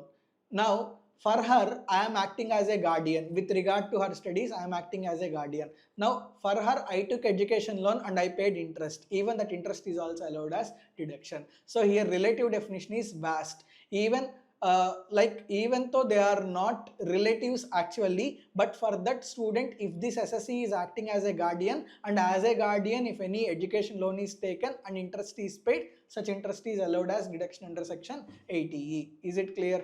Good.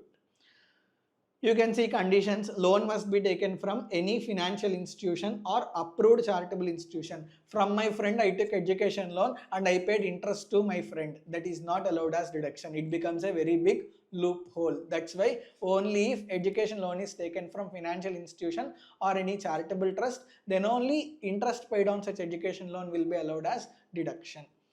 Amount must be paid out of income chargeable to tax. What do you mean by this? Whatever the income that I am earning, out of that income I have to pay interest. Then only such interest is allowed as deduction. I took a loan from my friend and using this loan I paid interest on education loan. That is not allowed as deduction. Okay.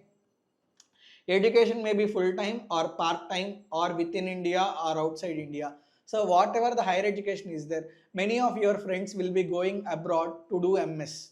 For that they are taking education loan. Interest paid on such education loan is allowed as deduction. And education need not be full-time. It can be also part-time. How much deduction is allowed? See, in case of education loan, how it works, what is the mechanism? Let's say I took education for the purpose of doing MBA, education loan. Today I will complete 2 years of MBA. After completing 2 years, I will get job, right? From that time onwards, repayment will start. So the year in which repayment starts, From that year onwards, interest will be allowed as deduction. So deduction will be allowed from initial year of repayment. Sir, for how many years deduction is allowed? Deduction under section 80E. How to remember? E represents education. That's how we should remember. Okay. Education 80E. How many years? Deduction under section 80E is allowed for 8 assessment years starting from the year of repayment. So the year in which education loan is repaid, from that year onwards continues 8 years. You cannot take randomly. So from year of repayment, interest on education loan is allowed as deduction for a period of 8 years. Before 8 years only, if education loan is completely repaid, then till the loan is completely repaid. For example, within 4 years only I paid total education loan. Now for these 4 years, whatever the interest that I have paid, that is allowed as deduction. So generally, how much period it is allowed? 8 years starting from year of repayment or until the loan is completely repaid, whichever is earlier. Is it clear? Now let us discuss section 80EE. You know section 24B, right? Interest on borrowed capital under the head income from house property. You know, in case of self-occupied property, maximum interest allowed is 2 lakh rupees in case of self-occupied property. Over and above 2 lakhs, additional interest is allowed as deduction under section 80EE up to rupees 50,000. Is it clear? So what is allowed as deduction under section 80EE? Interest on loan taken for purchase of residential house property from any financial institution. Under section 24B, you can take housing loan from any person. Even you take even if you have taken housing loan from your friend, interest paid to friend is also allowed as deduction under section 24B. But under section 80EE, only if housing loan is taken from financial institution, then only interest paid on such housing loan will be allowed as deduction. For example, house property is residential house property and it is self-occupied property. Let's say all conditions under section 80EE are satisfied. For example, let us assume all conditions under 80EE are satisfied. Interest on borrowed capital is 2,73,000. Out of 2,73,000, 2 lakhs you can claim as deduction under section 24B. 50,000 you can claim as deduction under section 80EE. How much is balance? 23,000. That 23,000 will lapse. Is it clear? That means maximum deduction allowed under section 24B is only 2 lakhs. Over and above 2 lakhs, if you have extra interest, that extra interest amount you can claim as deduction under section 80EE up to rupees 50,000. Beyond that, whatever the interest is there, that will lapse. Now, what are the conditions? Loan should be sanctioned. Very important. You need to remember the date sanctioned. Sanction is different, disbursement is different. For example, loan sanctioned to me on 10th February. Loan disbursed to me on 15th February. From the date of disbursement, I can use the loan. Here what is discussed is not disbursement date. What is discussed is sanctioned date. So you need to remember sanction. Okay. Loan should be sanctioned during previous year 16-17. Then only you can claim interest on such housing loan as deduction under section 80EE. Value of the residential house property should be less than 50 lakhs. Value of loan sanction should be less than 35 lakhs. On the date of sanction of loan, SSE should not be having any house property. SSE should not own any other residential house property on the date of sanction of loan. Conjunction is and. All the conditions are to be satisfied. Then only deduction under section 80EE is allowed. What are the conditions? Tell along with me. Loan should be sanctioned during previous year 16-17. Value of house less than 50 lakhs. Value of loan less than 35 lakhs. On the date of sanction of loan, SSE should not own any house property. If all these 4 conditions are satisfied, SSE can claim deduction under section 80EE. What he can claim as deduction? Interest on housing loan up to rupees 50,000. Sir, how many years deduction is allowed? Deduction is allowed till the housing loan is completely repaid. So till the repayment of loan, I took housing loan for 15 years. Every year I can claim as deduction up to 15 years. Till the housing loan is completely repaid, I can claim interest as deduction under section 80EE. Is it clear? Next, 80EE. Here also eligible SSC is individual. Eligible payment is same. Interest on loan taken for acquisition of residential house property. Sir, what is difference between 80EE and 80EE? Under 80EE, deduction is allowed only if loan is sanctioned during previous year 16-17. Under 80EE, deduction is allowed if loan is sanctioned during previous year 1920 to previous year 21-22. So in 16-17 housing loan is sanctioned, 80EE gets attracted. In between 1920 to 21-22 housing loan is sanctioned, 80EE gets attracted. Is it clear? Same in both the sections, 80EE, 80EE. Eligible payment is same, interest on loan taken for acquisition of residential house property, but periods are different. If loan is sanctioned in 16-17, you can claim deduction under 80EE. If loan is sanctioned in between 1920 to 21-22, you can claim deduction under section 80EE. Is it clear? Next, stamp duty value of residential house property should be less than 45 lakhs. Individuals should not be eligible to claim deduction under 80EE. SSC should not own any other residential house property on the date of sanction of the loan. If these conditions are satisfied, interest on loan taken for house property is allowed as deduction. Interesting thing is up to 1,50,000 deduction is allowed. Is it clear? So 2 lakh rupees under 24B, 1,50,000 under 80EE. Total 3,50,000 you can claim as deduction. Above 3,50,000, if there is any interest, that will lapse. We cannot do anything. So under 80EE, maximum deduction allowed is 1,50,000 rupees. And 1,50,000 deduction is over and above deduction allowed under section 24B up to rupees 2 lakhs. One more thing is, not only for self-occupied property, even for let-out property also, interest is allowed as deduction under section 80EE and 80EE. Okay. Next, 80EEB.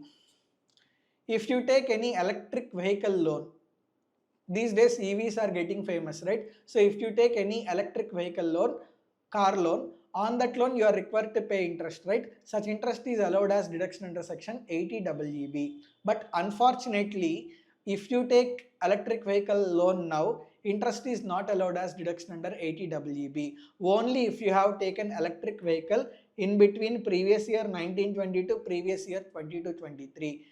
During that period, if you take electric vehicle loan, during that period, if an electric vehicle loan is sanctioned, then only for that electric vehicle loan, whatever the interest that is paid, such interest is allowed as deduction under section 80EEB. Is it clear? Eligible SSC, individual.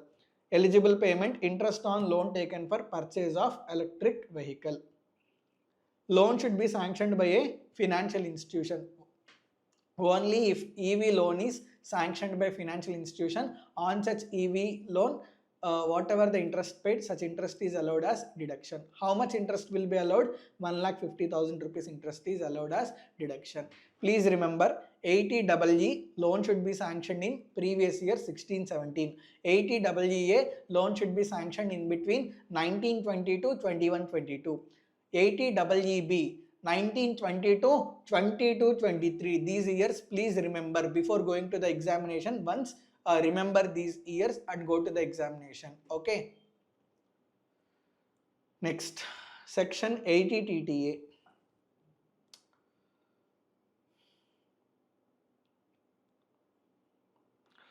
So in case of an individual, let's say individual is there, whether he is resident or non-resident, no age limit, whether his age is 30 years, 40 years, 70 years, 90 years, irrespective of age limit. If individual is having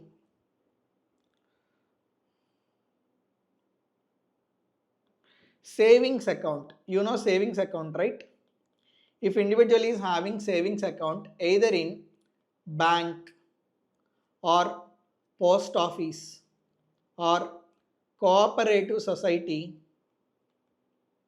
engaged in banking business, then on that savings account he is going to get interest income, right?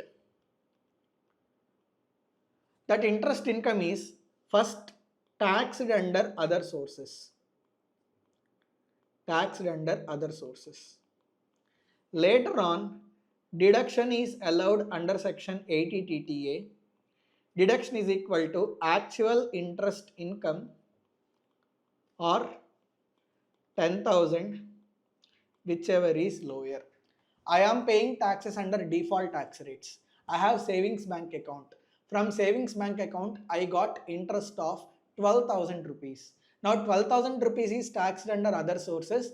Down under deduction, under deductions under section 80 TTA, I can claim 10,000 rupees deduction. Is it clear? So individual, if he is having savings bank account, either with banking company or post office or cooperative society engaged in banking business, obviously from money deposited in savings bank account, interest income will be received. First, interest income will be taxed under other sources, then deduction is allowed under section 80 TTA, actual interest income or 10,000, whichever is lower. Is it clear? Under the head other sources, there is one point you can see here. Post office savings bank interest is exempt up to 3,500 in case of individual account and 7,000 in case of joint account under section 1015. Let's say I got post office interest income. You know, red book post office savings account, red book will be there.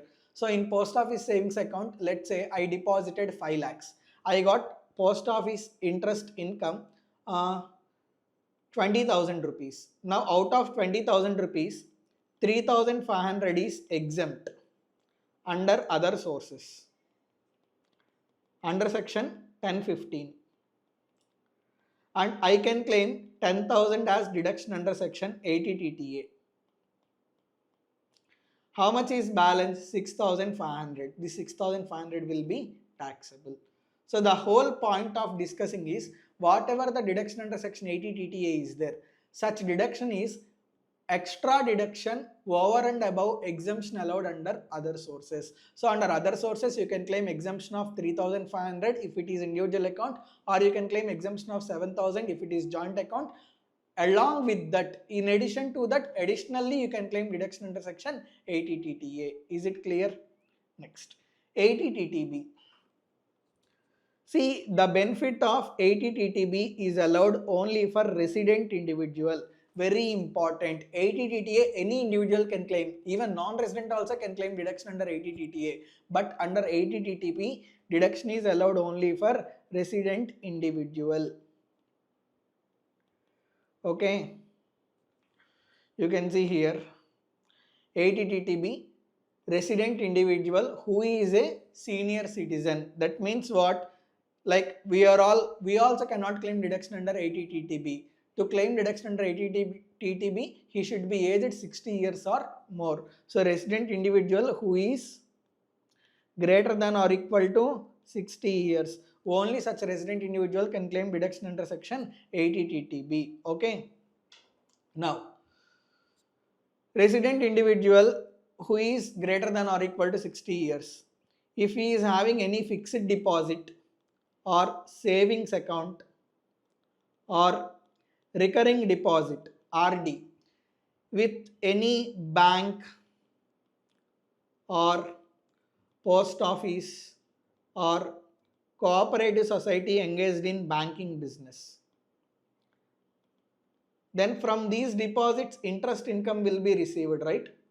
Such interest income will be first taxed under the head other sources. Later on, deduction allowed under section 80 TTB. How much deduction is allowed under section 80 TTB? Actual interest income or 50,000, whichever is lower. Is it clear? Are you able to understand? This is all about section 80 TTB. Very important, 80 TTB is allowed only for residents who are senior citizens. And under other sources, if interest is received from post office savings account, 3,500 exemption is allowed for individual account, 7,000 rupees exemption is allowed if it is joint account under section 1015. So whatever deduction under section 80 TTB is there, this is extra deduction over and above that 3,500 or 7,000. Is it clear? Good. Now let us discuss section 80 QQB. See, author including joint author, if they are receiving any royalty income, generally why royalty income is received, let's say I have written one book. If this book is given to a publishing company will publish this book, and out of money received by publishing company, certain percentage or certain lump sum amount will be paid to me as royalty. So if I get royalty income, such royalty income from books, I can claim as deduction under section 80 QQB. So eligible income is royalty income, and eligible SSC, only resident individual can claim deduction under section 80 QQB, including joint author. My dear friends, my dear students, please remember, only if books are of artistic in nature or scientific in nature or literary in nature, if if books are written on literacy, or if books are written on science, or if books are written on arts, only for these three areas related books, if any royalty income is received, such royalty income is allowed as deduction under section 80 QQB. For example, let's say I have written one book on income tax for students.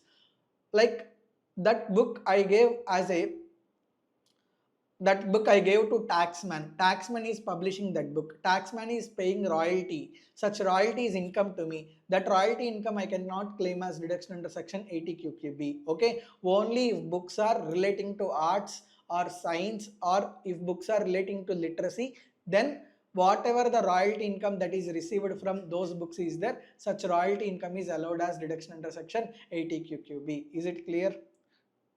Next, once at the time of filing income tax return, I am the author of the book, right? Or whoever the author of the book is there, whatever the copyrights that he has having on that book, that copyright certificate is also required to be submitted along with filing income tax return. Is it clear?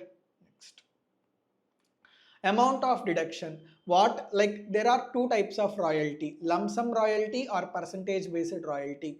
Let's say I have written one book on arts, or I have written one book on science. I gave this book as to a publishing company. Now publishing company paid lump sum royalty of 5 lakh rupees. Okay, this is called as lump sum royalty. Publishing company told, sir, how many books we sell? Out of total books that are sold by us, whatever the amount that we receive, out of total amount received on sale of books, 20% royalty will be paid to you. That means 20% of sale price is being paid as a royalty to me. So in this case, I am not receiving lump sum royalty. I am receiving royalty per book. For each book sold on sale value, I am getting 20% as royalty. So there are two types of royalty: lump sum royalty, percentage based royalty. First, let us discuss for lump sum royalty. In case of lump sum royalty, how much deduction is allowed? Actual lump sum royalty received are 3 lakhs. If I am receiving royalty from outside India, even that is also allowed as deduction. But whatever the royalty that is received from outside India is there, that should be converted into Indian currency or convertible foreign currency within 6 months from the end of the previous year. What do you mean by this? In 24-25, I got royalty income from outside India. What is end of previous year? End of previous year is 31st March 2025. From 31st March 2025, 6 months means 30th September 2025.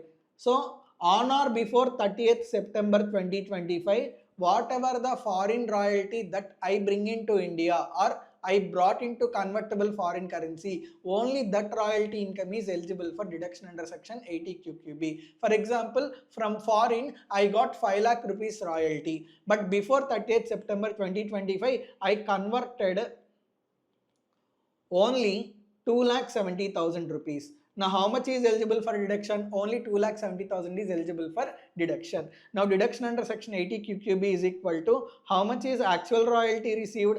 Actual royalty received is, it is a lump sum royalty. Actual royalty received is 5 lakhs. Whether 5 lakhs is allowed? 5 lakhs, or maximum deduction allowed is 3 lakhs, or how much amount I converted into Indian currency within 6 months from the end of the previous year? 2,70,000.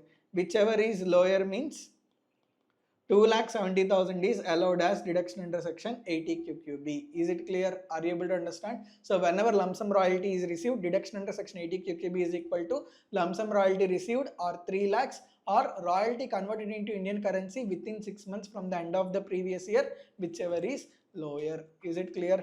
Now, percentage based royalty. See, if percentage based royalty is received, maximum percentage royalty allowed as deduction is 15% only. So actual royalty percentage received or 15% royalty or royalty converted into Indian currency within 6 months from the end of the previous year minus expenses incurred for earning royalty. So this much deduction is allowed as deduction under section 80QQB. I know you will not understand just if I recite the formula. So that's why I gave one problem. We will discuss this problem. You will get complete clarity, but only request is listen carefully until the end of this problem. Then only you will get clarity. Okay. Mr. Tanmay earned royalty of 2,88,000 from a foreign country for a book authored by him. He is not receiving royalty in India. He is receiving royalty from foreign country. How much? 2,88,000. Being a work of literary in nature. So the book is with regard to literacy. So royalty income is eligible for deduction under section 80QQB.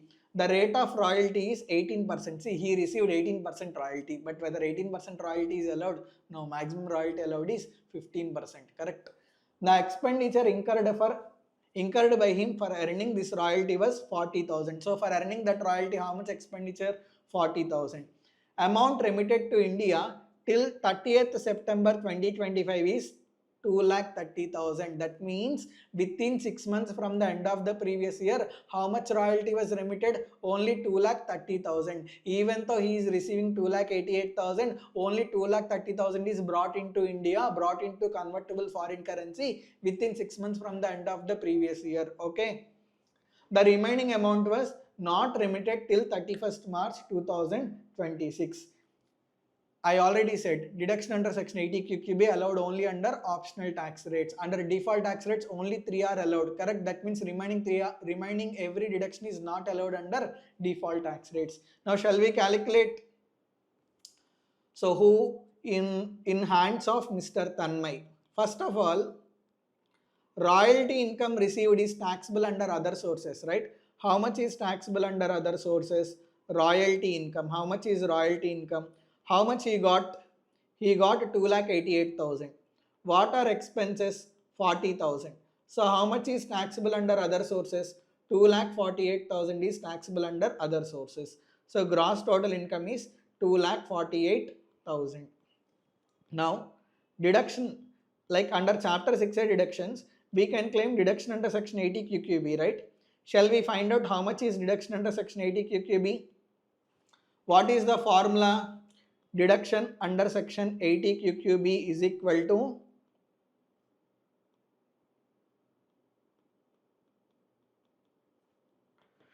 actual percentage of royalty received or 15% or amount converted into Indian currency within 6 months, whichever is lower, minus expenses. This is the formula, right?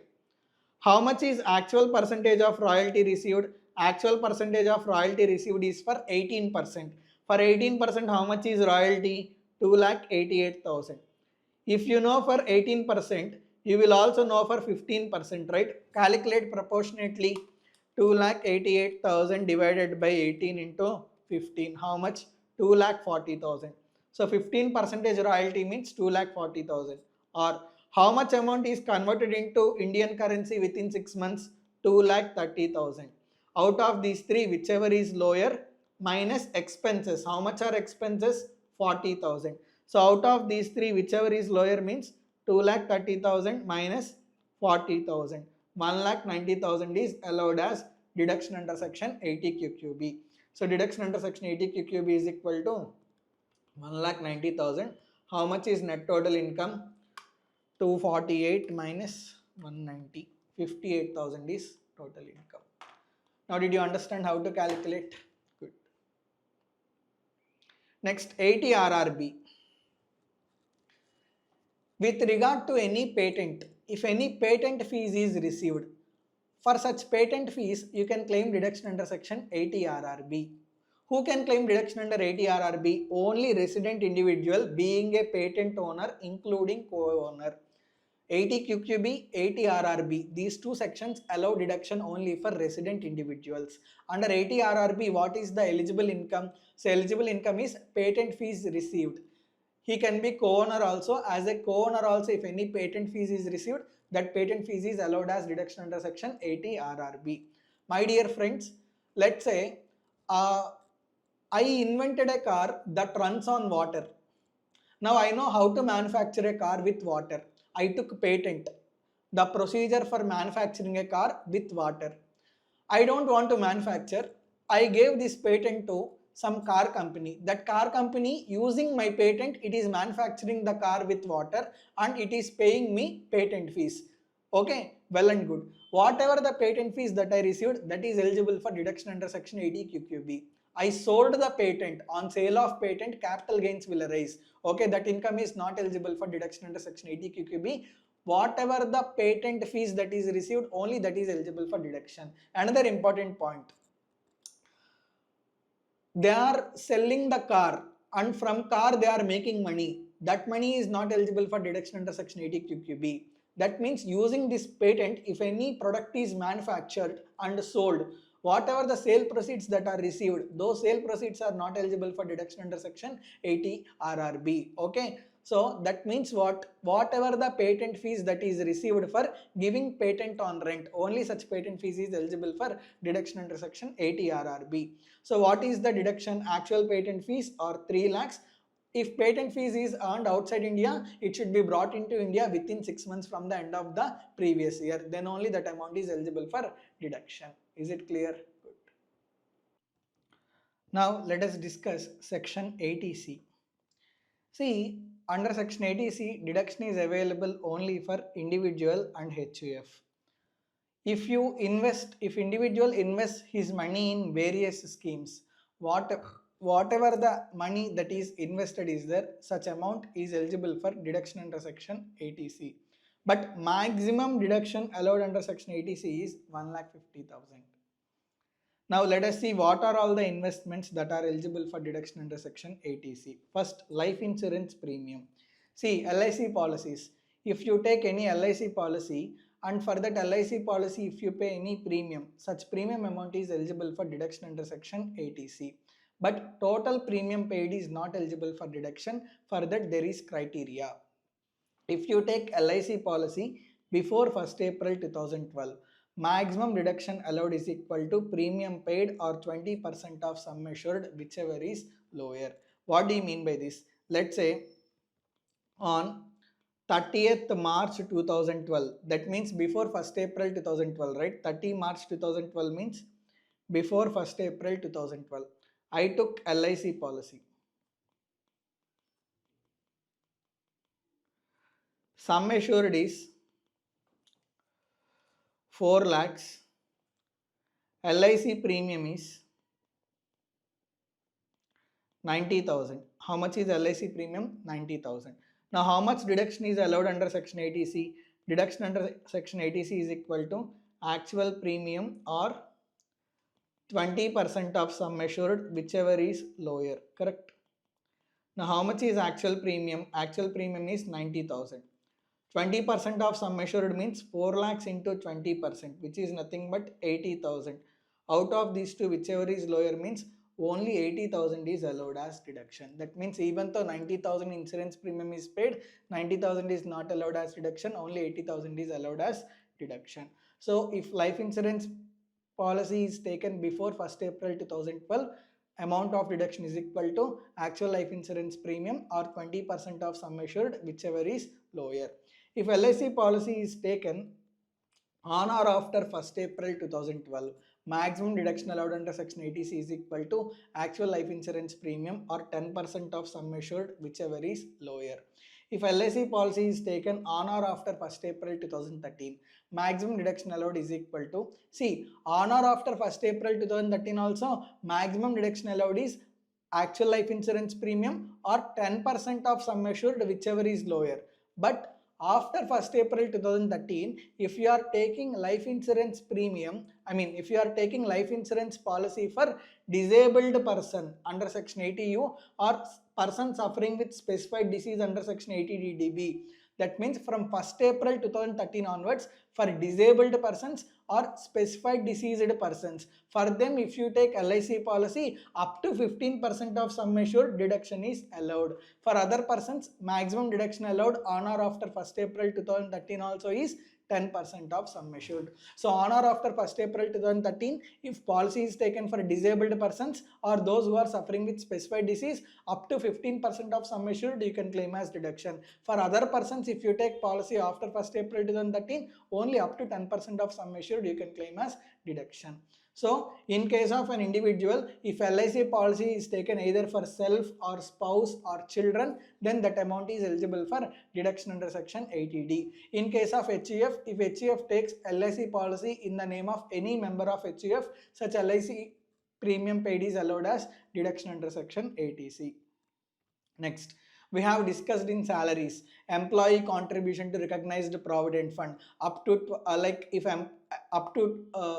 we have discussed up to 12% of salary exempt, above, that is employer contribution up to 12% of salary exempt, over and above 12% it is taxable, that is employer contribution.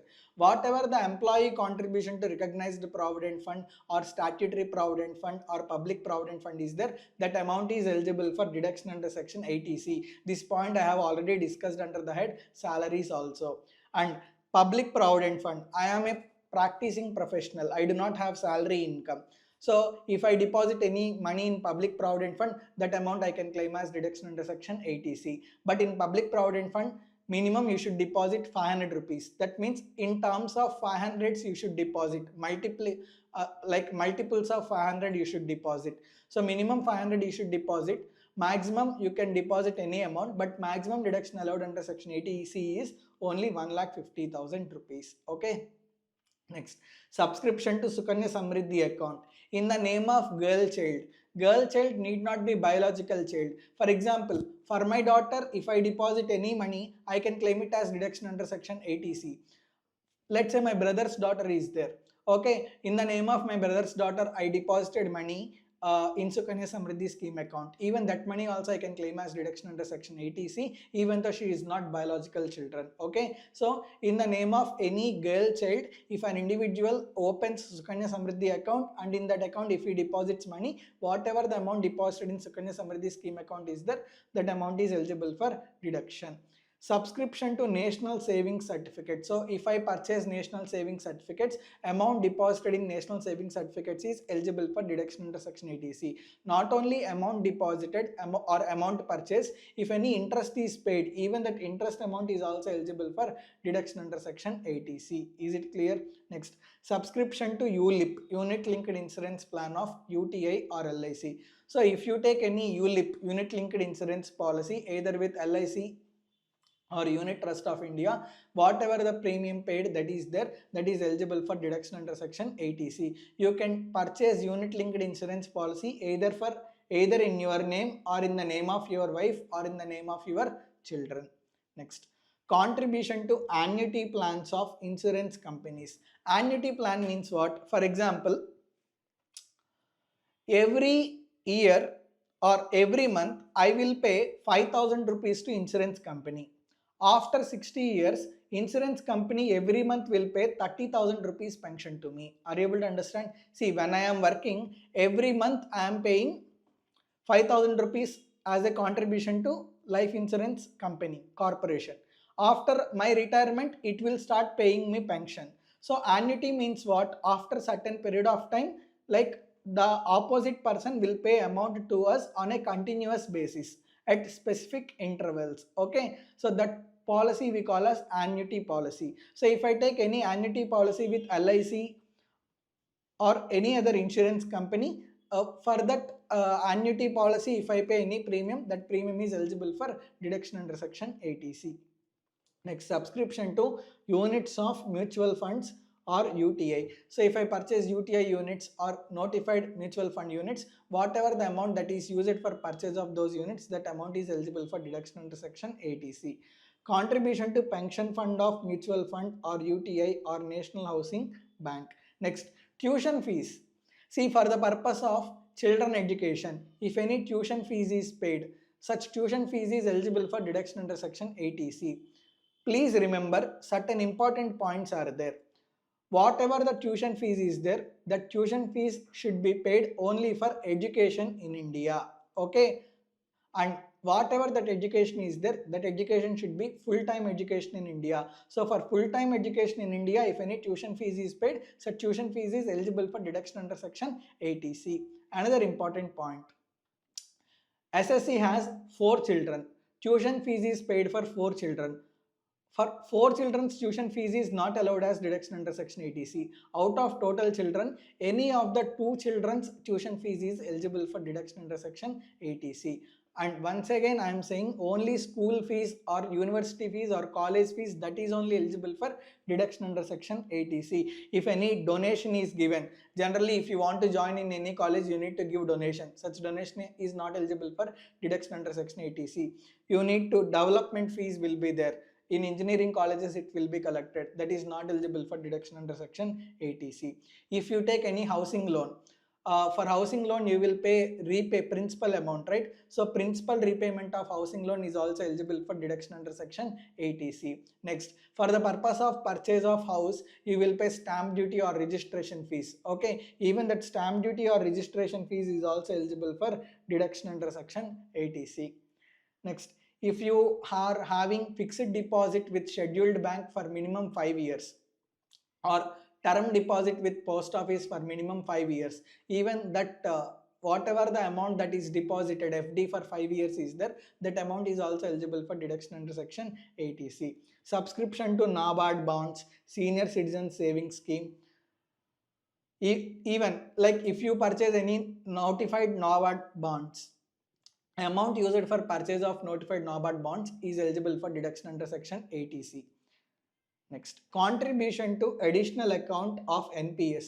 We are going to study NPS, you will understand. But please remember, if any amount is contributed to additional account of NPS, that is eligible for deduction under section 80C. Normally, amount contributed to NPS is eligible for deduction under section 80CCD. But if amount is contributed to additional account of NPS, then additional account contribution is eligible for deduction under section 80C. So these are the various investments. Like, remember the keywords so you will understand.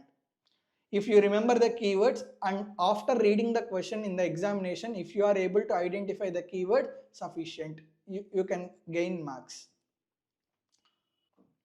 Now let us discuss section 80CCC. I already explained about annuity plan. So if any premium is paid for annuity plan of LIC or any other insurer, either you can claim deduction under section 80C or you can claim deduction under section 80CCC. So benefit is available for individual. What is the eligible payment? Eligible investment is like payment of premium of annuity plan of LIC or any other insurer. One important thing, if any interest or bonus is credited to SSC's account, it shall not be reckoned as contribution. Let's say if there is any reduction in premium payment because of any bonus or interest, that amount should not be considered as payment. Only whatever the actually amount paid for that annuity plan is there, that amount only eligible for deduction under section 80CCC. Under 80CCC also maximum deduction allowed is equal to 1,50,000. Next, section 80CCD. See, there is one central government pension scheme which is also called as NPS. Central government employees, every month they will contribute certain amount to NPS. It is mandatory, and central government will also contribute equivalent amount to NPS. So if any amount is contributed to central government pension scheme or NPS, that amount is eligible for deduction under section 80CCD. Not only salaried employees, even self-employees also can contribute to central government pension scheme. For example, I am a chartered accountant in practice. I am not working anywhere. I am independently working.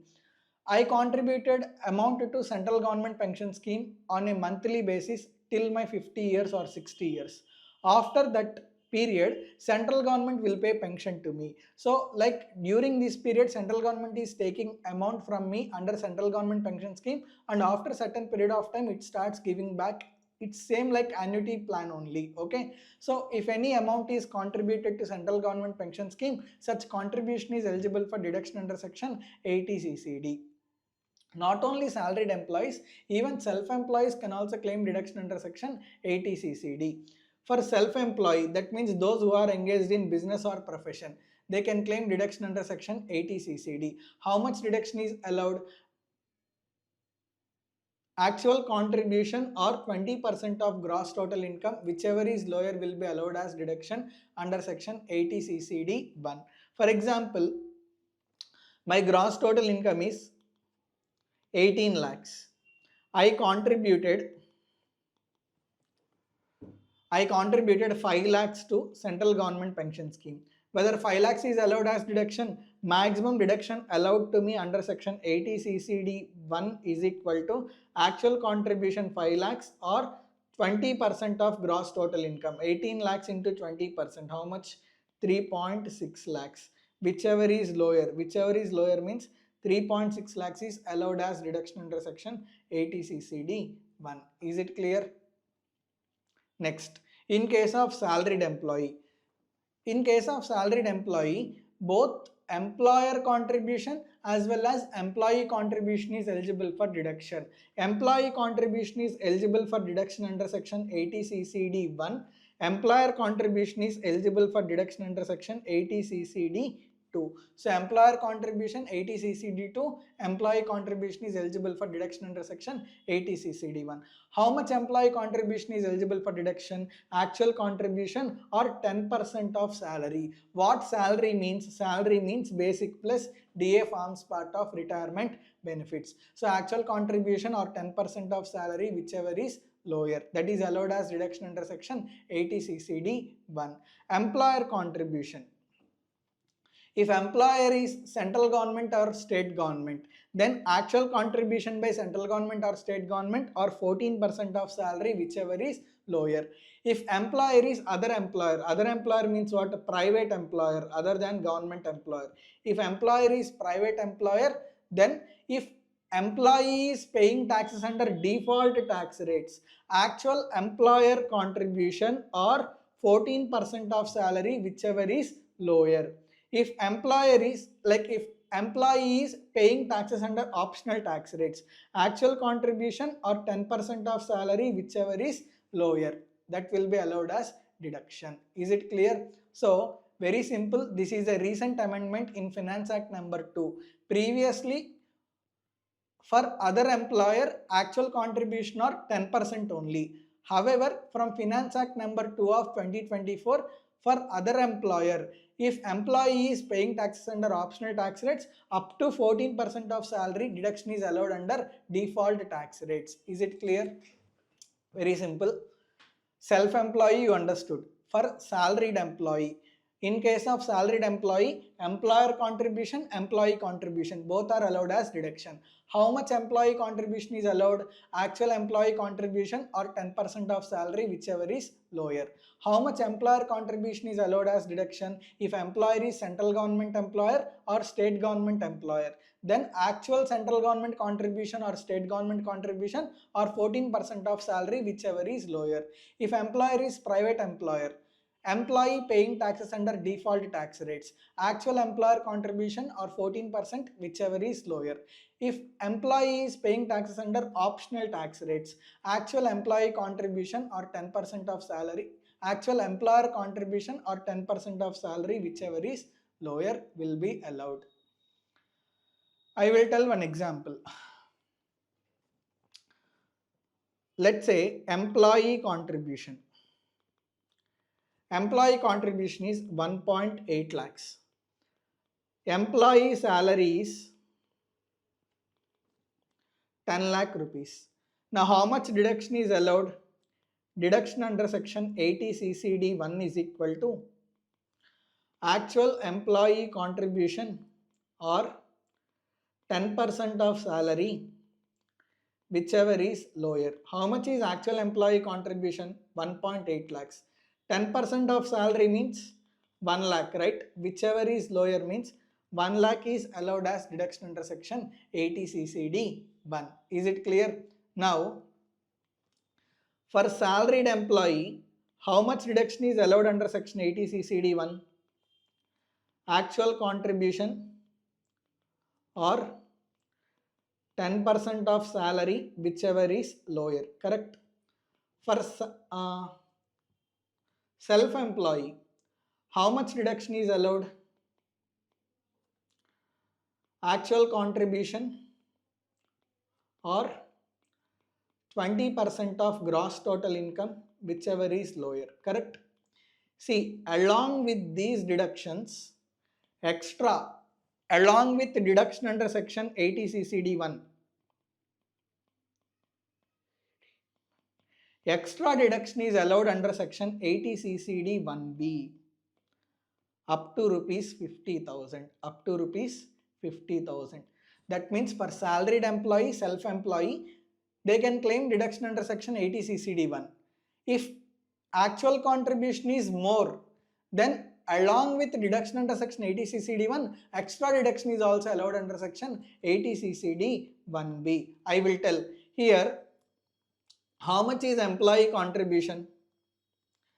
Employee contribution is 1.8 lakhs, right? Out of 1.8 lakhs, 1 lakh is allowed as deduction under section 80 1. 50,000, see, his contribution is 1,80,000, but only 1 lakh was allowed under 80 1. Balance 80,000 is pending, right? Out of balance 80,000, 50,000 he can claim as deduction under section 80 1B, and balance 30,000 it will lapse. That is not useful. So for salaried employee, self-employee, after claiming deduction under section 80 1, if there is any balance actual contribution can also be claimed as deduction under section 80 1B. Is it clear? Another important point, 1,80,000 is there. 80 1, 80 1B. Alternative one, either he can claim 50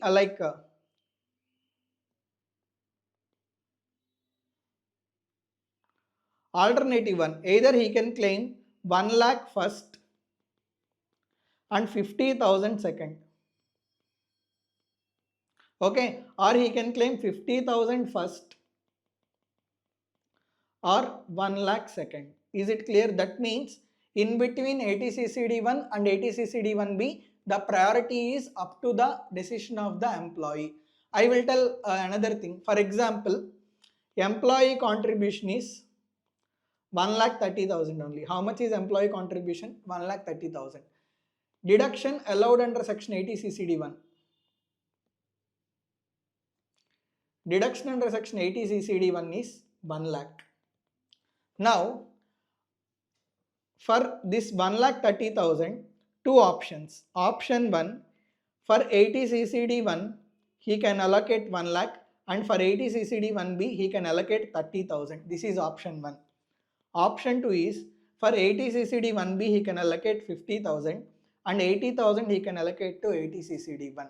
That means employee contribution, whatever it is there, it can be either first apportioned to 80 1 or it can be apportioned to 80 1B. Is it clear? That is up to the decision of the employee. Next, employer contribution is there, right? Employer contribution. Employer contribution is first included in gross salary. Later on, deduction is allowed under section 80 2. Is it clear? So whatever the contribution that is done by employer is there, that is included in employee's salary first. Later on, under deductions, deduction is allowed under section 80 2. Is it clear? Good. Deduction under section 80 2. Employer contribution. This is allowed both under default tax rates as well as under optional tax rates. Now, sir, amount is deposited in NPS, right? Central Government Pension Scheme. If such amount is withdrawn, what is the tax treatment? If you close NPS account, if you close a Central Government Pension Scheme, and withdraw amount. Out of total amount withdrawn, 60% is exempt and 40% is taxable. So amount received by SSC or nominee on closure of account or on his opting out of NPS scheme. So if employee closes his NPS account or opts out of NPS account and withdraws total amount, out of total amount withdrawn, 60% is exempt, balance 40% is taxable. Employee expired, employee died. After death of employee, nominee withdrawn amount from NPS account. So after death of employee, if nominee withdraws amount or nominee closes the account, then whatever the amount that is withdrawn, it is not taxable, it is fully exempt. Next, pension received. I told you, right, pension scheme after certain age, 60 years, 55 years, as said in the scheme, after a certain period pension will be received. Whatever pension received out of NPS scheme is there, that is fully taxable. Next, whatever the, like I closed NPS account. After closing NPS account, I got 8 lakh rupees. Using this 8 lakh rupees, I purchased an annuity plan. So what generally, if amount is withdrawn out of NPS account, 60% is exempt, 40% is taxable. On closure of NPS account, if I withdraw amount. But on closing NPS account, whatever 8 lakhs that I have withdrawn, this 8 lakhs is invested in annuity plan. Now in this case, in the same year, that means in the year of closure, whatever the amount withdrawn, if the amount withdrawn is invested in purchasing of annuity plan, then whatever the amount that is withdrawn on closure is there, that is fully exempt. Very simple. I closed NPS account, 40% is taxable. But if I deposit this amount in annuity plan, then that 40% is also not taxable, 100% of the amount is exempt. Is it clear? Next, section 80 CCE. What section 80 CCE says? 80C plus 80 triple C plus 80 CCD1. All these three together, overall deduction should be less than or equal to 1,50,000. That means maximum deduction allowed for 80C plus 80 triple C plus 80 CCD1. Under these three sections together, you cannot claim deduction of more than 1,50,000 rupees. Is it clear? Next, 80 CCH. See, to recruit Indian youth into armed forces, central government in 2022 came up with a scheme called Agnipath scheme. Under Agnipath scheme, there will be one fund called Agniveer Corpus Fund. So for Agniveer Corpus Fund, if any amount is deposited, deduction is allowed under section 80 CCH. For example, soldier is there, army soldier. Like whatever the salary that is received by soldier is there, out of total salary, 30% is contributed towards Agniveer Corpus Fund. Central government additionally from its pocket, it will also contribute 30% to Agniveer Corpus Fund. So whatever the contribution made to Agniveer Corpus Fund is there, that contribution is eligible for deduction under section 80 CCH. So eligible payment amount contributed to Agniveer Corpus Fund. Employee contribution, nothing but soldier, army people. So if army people every month 30% of the salary they will contribute to Agniveer Corpus Fund, right? That employee contribution is eligible for deduction under section 80 CCH1. Next, central government will contribute in the name of soldiers, right? Central government contribution in the name of army soldiers, that is eligible for deduction under section 80 CCH2, and central government contribution is eligible for deduction both under default tax rates as well as under optional tax rates. So central government contribution to Agniveer Corpus Fund eligible for deduction under section 80 CCH2, soldier contribution, employee contribution to Agniveer Corpus Fund is eligible for deduction under section 80 CCH1. Is it clear? I hope I have given enough clarity with regard to these provisions. Next, let us discuss section 80D. Who is eligible SSC? Who can claim deduction under section 80D? Individual or HUF can claim deduction under section 80D, whether they are resident or non-resident. In case of individual, he can claim two deductions under section 80D. One for self, spouse and dependent children, and another for parents. So one deduction he can claim for himself and his family, second deduction he can claim for parents. For HUF only one deduction is allowed. So individual, two deductions under section 80D, one for family, another one for parents. HUF only one deduction. Sir, what are the amounts that are eligible for deduction under section 80D? Medical insurance premium. So if any medical insurance premium is either paid in the name of SSC or his spouse or his children, that he can claim as deduction under section 80D. But maximum medical insurance premium allowed as deduction is 25,000 or 50,000. See, self, spouse, dependent children, out of these three, if any one of the person is senior citizen, then up to 50,000 is allowed as deduction. If all are normal citizens, that means below 60 years of age, then maximum deduction allowed is 25,000. Is it clear? So self, spouse, dependent children, these three, out of these three people, if any one of them are senior citizen, up to maximum 50,000 medical insurance premium is allowed as deduction.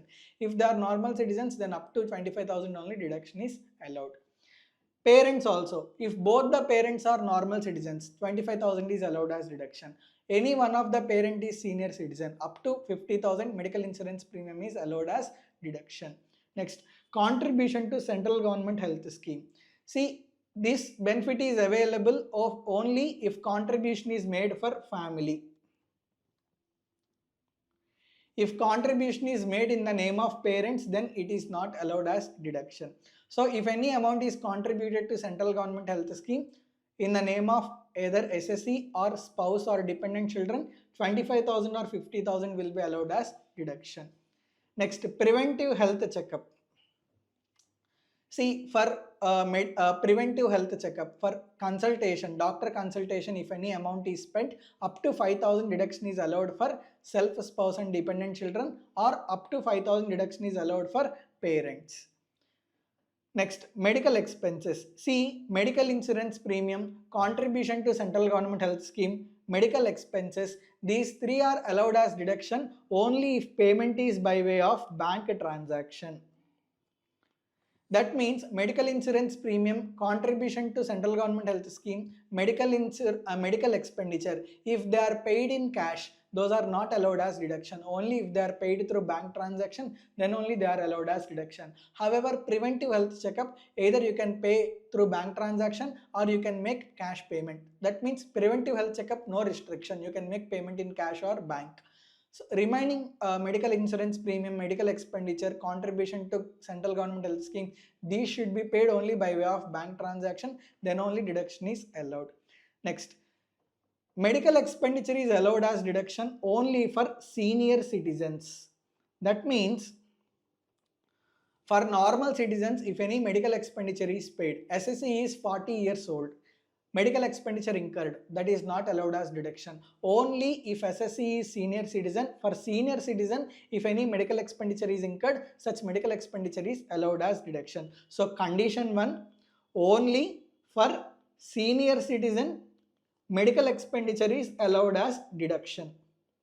Condition 2, medical expenditure is allowed if medical insurance policy is not taken. If medical insurance policy is taken, then medical expenditure is not allowed as deduction. That means medical insurance policy, medical expenditure, these are mutually exclusive. If for senior citizen, if medical insurance policy is taken, medical expenditure is not allowed. If medical insurance policy is not taken, then medical expenditure is allowed. Is it clear? How much medical expenditure is allowed? As medical expenditure is allowed only for senior citizen, maximum deduction allowed is 50,000. Another important thing is medical insurance premium plus central government health scheme contribution, preventive health checkup, medical expenses, all these together aggregate deduction, overall deduction allowed is again 25,000 or 50,000. Individually 25,000 or 50,000. All four deductions together also maximum deduction allowed is 25,000 or 50,000. In case of HUF, like medical insurance premium and medical expenditure, all these two together maximum deduction allowed is 25,000 or 50,000. Another important point.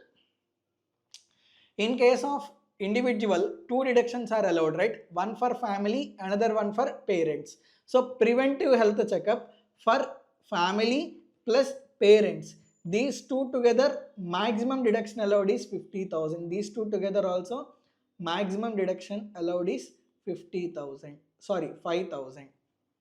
That means for self-spouse dependent children plus parents, for these two together, maximum preventive health checkup allowed as deduction is 5,000 rupees. Is it clear? Next, where SSC has paid lump sum premium for more than 1 year, then deduction is allowable under this section for each of the relevant previous year would be equal to appropriate fraction of such lump sum amount. Listen this adjustment very clearly, because this adjustment is once asked in the examination. Whenever ICI wants to give tough question paper, these type of adjustments will be given in the examination. On 10th December 2024, I took medical insurance policy for 5 years. Medical insurance premium is 80,000 rupees. How much is medical insurance premium? 80,000 rupees. Now, for how many years this medical insurance premium will be there? From 10th December 2024 to 9th December 25, 26, 27, 28, 29 up to 9th December 2029. This medical insurance policy is valid, right? Now, this medical insurance premium is allowed as deduction over number of previous years that are there between starting date and ending date. What is starting date? Starting date is 10th December 24. Ending date is 9th December 2029. How many previous years are there? 10th December 2024. That means previous year 24-25. Ending date 9th December 2029. 9th December 2029 means previous year 29-30. How many previous years are there?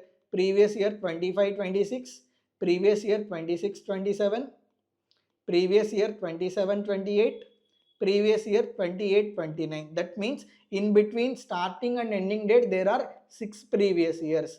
So whatever 80,000 is there, 80,000 is allowed as deduction over a period of 6 years.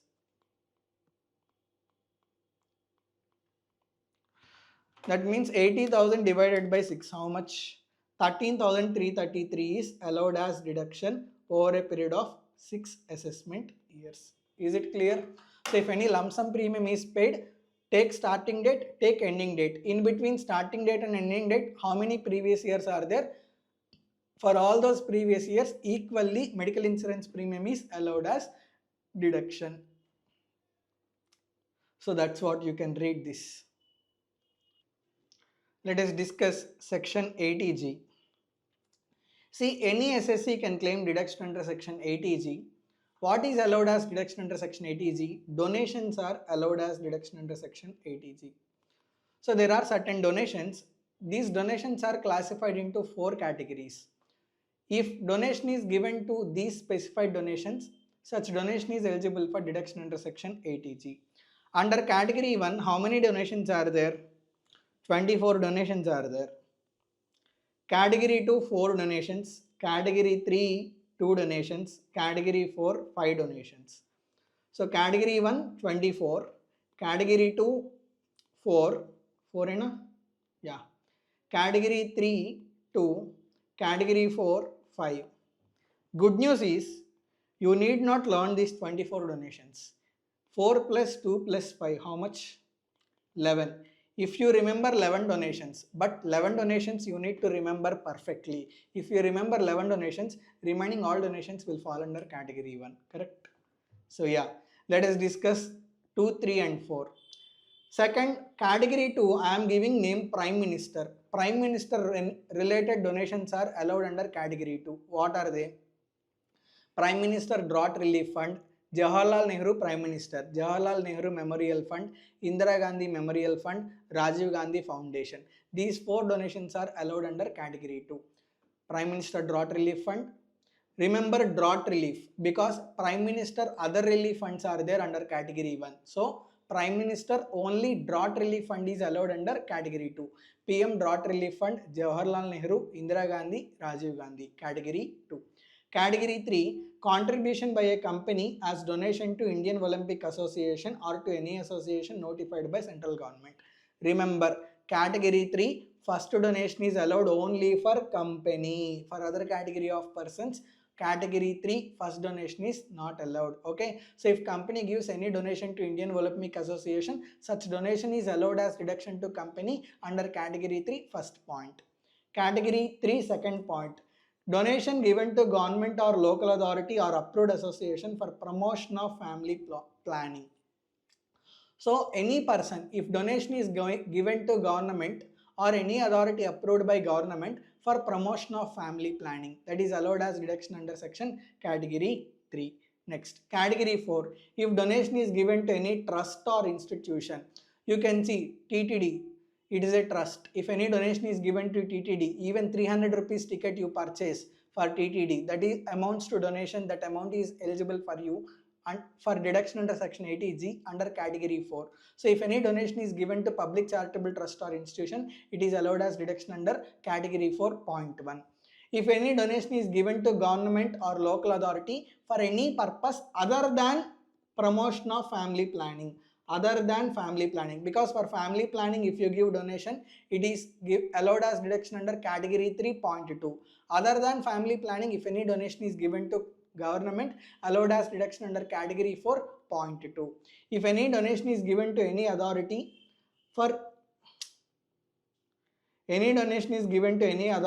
for providing housing accommodation or town planning. That means what? For town planning or housing accommodation, if there is any particular authority, for that authority, if any donation is given, such donation is given. When Congress government is there, Indira Gandhi housing scheme is there, Indiramma Illa Padakam. For that, if you give any donation, that is allowed as deduction. Next, any corporation or government for promoting interest of SC, ST backward classes. So if any government corporation is there for SC, BC and ST, for that government corporation, if any donation is given, that is allowed as deduction under category 4.4. If any donation is given to renovation of notified temple, mosque, church or Gurudwara. For renovation of temple, church, mosque or Gurudwara, if any donation is given, such donation is eligible for deduction under category 4.5. Okay, so please remember category 2, category 3, category 4 without forgetting. If you remember these three, remaining all will fall under category 1. Now let us see amount of deduction. See, if you give donation to category 1 donations, 100% donation is eligible for deduction without any qualifying limit. If you give donation for category 2 specified donations, 50% of the donation is allowed as deduction. Category 1, category 2, very simple. Category 1, blindly. Whatever donation made, 100% donation allowed. Category 2, whatever donation made, 50% blindly allowed as deduction. But category 3 and category 4 deductions are allowed subject to qualifying limit. What do you mean by subject to qualifying limit? I will explain little bit later. Wait, have patience. How much is qualifying limit? Actual category 3 and category 4 donations or 10% of adjusted total income, whichever is lower. What do you mean by this? For example, category 3 donation is 50,000. Category 4 donation is 40,000. Overall, how much is donation? 90,000. So category 3 and 4 donations are 90,000. Let's say adjusted total income is 6 lakhs. Adjusted total income is 6 lakhs. Now, how much is qualifying limit?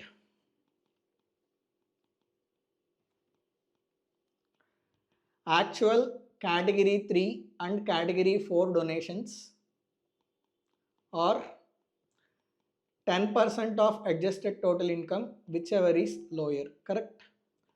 How much is category 3 and category 4 donation? 90,000, right?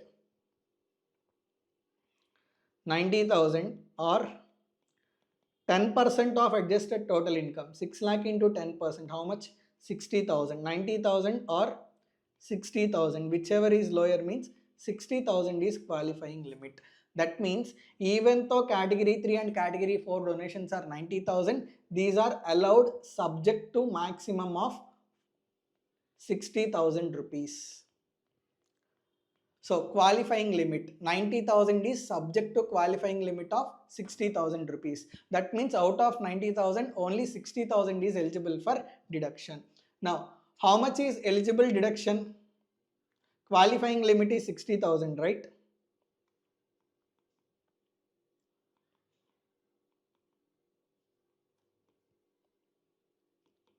Now two options are there. Option 1,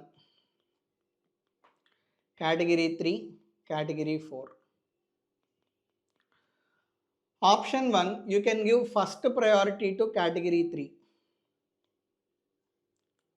If you give first priority to category 3, 50,000 you will claim as deduction.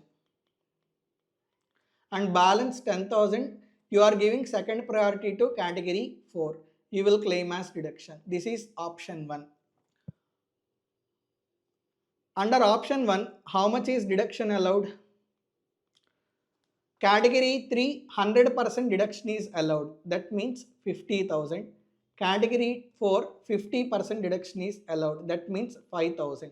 So total deduction 55,000 if you choose option 1. Option 1 gives first priority to category 3 and second priority to category 4. Now let us see option 2. Option 2 gives first priority to category 3, second priority to category 4.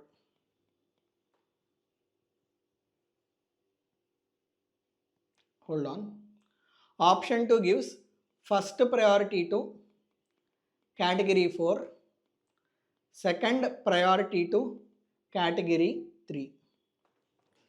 Now, first priority is given to category 4, right? How much is category 4? 40,000.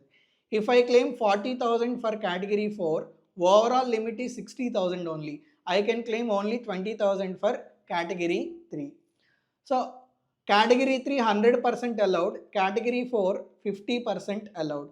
So, how much is deduction allowed? So, under option 2 deduction allowed is 20,000 plus 50% 20,000. So total deduction allowed is equal to 40,000. Tell me whether option 1 is beneficial or option 2 is beneficial. It is better option 1 because you can claim more deduction. 55,000 you can claim deduction. Option 2 is not beneficial because you can claim only 40,000. That means what? With this example, we can clearly say it is always beneficial to give first priority to category 3. So always give first priority to category 3 and give second priority to category 4. If you give first priority to category 3, you will get more benefit. Okay. Next. See, under section 80G, if donation is given in the form of kind, that donation is not eligible for deduction under section 80G. Next, if you give cash donation, up to 2,000 rupees you can give cash donation. If you give more than 2,000 rupees cash donation, 100% of the donation is not eligible for deduction under section 80G. Is it clear? Next. Amount spent for CSR, for corporate social responsibility, if any donation is given, such donation is not eligible for deduction under section 80G. Is it clear? This is all about chapter 6A deductions. So if you find this content useful, I have invested a lot of expenditure. Please share with all your friends so all the students will get benefited out of this content. I wish you all the very best. Thank you very much. So students, now let us discuss advanced tax chapter. General rule is income of previous year is taxable in the assessment year. Exception to the general rule is advance tax. So advance tax is required to be paid during the previous year itself. The reason is the income is earned in previous year but tax is paid in assessment year. almost 10 to 12 months gap is there in between earning of income and payment of taxes. Let's say I earned income in April 24. As per general rule, I will pay tax in the month of, in assessment year. I will pay tax in 31st before 31st July of assessment year. That means I am earning income in April, but I am paying taxes in the month of July next year. So almost more than 1 year gap is there. For this 1 year, government is losing interest on tax amount. So to prevent such loss of interest on tax revenue, advanced tax provisions were introduced. So under advanced tax provisions, I will earn income in current previous year. In current previous year only I will pay taxes. That means as and when I earn the income, I will also pay taxes. So this reduces the gap between earning of income and payment of taxes. So as soon as SSC earns the income, he will immediately also pay taxes to the government. So government will not lose interest revenue. That is the intention behind introduction of advanced tax provisions. Is it clear? Now, so general rule is income of previous year is taxable in assessment year. Exception to this is advanced tax, correct? Exception is advanced tax.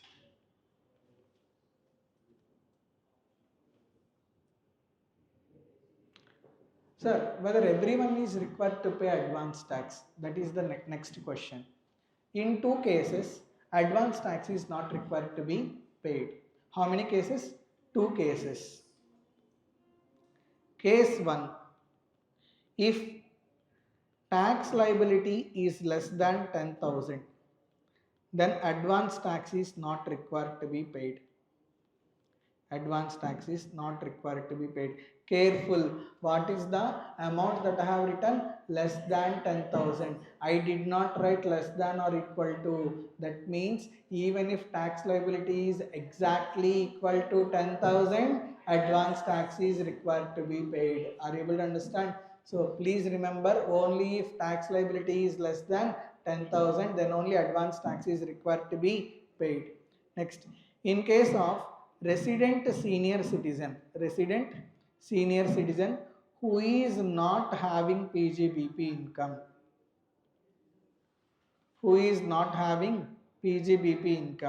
advance tax provisions are not applicable. Are you able to understand? So resident senior citizens who are not having PGBP income, they are not required to pay any advance tax. Is it clear? So in two cases, advance tax provisions are not applicable if the amount of tax liability is less than 10,000, or in case of resident senior citizen who is not having PGBP income. Is it clear? Next.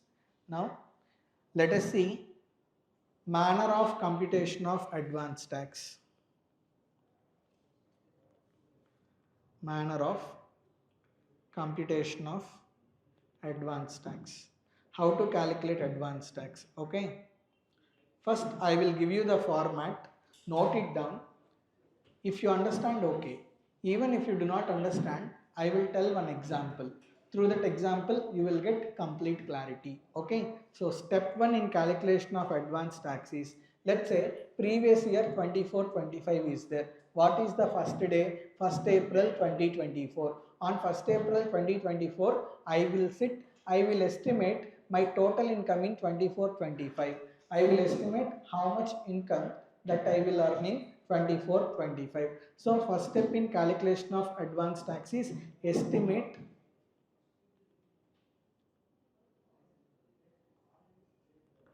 total income of current previous year. Second step, if you estimate the total income, then as per the rates applicable for 24-25, you can calculate the tax liability, right? So second step is estimate tax liability.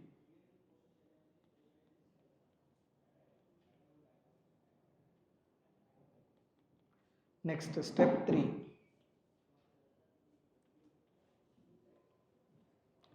Reduce estimated TDS estimated TCS, estimated relief under section 89(1). After reducing estimated TDS, I can estimate TDS, right? For example, I am coming here and teaching in this academy. They will pay professional fees. On that professional fees under section 194J, they are going to deduct TDS at the rate of 10%. So I can estimate my TDS. I have to reduce the estimated TDS and estimated TCS and relief. Balance tax liability, if it is greater than or equal to 10,000, then advance tax is required to be paid. Is it clear? Advance tax is required to be paid.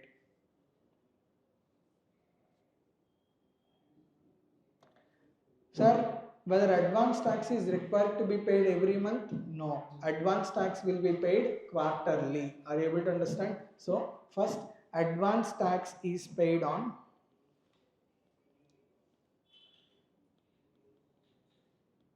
advance tax is required to be paid on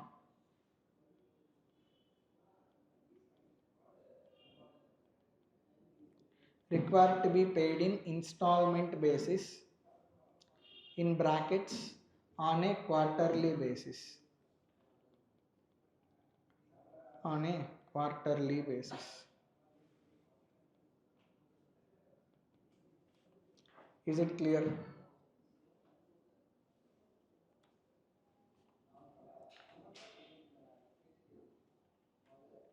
Now, what is due date for every quarter? Let us see.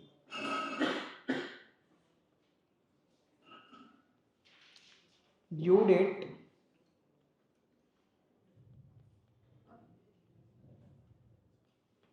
and amount of advance tax.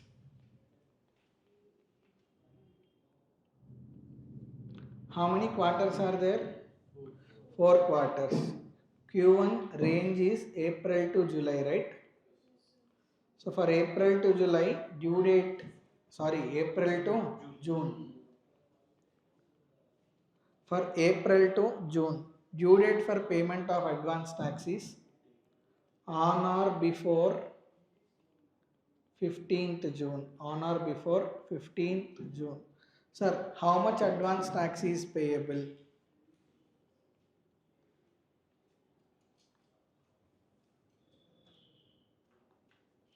Not less than 15% of tax liability. So, quarter, range, due date, amount payable. Next, quarter 2. What is the range? July to September. Due date is on or before 15th September. How much advance tax is required to be paid? Not less than 45% of tax liability, including previous payments. Previously 15% was paid, right? So including previous payment, he should pay not less than 45%, including previous payments. Next, Q3, range is October to December. Due date is on or before 15th December. Not less than 75% of tax liability, including previous payments. Q4. What is the range? Jan to March. Due date is on or before 15th March. I think today. Today is the due date for payment of advance tax. What a coincidence. Today we are discussing advance tax. 100% of tax liability is to be paid as advance tax. But there is one note point. those who are paying taxes under section 44 AD, 44 ADA, they are not required to pay advance tax in 4 installments. It is sufficient if they pay advance tax in a single installment, that too on or before 15th March. Is it clear? So due date for those who are filing ITR under 44 AD and 44 ADA, for them due date is 15th March, single installment, correct? Due date for advance tax in case of SSCs paying taxes under section 44 AD, 44 ADA is only single due date 15th March, single installment.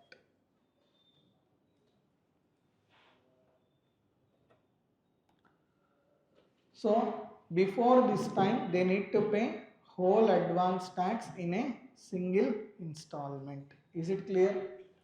Shall I explain one example?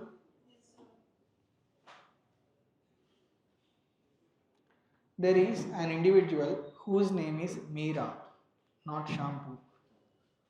There is an individual whose name is Meera.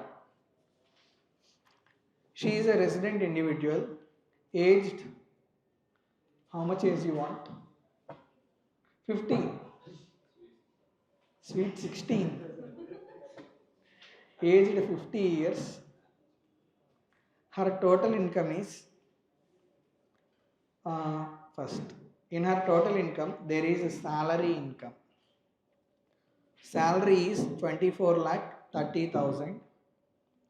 This is after standard deduction, okay, income from salaries. And her income from house property is 2,25,000. Now how much is her total income? 26 lakhs 55,000. She is paying taxes under default tax rates. She is paying taxes under default tax rates. Now, shall we calculate how much advance tax that she has to pay? Everybody, shall we calculate? First, what is step 1 in computation of advance tax? Step 1 is estimation of total income, that we have already done, right? Estimation of total income.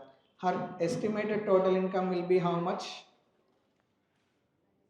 26 lakh 55,000. What is step 2? Estimation of tax liability, correct?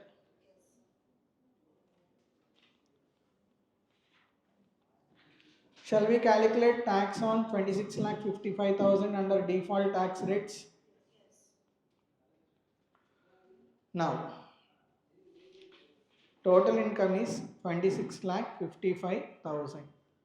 Will you tell me the slab rates up to 3 lakhs tax amount is? Nil. Greater than 3 lakh up to 7 lakh tax amount is 20,000, correct? Greater than 7 lakh up to 10 lakh tax rate is, 10% tax amount is 30,000. Greater than 10 lakh up to 12 lakh tax rate is, tax amount is 30,000. Greater than 12 lakh up to 15 lakh tax rate is, tax amount is 60,000. Greater than 15 lakh tax rate is 30%, right? So 26 lakh 55,000 minus 15 lakhs into 30%. How much? 46,500. How much is tax? Whether surcharge is applicable? Total income is less than 50 lakhs, right? So surcharge is not applicable. To this we will add HEC at the rate of, how much it will be? 48. So how much is estimated tax liability? So this is step 2, correct? Employer will obviously deduct TDS, right? But tenant will not deduct TDS because the rent is less than 2.4 lakhs. In case of rent, TDS provisions will get attracted only if rent is more than 2,40,000 or equal, like, correct. So your rent is less than 2,40,000. So tenant will not deduct TDS. However, employer will deduct TDS. Can we estimate TDS that will be deducted by employer? Can we estimate? Yes, okay. Let's estimate. Step 3, estimated TDS. How much is salary? 24,30,000. On this, whatever the tax is there, the tax amount will be deducted in the form of TDS, correct? So, shall we calculate tax up to 3 lakhs? Greater than 3 lakh up to 7 lakh? Tax amount is 20,000. Greater than 7 lakh up to 10 lakh, tax rate is 30,000. Greater than 10 lakh up to 12 lakh, tax amount is 30,000, right? Greater than 12 lakh up to 15 lakh, tax amount is 60,000. Greater than 15 lakh, tax rate is 30%. 24 lakh 30,000 minus 15 lakhs into 30%. How much is tax? How much is total tax? 19? Okay. To this we will add HEC at the rate of 4%, right? So how much is estimated TDS that will be deducted by employer? How much is estimated TDS? Add 4,35,000. Now, step 4, balance tax liability. Balance tax liability. Balance tax liability is equal to estimated tax liability minus estimated TDS, correct? So how much tax he is required to pay? 5,05,960. But how much TDS was deducted? 4,35,760. How much is balance? That means balance tax liability required to be paid by Mira is 70,200, which is greater than 10,000, right? So advance tax provisions are applicable. Is it clear? Are you able to practically understand the situation? Now, advance tax is applicable, right? Advance tax provisions are applicable. On or before 15th March, how much advance tax is required to be paid? 15%, correct? 70,200 into 15%. Sorry, yeah, 15th June, I am sorry. How much advance tax is required to be paid? 10,530. Second quarter due date, 15th September, right? On or before 15th September, 45%. 70,200 into 45%. How much? 30? 590. From this already 10,530 was paid, right? That is allowed as deduction because including previous installments. So 21,060 is required to be paid before 15th September, correct? What is Q3 due date? 15th December. On or before 15th December, 75% of advance tax is required to be paid, right? 52,650. But he already paid 31,590 in first and second quarter, correct? So in third quarter, how much he has to pay? 21,060. Q4 due date is 15th March. On or before 15th March, 100% of advance tax is required to be paid. Total 70,200 is required to be paid.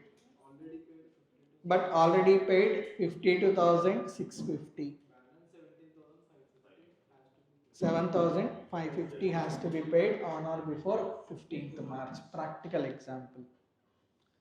From this, what did you understand? In case of SSC, if any income is not subject to TDS, because if income is already subject to TDS, already in advance tax amount went to the government. If any income is not subject to TDS, on such income, SSC by himself has to pay advance tax during the previous year.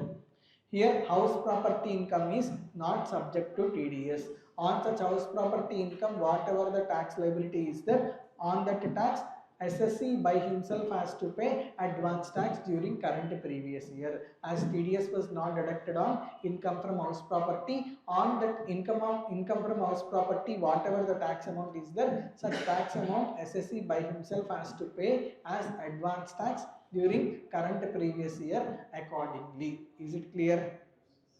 So till here, are you clear? Interest under section 234B.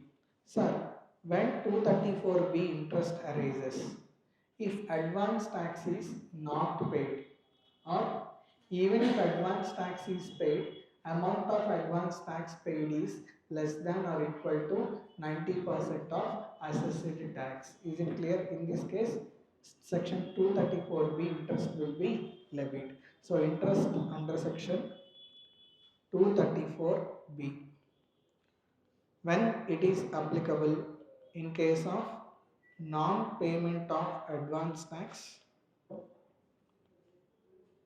or payment of advance tax being less than 90% of, very important, assessed tax. 90% of assessed tax. Sir, what is the rate of interest? Rate of interest is 1% per month or part of the month.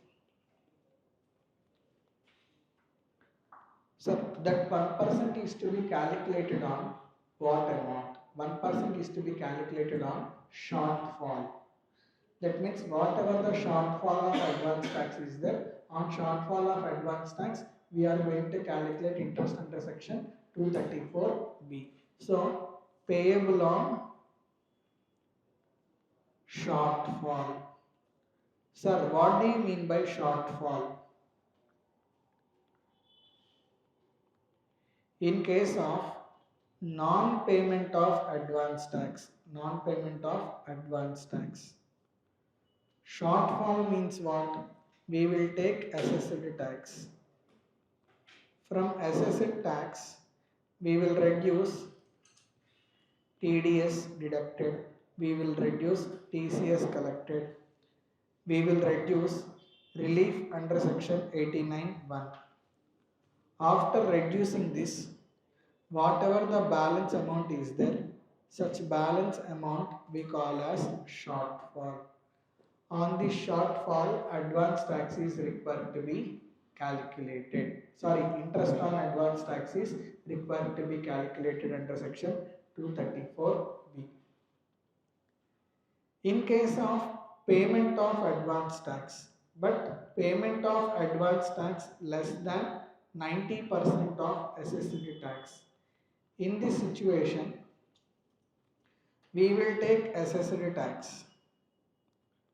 From assessed tax, we will reduce TDS deducted, TCS collected and relief. We will also reduce advance tax already paid. See, in situation 2, it's not that advance tax is not paid. Okay, it is just that advance tax paid is less than 90% of assessed tax. Whatever the advance tax that is already paid is there, on that if you levy interest means it is injustice, because you already paid some advance tax. Let's say he paid 65% of advance tax. Okay, that means he did not pay 35% of advance tax. On that 35% of advance tax only, interest will be calculated under section 234B. Is it clear? So from this we will reduce advance tax paid.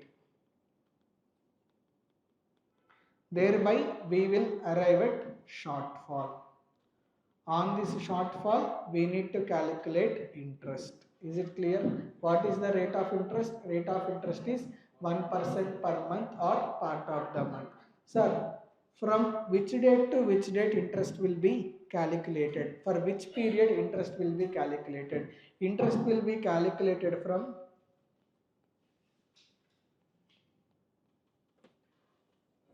1st April of assessment year.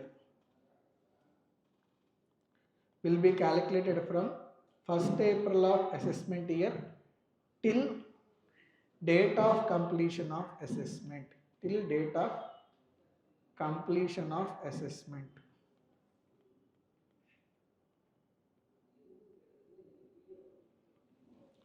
From 1st April of assessment year till date of completion of assessment.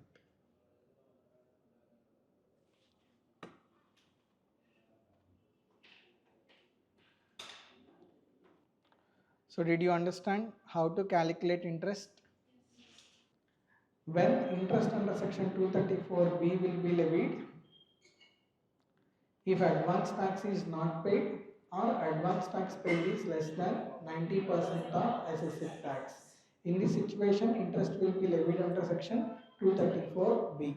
What is the rate of interest? Rate of interest is 1% per month or part of the month. Interest is payable on shortfall amount. In case of non-payment of advance tax, shortfall is assessed tax less TDS, TCS less relief. If whatever the advance tax that is paid, that will also be reduced. Whatever the advance tax that was not paid, shortfall is there, on that interest will be calculated. Is it clear? Next. Here, I wanted to tell you the difference between assessed tax and returned tax. Assessed tax is different, returned tax is different. Both are not same. For example, I filed my income tax return. I'm in profession, right? Whatever my income is there, that is taxable under PGBP. I disclosed my total income 10 lakh rupees and I paid my tax 60,000. Don't calculate. Rough amount I took. Okay. Immediately Kaushik will calculate. Sir, you don't know tax. Okay. You entered the wrong amount there. He will say, no, this is just approximate amount. After I filed my income tax return, the story is not over. Income tax return filed by me will be verified by income tax officer. After verification, he will do some additions. He will disallow certain expenses. I claimed bad debts 40,000, but as per income tax officer, bad debts are only 25,000. He will disallow extra 15,000. So he will do certain additions. He will disallow certain expenses. So as per income tax officer, total income is 11 lakh 40,000. Tax amount is 1.1 lakh. Tax amount is 1.1 lakh. Whatever the income disclosed in ITR is there, this we call as returned income. This we call as returned income. Whatever the tax that is payable on returned income is there, that we call as returned tax. Whatever the income that is finalized by income tax officer is there, that we call as assessed income. Whatever the tax on assessed income is there, that we call as assessed tax. So with this, did you understand difference between assessed tax and returned tax? Assessed tax is different, returned tax is different. Is it clear? Now, what is current previous year? 24-25, correct? So in 24-25, how many installments are there? Q1, Q2, Q3, Q4, correct? And after that, assessment year will start 25-26. For Q1 due date is 15 June, correct? For Q2 due date is 15th September. For Q3 due date is 15th December. For Q4 due date is 15th March. Within these due dates, if advance tax is not paid, within the due dates in current previous year, if advance tax is not paid, then interest will be levied under section 234C. Is it clear? Interest under section 234C will be levied. That means 234C interest story will lend after completion of current previous year. After completion of current previous year, in assessment year, no more levy of interest under section 234C. Is it clear? Interest under section 234C will be levied only during current previous year if advance tax is not paid within the due dates. Are you able to understand? Sir, for this period, then for this period, if 234C interest is not levied, then interest lost to the government, right? From 1st April of assessment year onwards, interest is levied, but interest is not levied under section 234C. Interest will be levied under section 234B. Is it clear? See, interest will be levied continuously, but the section is changing, method of calculation is only changing. From date of default onwards till it is completely paid, interest will be levied. But up to completion of current previous year, interest is levied under section 234B. Accordingly, 234C. Accordingly, we will do the calculation. Once previous year is over, once previous year is completed, starting from 1st April of assessment year onwards, we are going to calculate interest not under 234C. Interest will continue, but interest is not calculated under 234C, but it will be calculated under section 234B. Is it clear? So, up to which date interest will be calculated? Up to date of completion of assessment. So now did you understand? After this chart, during current previous year, advance tax not paid within the due dates, interest is levied under section 234C. Once current previous year is over, starting from 1st April of assessment year, no longer interest is levied under section 234C, but interest will continue and it is levied as per section 234B. Sir, what is the difference? Under 234C, we are going to calculate tax on returned income. Under 234B, we are going to calculate tax on assessed income. Method of computation is getting changed. That's why. Okay. I will tell you the logic also. In previous year, can I expect income that will be increased by income tax officer? I cannot expect. That's why whatever the income that I am disclosing, on that income, whatever the tax that is there, if I pay advance tax for that income duly sufficient, no interest will be levied under 234C. So from 1st April of assessment year onwards, like whatever the tax determined by income tax officer is there, assessed tax, on that interest will be levied. Is it clear? Are you able to understand? Next, shall I discuss interest under section 234C? Everybody? Yes, no energy. Yes, sir. Did not eat breakfast? No?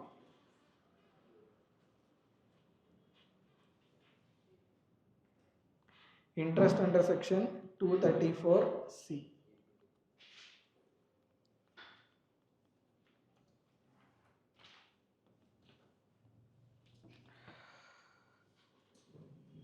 Interest on default of installment payments. Interest on default of installment payments during current previous year. Interest on default of installment payments during current previous year.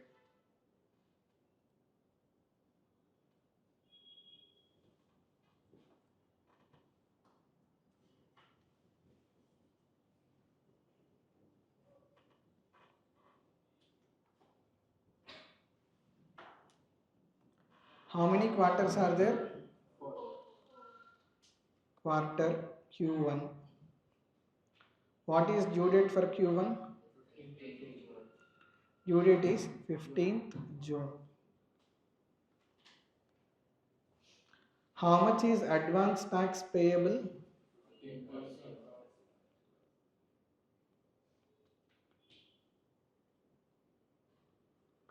Greater than or equal to 15% of tax liability. Correct?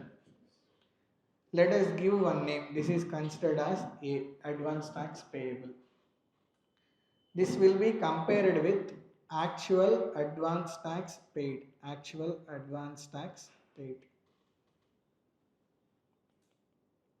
Actual advance tax paid.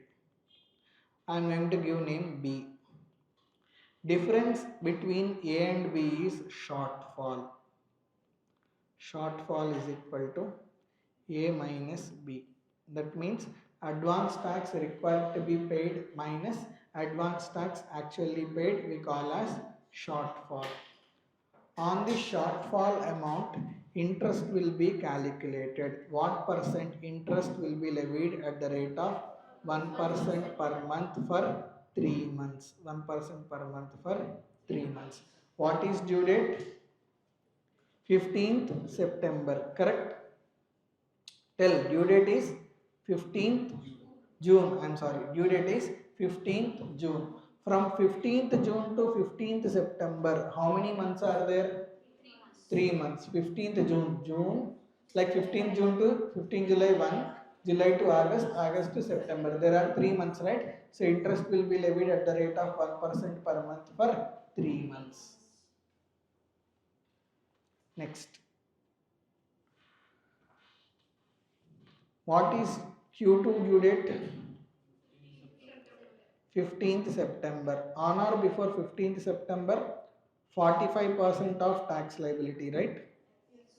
That will be compared with actual advance tax paid.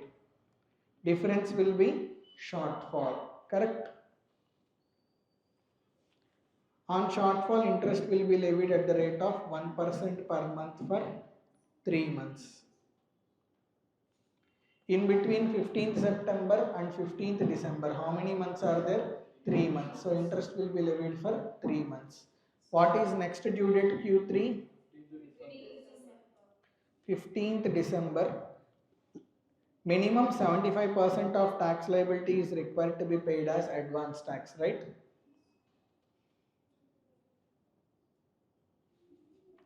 That will be compared with actual advance tax paid. Difference will be shortfall.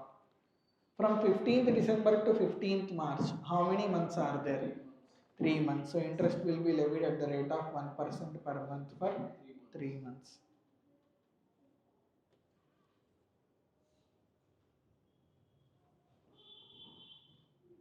Q4. Due date is 15th March. 100% of tax liability is required to be paid. Correct? That will be compared with actual advance tax paid. Thereby you will arrive at shortfall.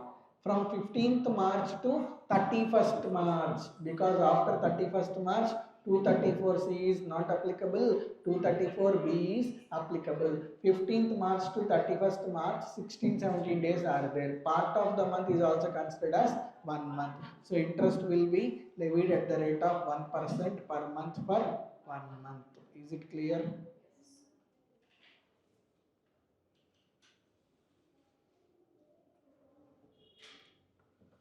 Now, soon. How much advance tax is required to be paid in Q1? 15%. But if minimum 12% advance tax is paid, then it is default only. He is required to pay 15% advance tax, but he paid only 12% advance tax. It is default. Even though it is default, some relaxation was given. On or before Q1, 15% advance tax is required to be paid. But if he pays minimum 12% advance tax, even though he defaulted, still no interest will be levied under section 234 C. Is it clear? Next. For Q2, minimum 45% advance tax is required to be paid. Even though he did not pay 45% advance tax, still if he pay 36% advance tax, even though he defaulted in payment of balance 9% advance tax, still no interest will be levied under section 234C. Is it clear? That means a relaxation is given only for Q1 and Q2. Okay. So write down note point in case of, shall I teach? Note point. In case of Q1 and Q2, comma, in case of Q1 and Q2, comma, if minimum of 12% and 36%, if minimum of 12% and 36% advance tax is paid, if minimum of 12% and 36% advance tax is paid, comma, even though there is a default, even though there is a default,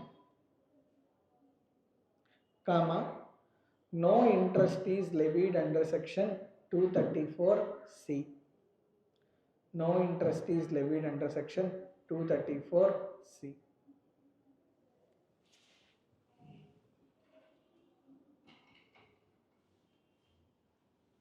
Did you understand? Now, the story is not over. Wait. There are 4 incomes. First, business income in first year. Business income in first year. Next, capital gain income.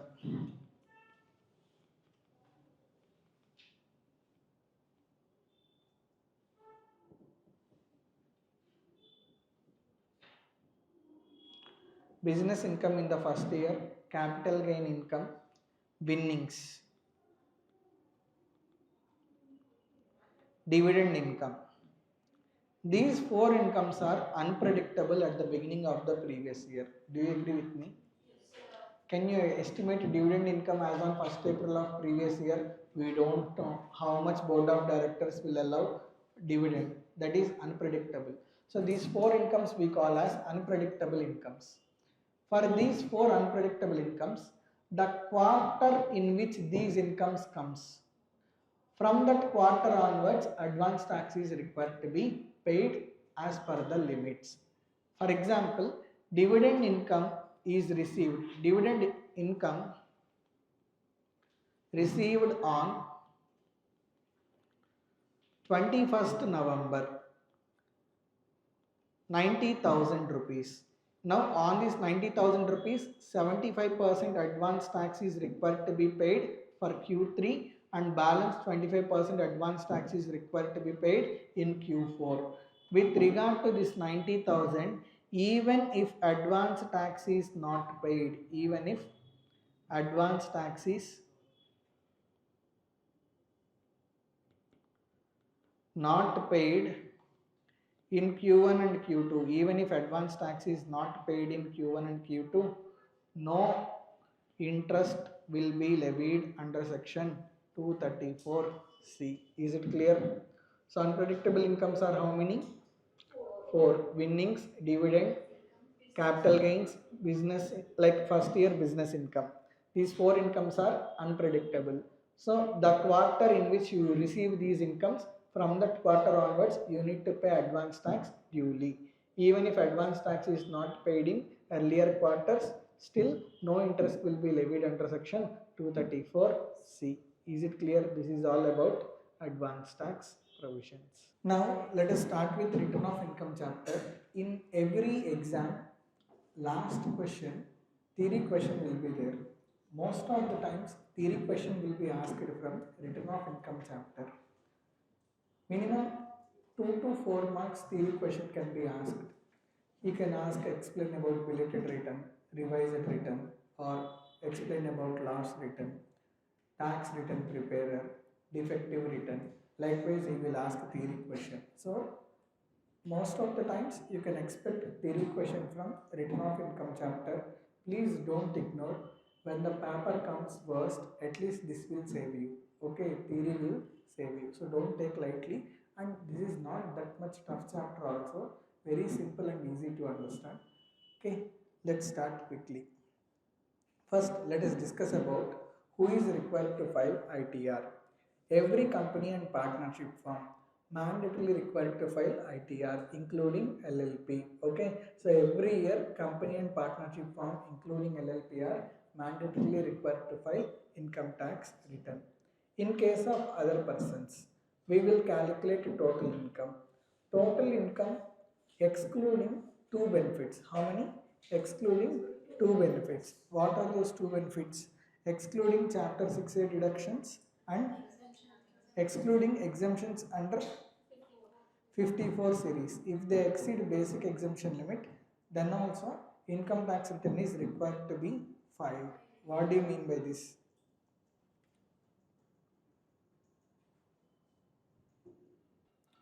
So, total income, you have to calculate total income. For the calculation of tax liability, you will claim Chapter 6A deductions, you will also claim exemptions. But for the purpose of taking decision whether SSC should file income tax return or not, only for decision making to file ITR or not, don't take Chapter 6A deductions, don't claim benefit of Section 54 series. Before claiming exemptions and before claiming Chapter 6A deductions, if the total income is greater than basic exemption limit, then that SSE is mandatorily required to file ITR. Is it clear? I will tell one example. Income from house property, 1,50,000 is there. Income from salaries, 2 lakhs is there. Or income from salaries, 0.5 lakhs is there. Capital gain, gross capital gain, 8 lakhs. Less exemption under section 54, 7.8 lakhs. Exemption under section 54, 7.8 lakhs. So now how much is total income? Total income is 2.2 lakhs. Let's say Chapter 6A deductions are 30,000. Now how much is net total income? Net total income is 1.9 lakhs. Now, don't claim Chapter 6 reductions. If you don't claim Chapter 6 reductions, total income is 2.2 lakhs. Don't also claim Section 54 exemption. Then your total income will be 1.5 lakhs plus 0.5 lakhs. 2.5 lakhs plus 8 lakhs. Your total income is 10.5 lakhs, which is greater than basic exemption limit. So, SSC is mandatorily required to file ITR. Company, partnership firm, including LLP, mandatorily required to file ITR. No question of checking income. Other SSCs, check total income before claiming two benefits, before claiming exemptions under Section 54 series, before claiming Chapter 6 deductions. Before taking these two benefits, if total income is greater than basic exemption limit, then SSC is mandatorily required to file income tax return. Is it clear?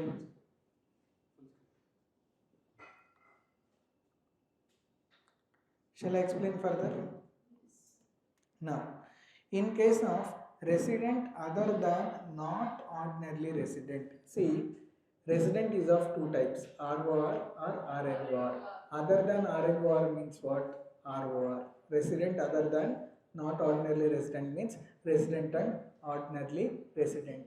In case of resident and ordinarily resident, if he is beneficial owner of any asset located outside India. For example, total income of Virat Kohli is 1,70,000. For example, okay, by one Insta post he will get more revenue. Total income of Virat Kohli, for example, is 1,70,000. That means his income is less than basic exemption limit. He has one mansion in Australia, one building in Australia. Okay, now even though his total income is less than basic exemption limit, he is owner of an asset located outside India. Now he is mandatorily required to file ITR. Are you able to understand? Next. Income of MS Dhoni is, total income is 80,000 rupees. It is also less than basic exemption limit, right? Even though it is less than basic exemption limit, he has shareholding in Apple Inc. That means he has financial interest in an entity located outside India. Now also he is mandatorily required to file income tax return. That means those persons, even though their total income before claiming exemptions and deductions is less than basic exemption limit, still they are mandatorily required to file ITR when they have financial interest in an entity located outside India, or if they are beneficial owner of an entity located outside India. Next, there is Adani. For example, total income of Adani is 1.2 lakhs. Sir, you forgot to write crores. For suppose, let's say total income of Adani is 1.25 lakh, 1.2 lakhs, which is less than basic exemption limit. Even though his total income is less than basic exemption limit, he has bank account in Swiss bank. Now, like he has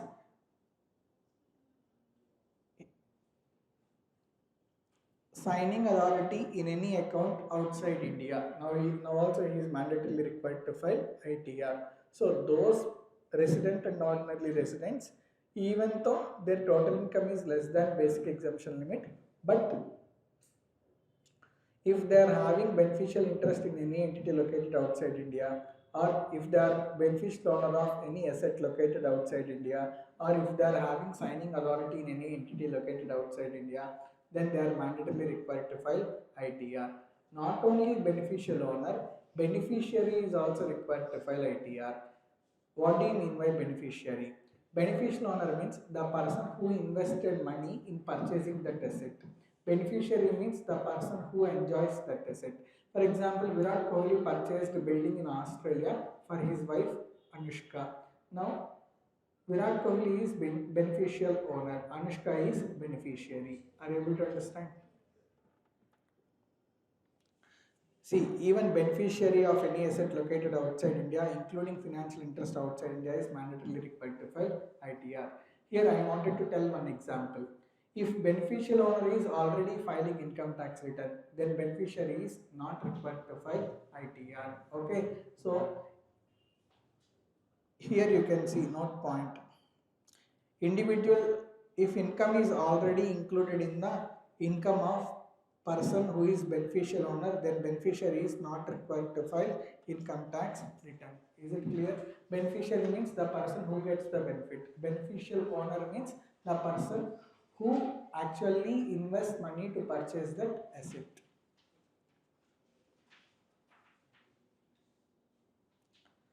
Next, fourth point. Those persons who deposited more than 1 crore in aggregate in one or more current accounts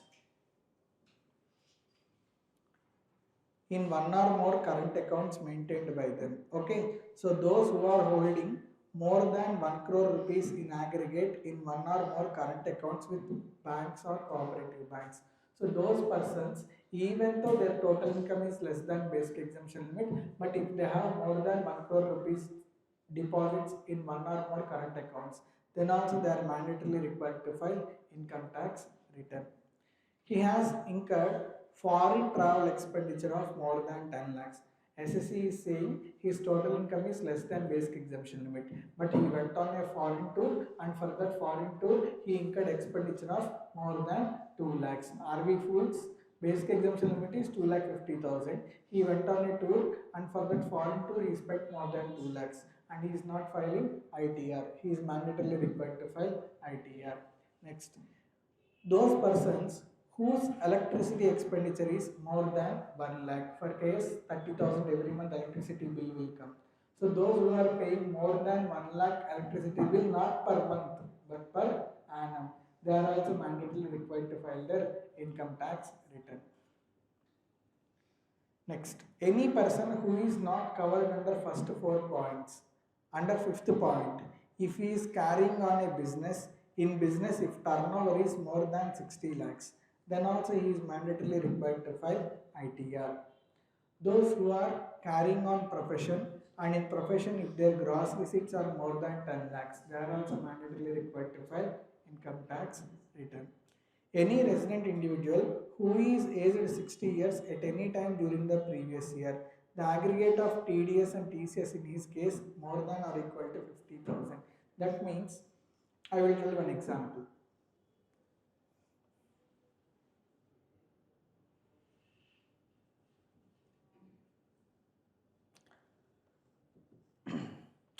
I took one building on rent.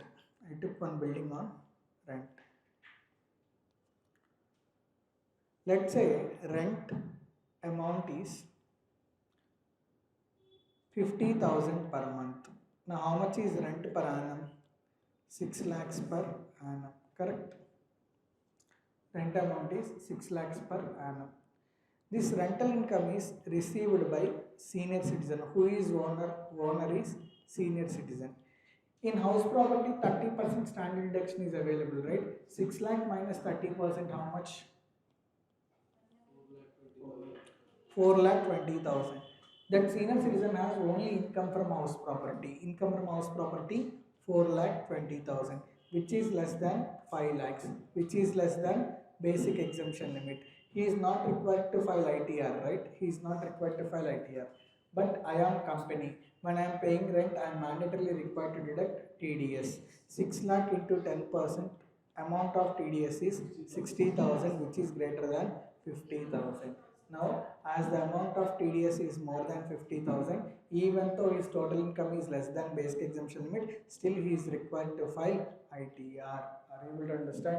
So, senior citizen, if his total income is less than basic exemption limit, but in his name, aggregate amount of TDS deducted, if it is more than 50,000, then he is mandatorily required to file ITR. With this example, did you understand that point? In case of other persons, if aggregate of TDS and TDS deducted in their case is more than 25,000, then also they are mandatorily required to file income tax return. Next, we all will be having savings accounts, right? In one or more savings accounts together, if we deposit more than 50 lakh rupees, then also we are mandatorily required to file income tax return. Are you able to understand? Very important. Without reading first page of return of income chapter, don't go to examination. Very important, can be asked in MCQs. Okay, everyone start looking at me. Company partnership form, mandatory required to file ITR. Other persons, if their total income before claiming two benefits, before claiming chapter 6 reductions, before claiming exemptions, if their total income is greater than basic exemption limit, they are mandatorily required to file income tax return. Next, those persons who deposit more than 1 crore rupees in current accounts. Remember, current account limit 1 crore, savings account limit 50 lakhs. So those who deposit in current account more than 1 crore in one or more current accounts together, they are also mandatorily required to file ITR. Those who incurred foreign travel expenditure of more than 2 lakhs, they are also mandatorily required to file ITR. Next, those who paid electricity bill of more than 1 lakh per annum, they are also mandatorily required to file ITR. If you are doing business, in your business if turnover is more than 60 lakhs, you are mandatorily required to file ITR. If you are doing profession, in profession if gross receipts are more than 10 lakhs, mandatorily required to file ITR. Like if you are having, like if you are a senior citizen or very senior citizen, in your name if more than 50,000 TDS is deducted, then you are mandatorily required to file ITR. If you are normal citizen, in your name more than 25,000 TDS is deducted, you are mandatorily required to file ITR. In your savings accounts, all savings accounts together, if you deposit more than 50 lakhs, then also you are mandatorily required to file ITR. Is it clear? Yeah, this point we need to tell.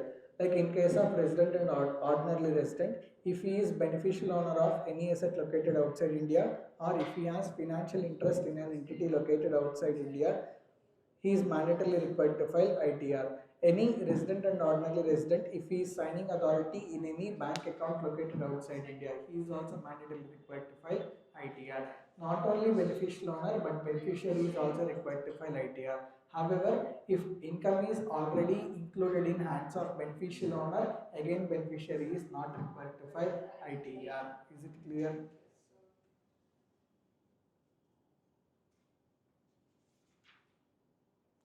Next, due dates for filing ITR.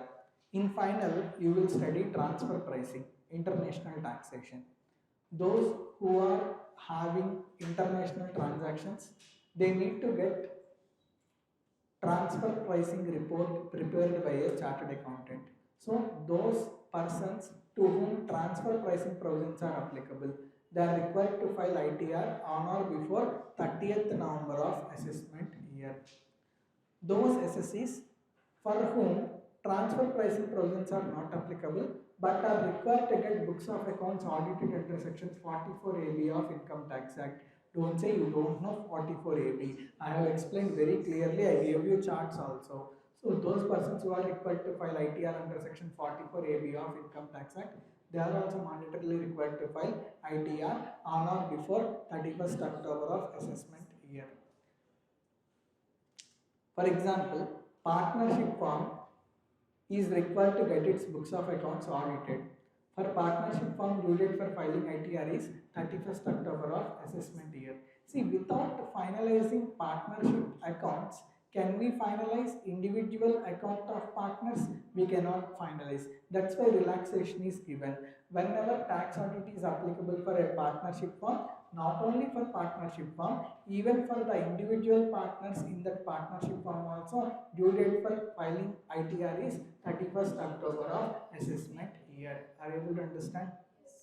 Next, those persons for whom transfer pricing provisions are not applicable, for whom tax audit provisions are also not applicable, they are required to file ITR on or before 31st July of assessment year. Is it clear?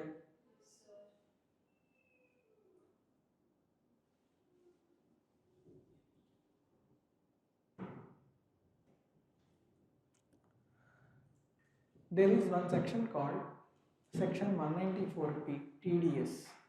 The provisions are applicable for specified senior citizen. His age should be 75 years or more. So in case of specified senior citizen, he should be having only two incomes. One is pension income, another one is interest from bank account in which pension is credited. If he is having only these two incomes, means that specified senior citizen can go to the bank and can request bank manager to calculate tax liability. Then bank manager will calculate total income of specified senior citizen. He will calculate total tax liability. Whatever the tax liability of specified senior citizen is there, the same amount of tax liability will be reduced from bank account of the specified senior citizen in the form of TDS under section 194P. Again, that specified senior citizen is not required to file ITR. He is exempted from filing ITR.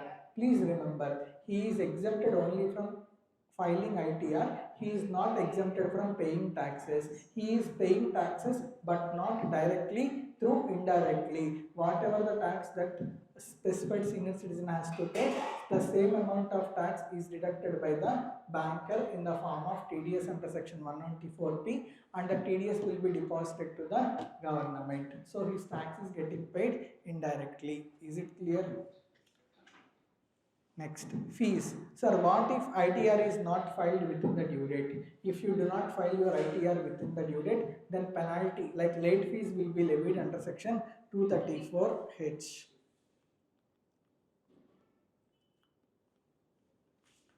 Sir, how much is late fees under section 234H? Late fees will be, if total income is less than or equal to 5 lakhs, then late fees is equal to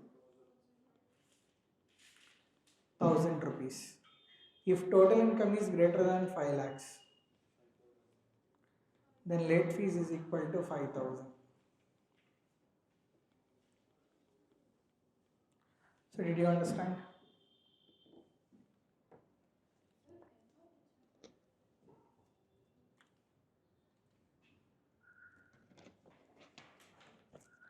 I am sorry, it is late fees under section 234F. I am sorry, it is 234F only. Late fees for linking PAN with Aadhaar, 234H. Okay.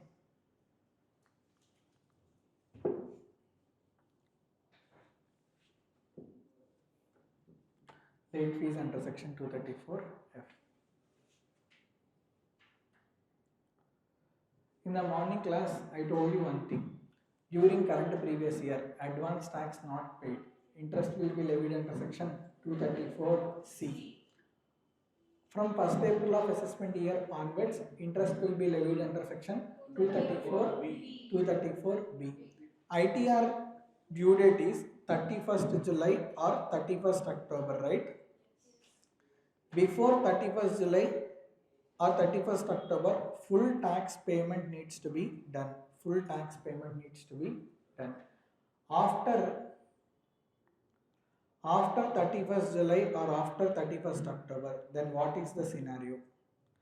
After 31st July, after 31st October, whatever the unpaid tax is there, on such unpaid tax, interest will be levied under section 234A. Is it clear?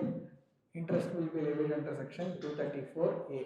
So first day after the due date, first day after the due date means 1st August or 1st November.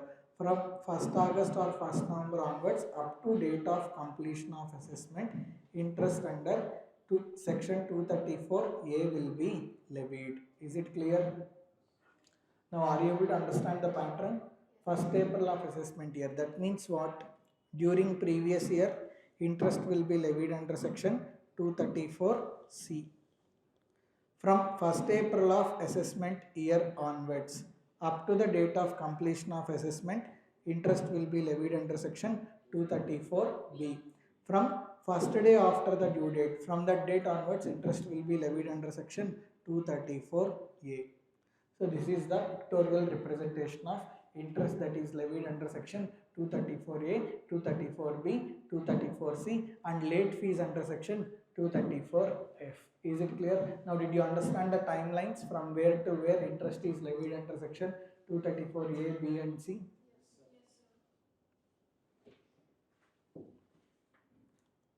Previous year 234C, 1st April of assessment year up to date of completion of assessment 234B. First day after the due date up to date of completion of assessment, interest will be levied under section 234A.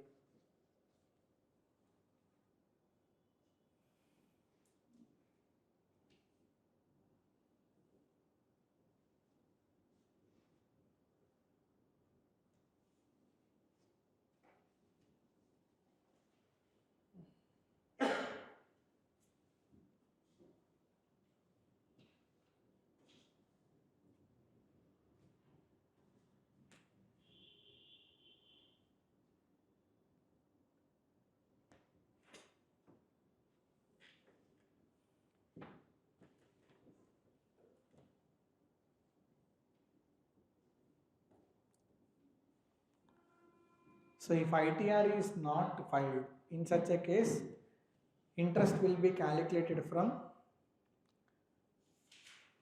date immediately following the due date to the date of completion of assessment. Date immediately following the due date means what? 1st August or 1st November. Okay. 31st July or 31st October is due date. First day after the due date means 1st August or 1st November. From that date onwards up to date of completion of assessment. If he filed ITR lately, let's say he filed ITR on 15th December. He filed ITR on 15th December. In such a case, from 1st August to 15th December or 1st November to 15th December, interest will be levied under section 234A. Rate of interest is 1% per month or part of the month. So whatever the shortfall is there on shortfall amount, TD like on shortfall amount, interest will be calculated under section 234A.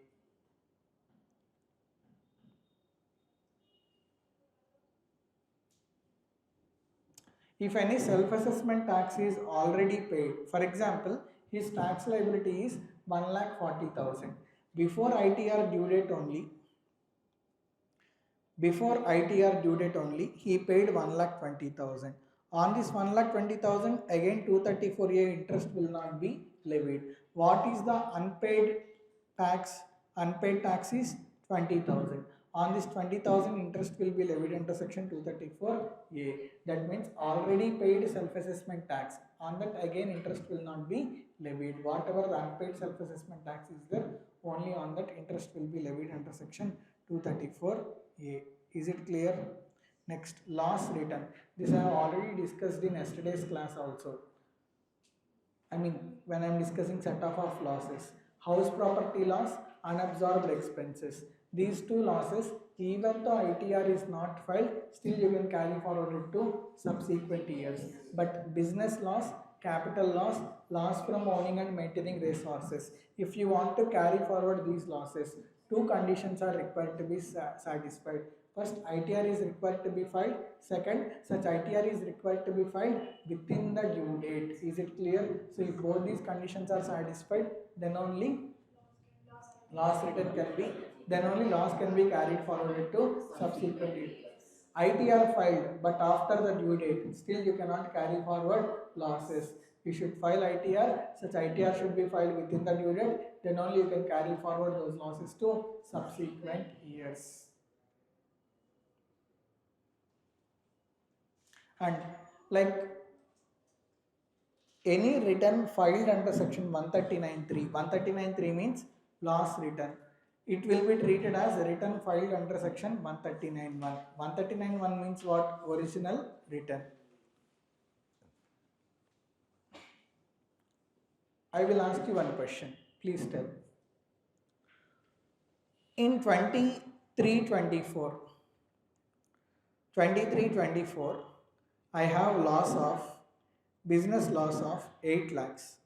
I filed ITR on 30 July 2024. I filed ITR on 30 July 2024. That means, did I file within the due date or after the due date? Within due date, correct? In 24-25, there is business income of 15 lakhs, but I filed ITR on 30th November 2025. That means within the due date or after due date? After the due date, correct? Now, can I set off this loss of 8 lakhs with 15 lakhs income or not? Yes, you can set off, because the condition of ITR should be filed within the due date is applicable only in the year of loss. It is not applicable in subsequent years. What is the year of loss? Year of loss is 23-24. In the year of loss, in 23-24, ITR was filed within the due date. So you can carry forward this loss to next 8 assessment years, even though in subsequent years ITR is not filed within the due date. Is it clear? So the restriction is only on the year of loss. The restriction is not in the year of set off or carry forward. Are you able to understand? Now, SSC cannot tell income tax department did not give me notice, that's why I did not file income tax return, otherwise I would have filed income tax return. Ila kaakama kabutlu chepte kudaradannamata. Ardhamavutunda? It is ignorance of law is of no excuse. It is the duty of the SSC to read the provision and to file income tax return. We cannot blame income tax department for not giving notice. Okay. Next, belated return. Like sometimes it happens, I forgot my best friend's birthday. Then later on I remembered, what will I do? I will call him and tell, "Arey, belated happy birthday, Ra." He will start telling, "You forgot me, you changed everything," correct? Now, whenever income tax return is filed after the due date, lately, we call such return as belated return. Late return. Okay, so belated return. Even to file belated return also, there are due dates. Belated return should be filed before 31st December of assessment year or date of completion of assessment, whichever is earlier. See, what is range of previous year? Previous year ranges from 1st April 2024 to 31st March 2025, right? So from 1st April 2025 up to 31st March 2026, it is assessment year, correct? assessment year 25-26. Now 3 months before completion, what is date of completion? Date of completion is 31st March 2026. 3 months before means what? 31st December 2025, correct? 31st December 2025 or date of completion of assessment, whichever is earlier. That is due date for filing ITR, due date for filing belated ITR. Is it clear? But there are some disadvantages. If you file income tax return lately, first, late fees will be levied under section 234F. Next, interest is required to be paid under section 234A. There are certain types of deductions which are not allowed if income tax return is filed lately. And there are some benefits. Section 10AA, deduction under section 10AA, that is not allowed if SSE is paying taxes under like if SSE has filed income tax return lately, okay? And certain losses you cannot carry forward to subsequent years. Just now we have discussed, if ITR is filed lately, you cannot carry forward business loss, you cannot carry forward capital loss, you cannot carry forward loss from owning and maintaining resources, okay? Next, revised return. Of course, we are all humans. Okay, if doctor means instead of doing surgery for right kidney, if you do surgery for left kidney, it's a big case. Okay, we at the time of entering 1 crore, if we enter 10 crores, it's not a big case. We will hardly file revised return, correct? So error made by a chartered accountant can be easily rectified by way of filing revised return. So while filing income tax return, if there are any errors or mistakes that are done, those errors or mistakes can be rectified by way of filing revised return. Immediately we will get doubt. Sir, can belated return be revised? Yes. Belated return can also be revised. Sir, can loss return be revised? Yes. Loss return can also be revised. Sir, can you revise original return? Yes. You can revise original return. Sir, how many times you can revise the return? You can revise the return n number of times, but before the due date. Okay, your strength. Okay, you can revise it for 1000th time also. Okay.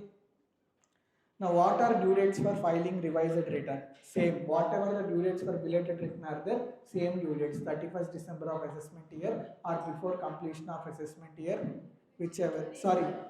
31st December of assessment year or before completion of assessment, whichever is earlier. Next, option to file updated ITR-U. Now, let's discuss ITR-U.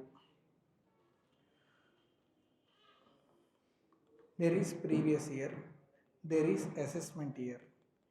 Generally, revised return, belated return can be filed up to 31st December of assessment year, correct?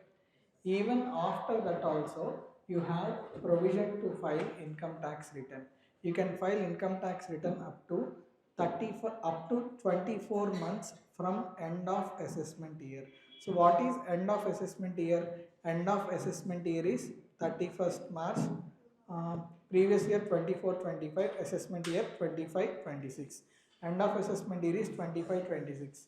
So from end of assessment year, you have time limit up to 24 months. So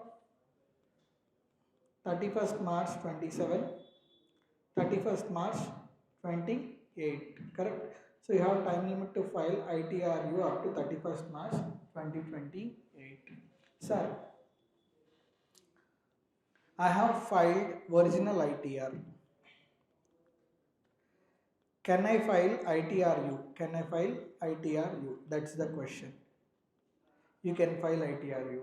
Sir, I have filed loss return. Can I file ITR-U? Yes, you can file ITR-U. Sir, I have filed revised return. Can I file ITR-U? Yes, you can file ITR-U. Sir, in original return or in return filed, another point, I did not file any ITR, sir. No ITR filed previously. Now, can I file ITR-U? Yes, you can file ITRU. Even though you did not file any income tax return previously, now you can file ITRU. In return filed,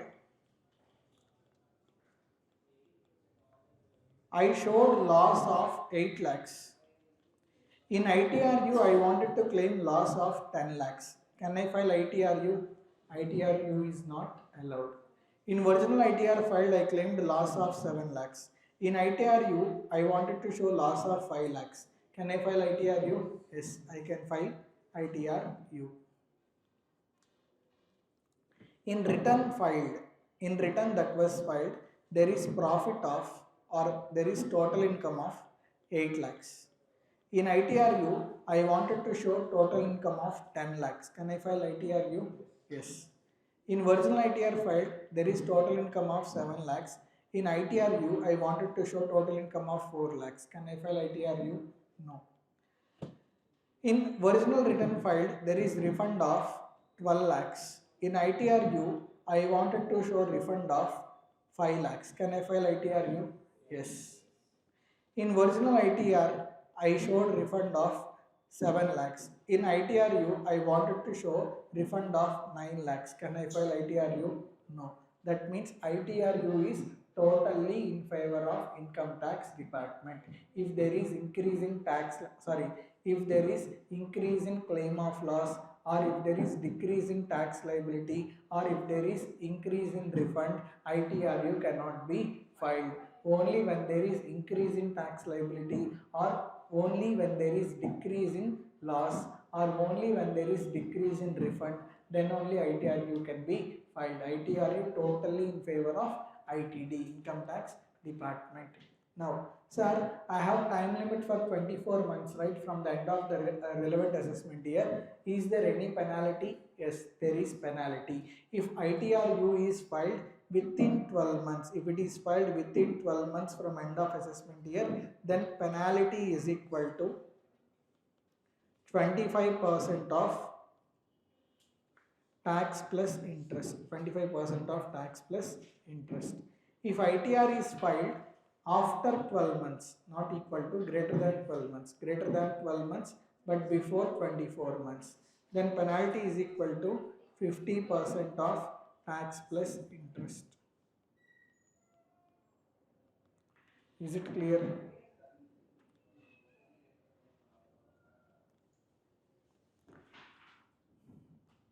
So this is the explanation with regard to ITRU. Another point is there. For example, listen carefully. Unless you listen, you will not understand this point. In 2019-20, there is loss of 8 lakhs. In 2020-21, there is profit of 50 lakhs. Now this loss of 8 lakhs you will set off against profit of 50 lakhs, right? Profit will be 42 lakhs. In 21-22, there is profit of 40 lakhs. Well and good.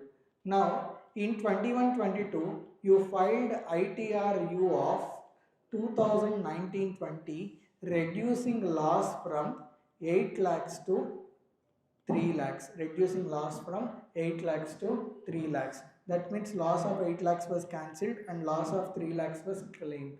Now you filed ITRU of 1920, right? It automatically triggers filing of ITRU of 2021 because you have set off 8 lakhs loss. You should not set off 8 lakhs loss. You should set off only 3 lakhs loss. Your profit will be 47 lakhs. That means whenever you file ITRU of any earlier year which has impact of changing profit of the immediately succeeding year, then for immediately succeeding year also you need to file ITRU. Another doubt, one student asked, sir, can ITRU be revised? No.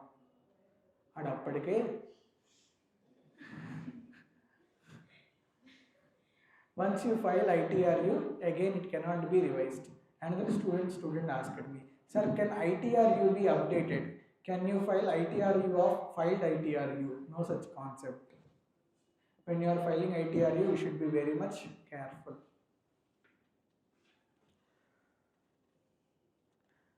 Next.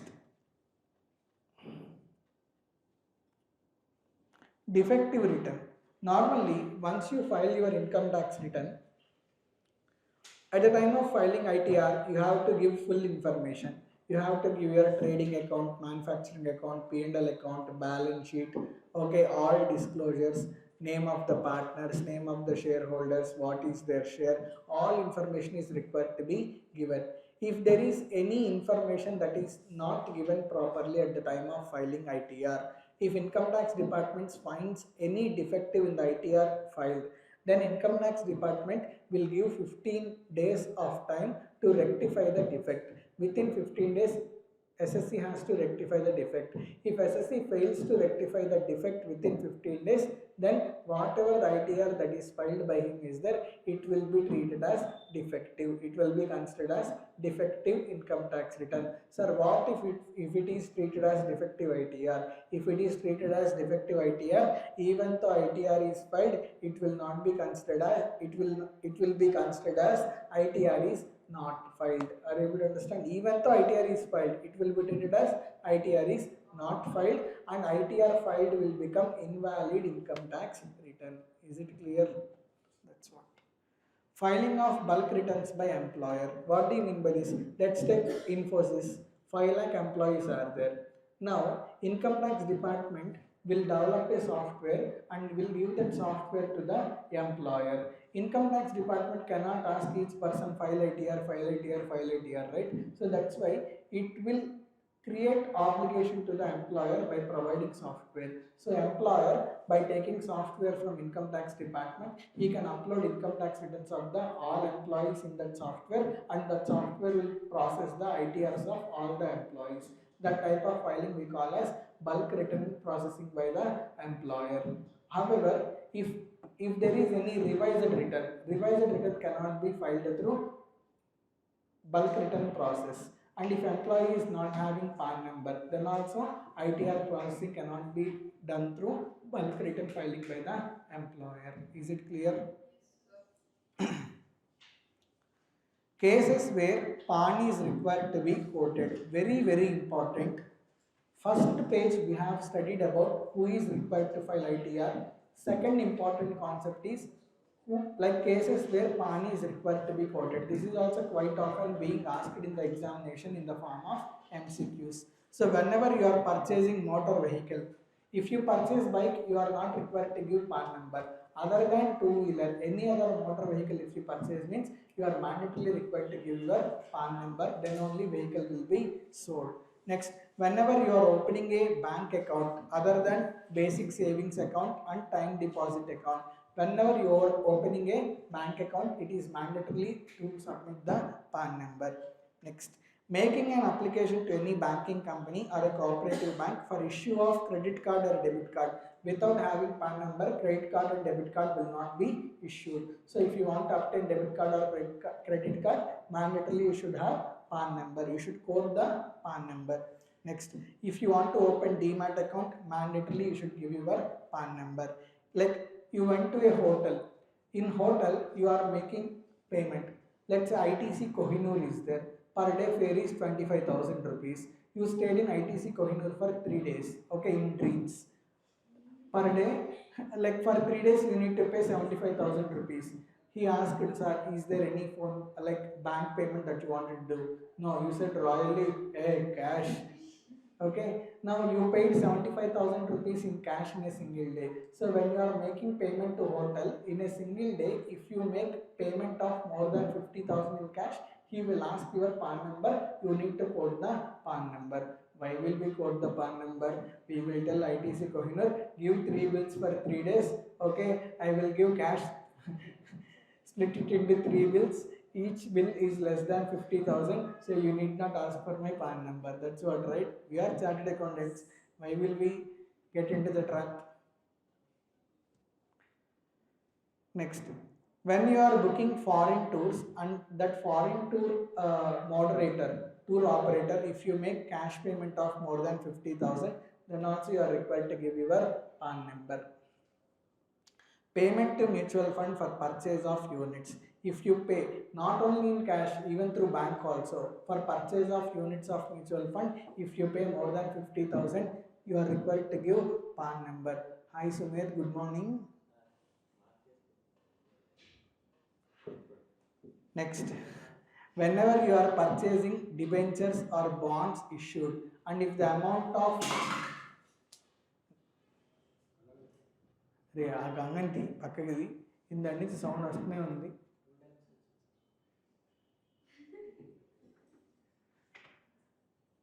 Payment to RBI for acquiring bonds issued by it. See, treasury bonds, treasury bills, various bonds can be issued by RBI. So at the time of bonds issued by RBI, when you are purchasing, and if the purchase price is more than 50,000, you are mandatorily required to give your PAN number. Deposit with banking company, cooperative bank, post office. Let's say I wanted to open fixed deposit with post office.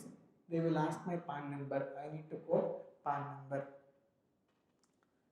Next, purchase of bank drafts or pay orders or banker checks. See, if you go to bank and if you want to deposit more than 50,000 rupees in a cash, even 50,000 rupees in cash in a bank, mandatorily he will ask you to bring PAN number. Only if you give PAN number, he will accept cash deposit of more than 50,000 rupees. In ATMs also, you cannot withdraw more than 50,000 in a day. Maximum you can withdraw is 50,000. If you want to withdraw more than 50,000 rupees, you should go to banks.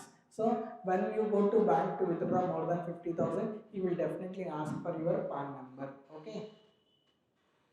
And when you are paying life insurance premium, if amount of life insurance premium is more than 50,000, then also you are mandatorily required to give your PAN number. I also had a policy which I need to pay in coming 10 days. So whenever you are purchasing whenever you are purchasing securities, and like per transaction if you pay more than 1 lakh, then also you are required to give your PAN number. Obviously, whenever you are having demat account, you need to give PAN number. So whenever you are purchasing shares not listed in a recognized stock exchange, through demat, listed shares will be transferred. If unlisted shares are transferred, and if the amount of consideration paid is more than 1 lakh, then also you are required to give your PAN number. Is it clear? Anyhow, listed shares under demat, PAN number is required to be given. I purchased, let's say, shares of KS Academy Limited, Private Limited. Now, I need to give PAN number if the amount of consideration paid by me is more than 1 lakh. Sale or purchase of any immovable property. If you go to registration office, more than 10 lakhs worth of property, either you purchase or you sell, he will not do registration unless you give your PAN number. Is it clear? Sale or purchase by any person other than covered under 1 to 17. We have discussed 1 to 17 cases, right? For example, you went to gold shop, Kazana. For your mother, you wanted to purchase bangles. Okay, you went to Kazana and you sat in Kazana. So you have seen bangles. He said each bangle worth is 1,50,000. You wanted to purchase 4 bangles. 1,50,000 into 4, 6 lakhs. You are paying more than 2 lakh rupees, right? Now he will ask for your PAN number. Only if you give your PAN number, he will sell bangles. Why will we give PAN number? I will say, one bill please book on my name, another bill please book on my father's name, another bill please book on my mother's name, another bill please book on my sister's name. 4 bills, each individual has paid less than 1,50,000, no PAN number. Correct?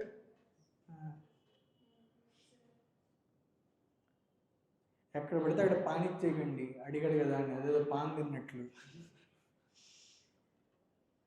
వెంటనే income tax department will నాక్ your door.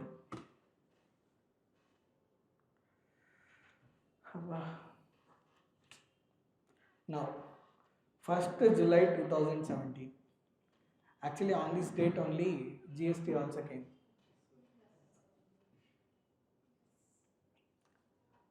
Before 1st July 2017, whatever the PAN numbers that are issued, for those PAN numbers, Aadhaar was not linked. Nowadays, if you want to obtain PAN number, only if you give your Aadhaar number, then only PAN will be allotted to you. But before 1st July 2017, PAN was allotted to all and there was no Aadhaar linked to PAN. What is the loophole? I will take 5-6 PAN cards. I will take Maganti, Umasankar, 1 PAN card. I will take Umasankar Maganti one PAN card. I will take only Umasankar one PAN card. Likewise, I will take 5-6 PAN cards. Through each PAN card, I will ensure my income is less than basic exemption limit and I will not pay any taxes. Or I will give multiple PAN cards at multiple places, so thereby I cannot be cancelled by income tax department. Aadhaar card cannot be duplicated because in Aadhaar card there will be iris and thumb impressions will also be there. So, but for PAN there is no such thing. You can create n number of PAN cards. So it has become a loophole. So government decided to link PAN with Aadhaar. So when this concept is introduced, maximum one PAN number can be linked with Aadhaar number. So remaining all PAN numbers will get deactivated. Correct? So government brought concept of linking PAN with Aadhaar. Government gave time up to 31st March 2022 to link PAN number with Aadhaar number at free of cost. However, from 31st March after onwards, from 1st April 2022 to 30th June 2022, during this period, if any person links PAN with Aadhaar, then late fees of 500 rupees is required to be paid under section 234H. From 1st July 2022 onwards, sorry 500. From 1st July 2022 onwards till date, if you link PAN with Aadhaar, then late fees is 1000 rupees under section 234H. Is it clear, everybody? Did you understand why that linking of PAN with Aadhaar was introduced? Sir.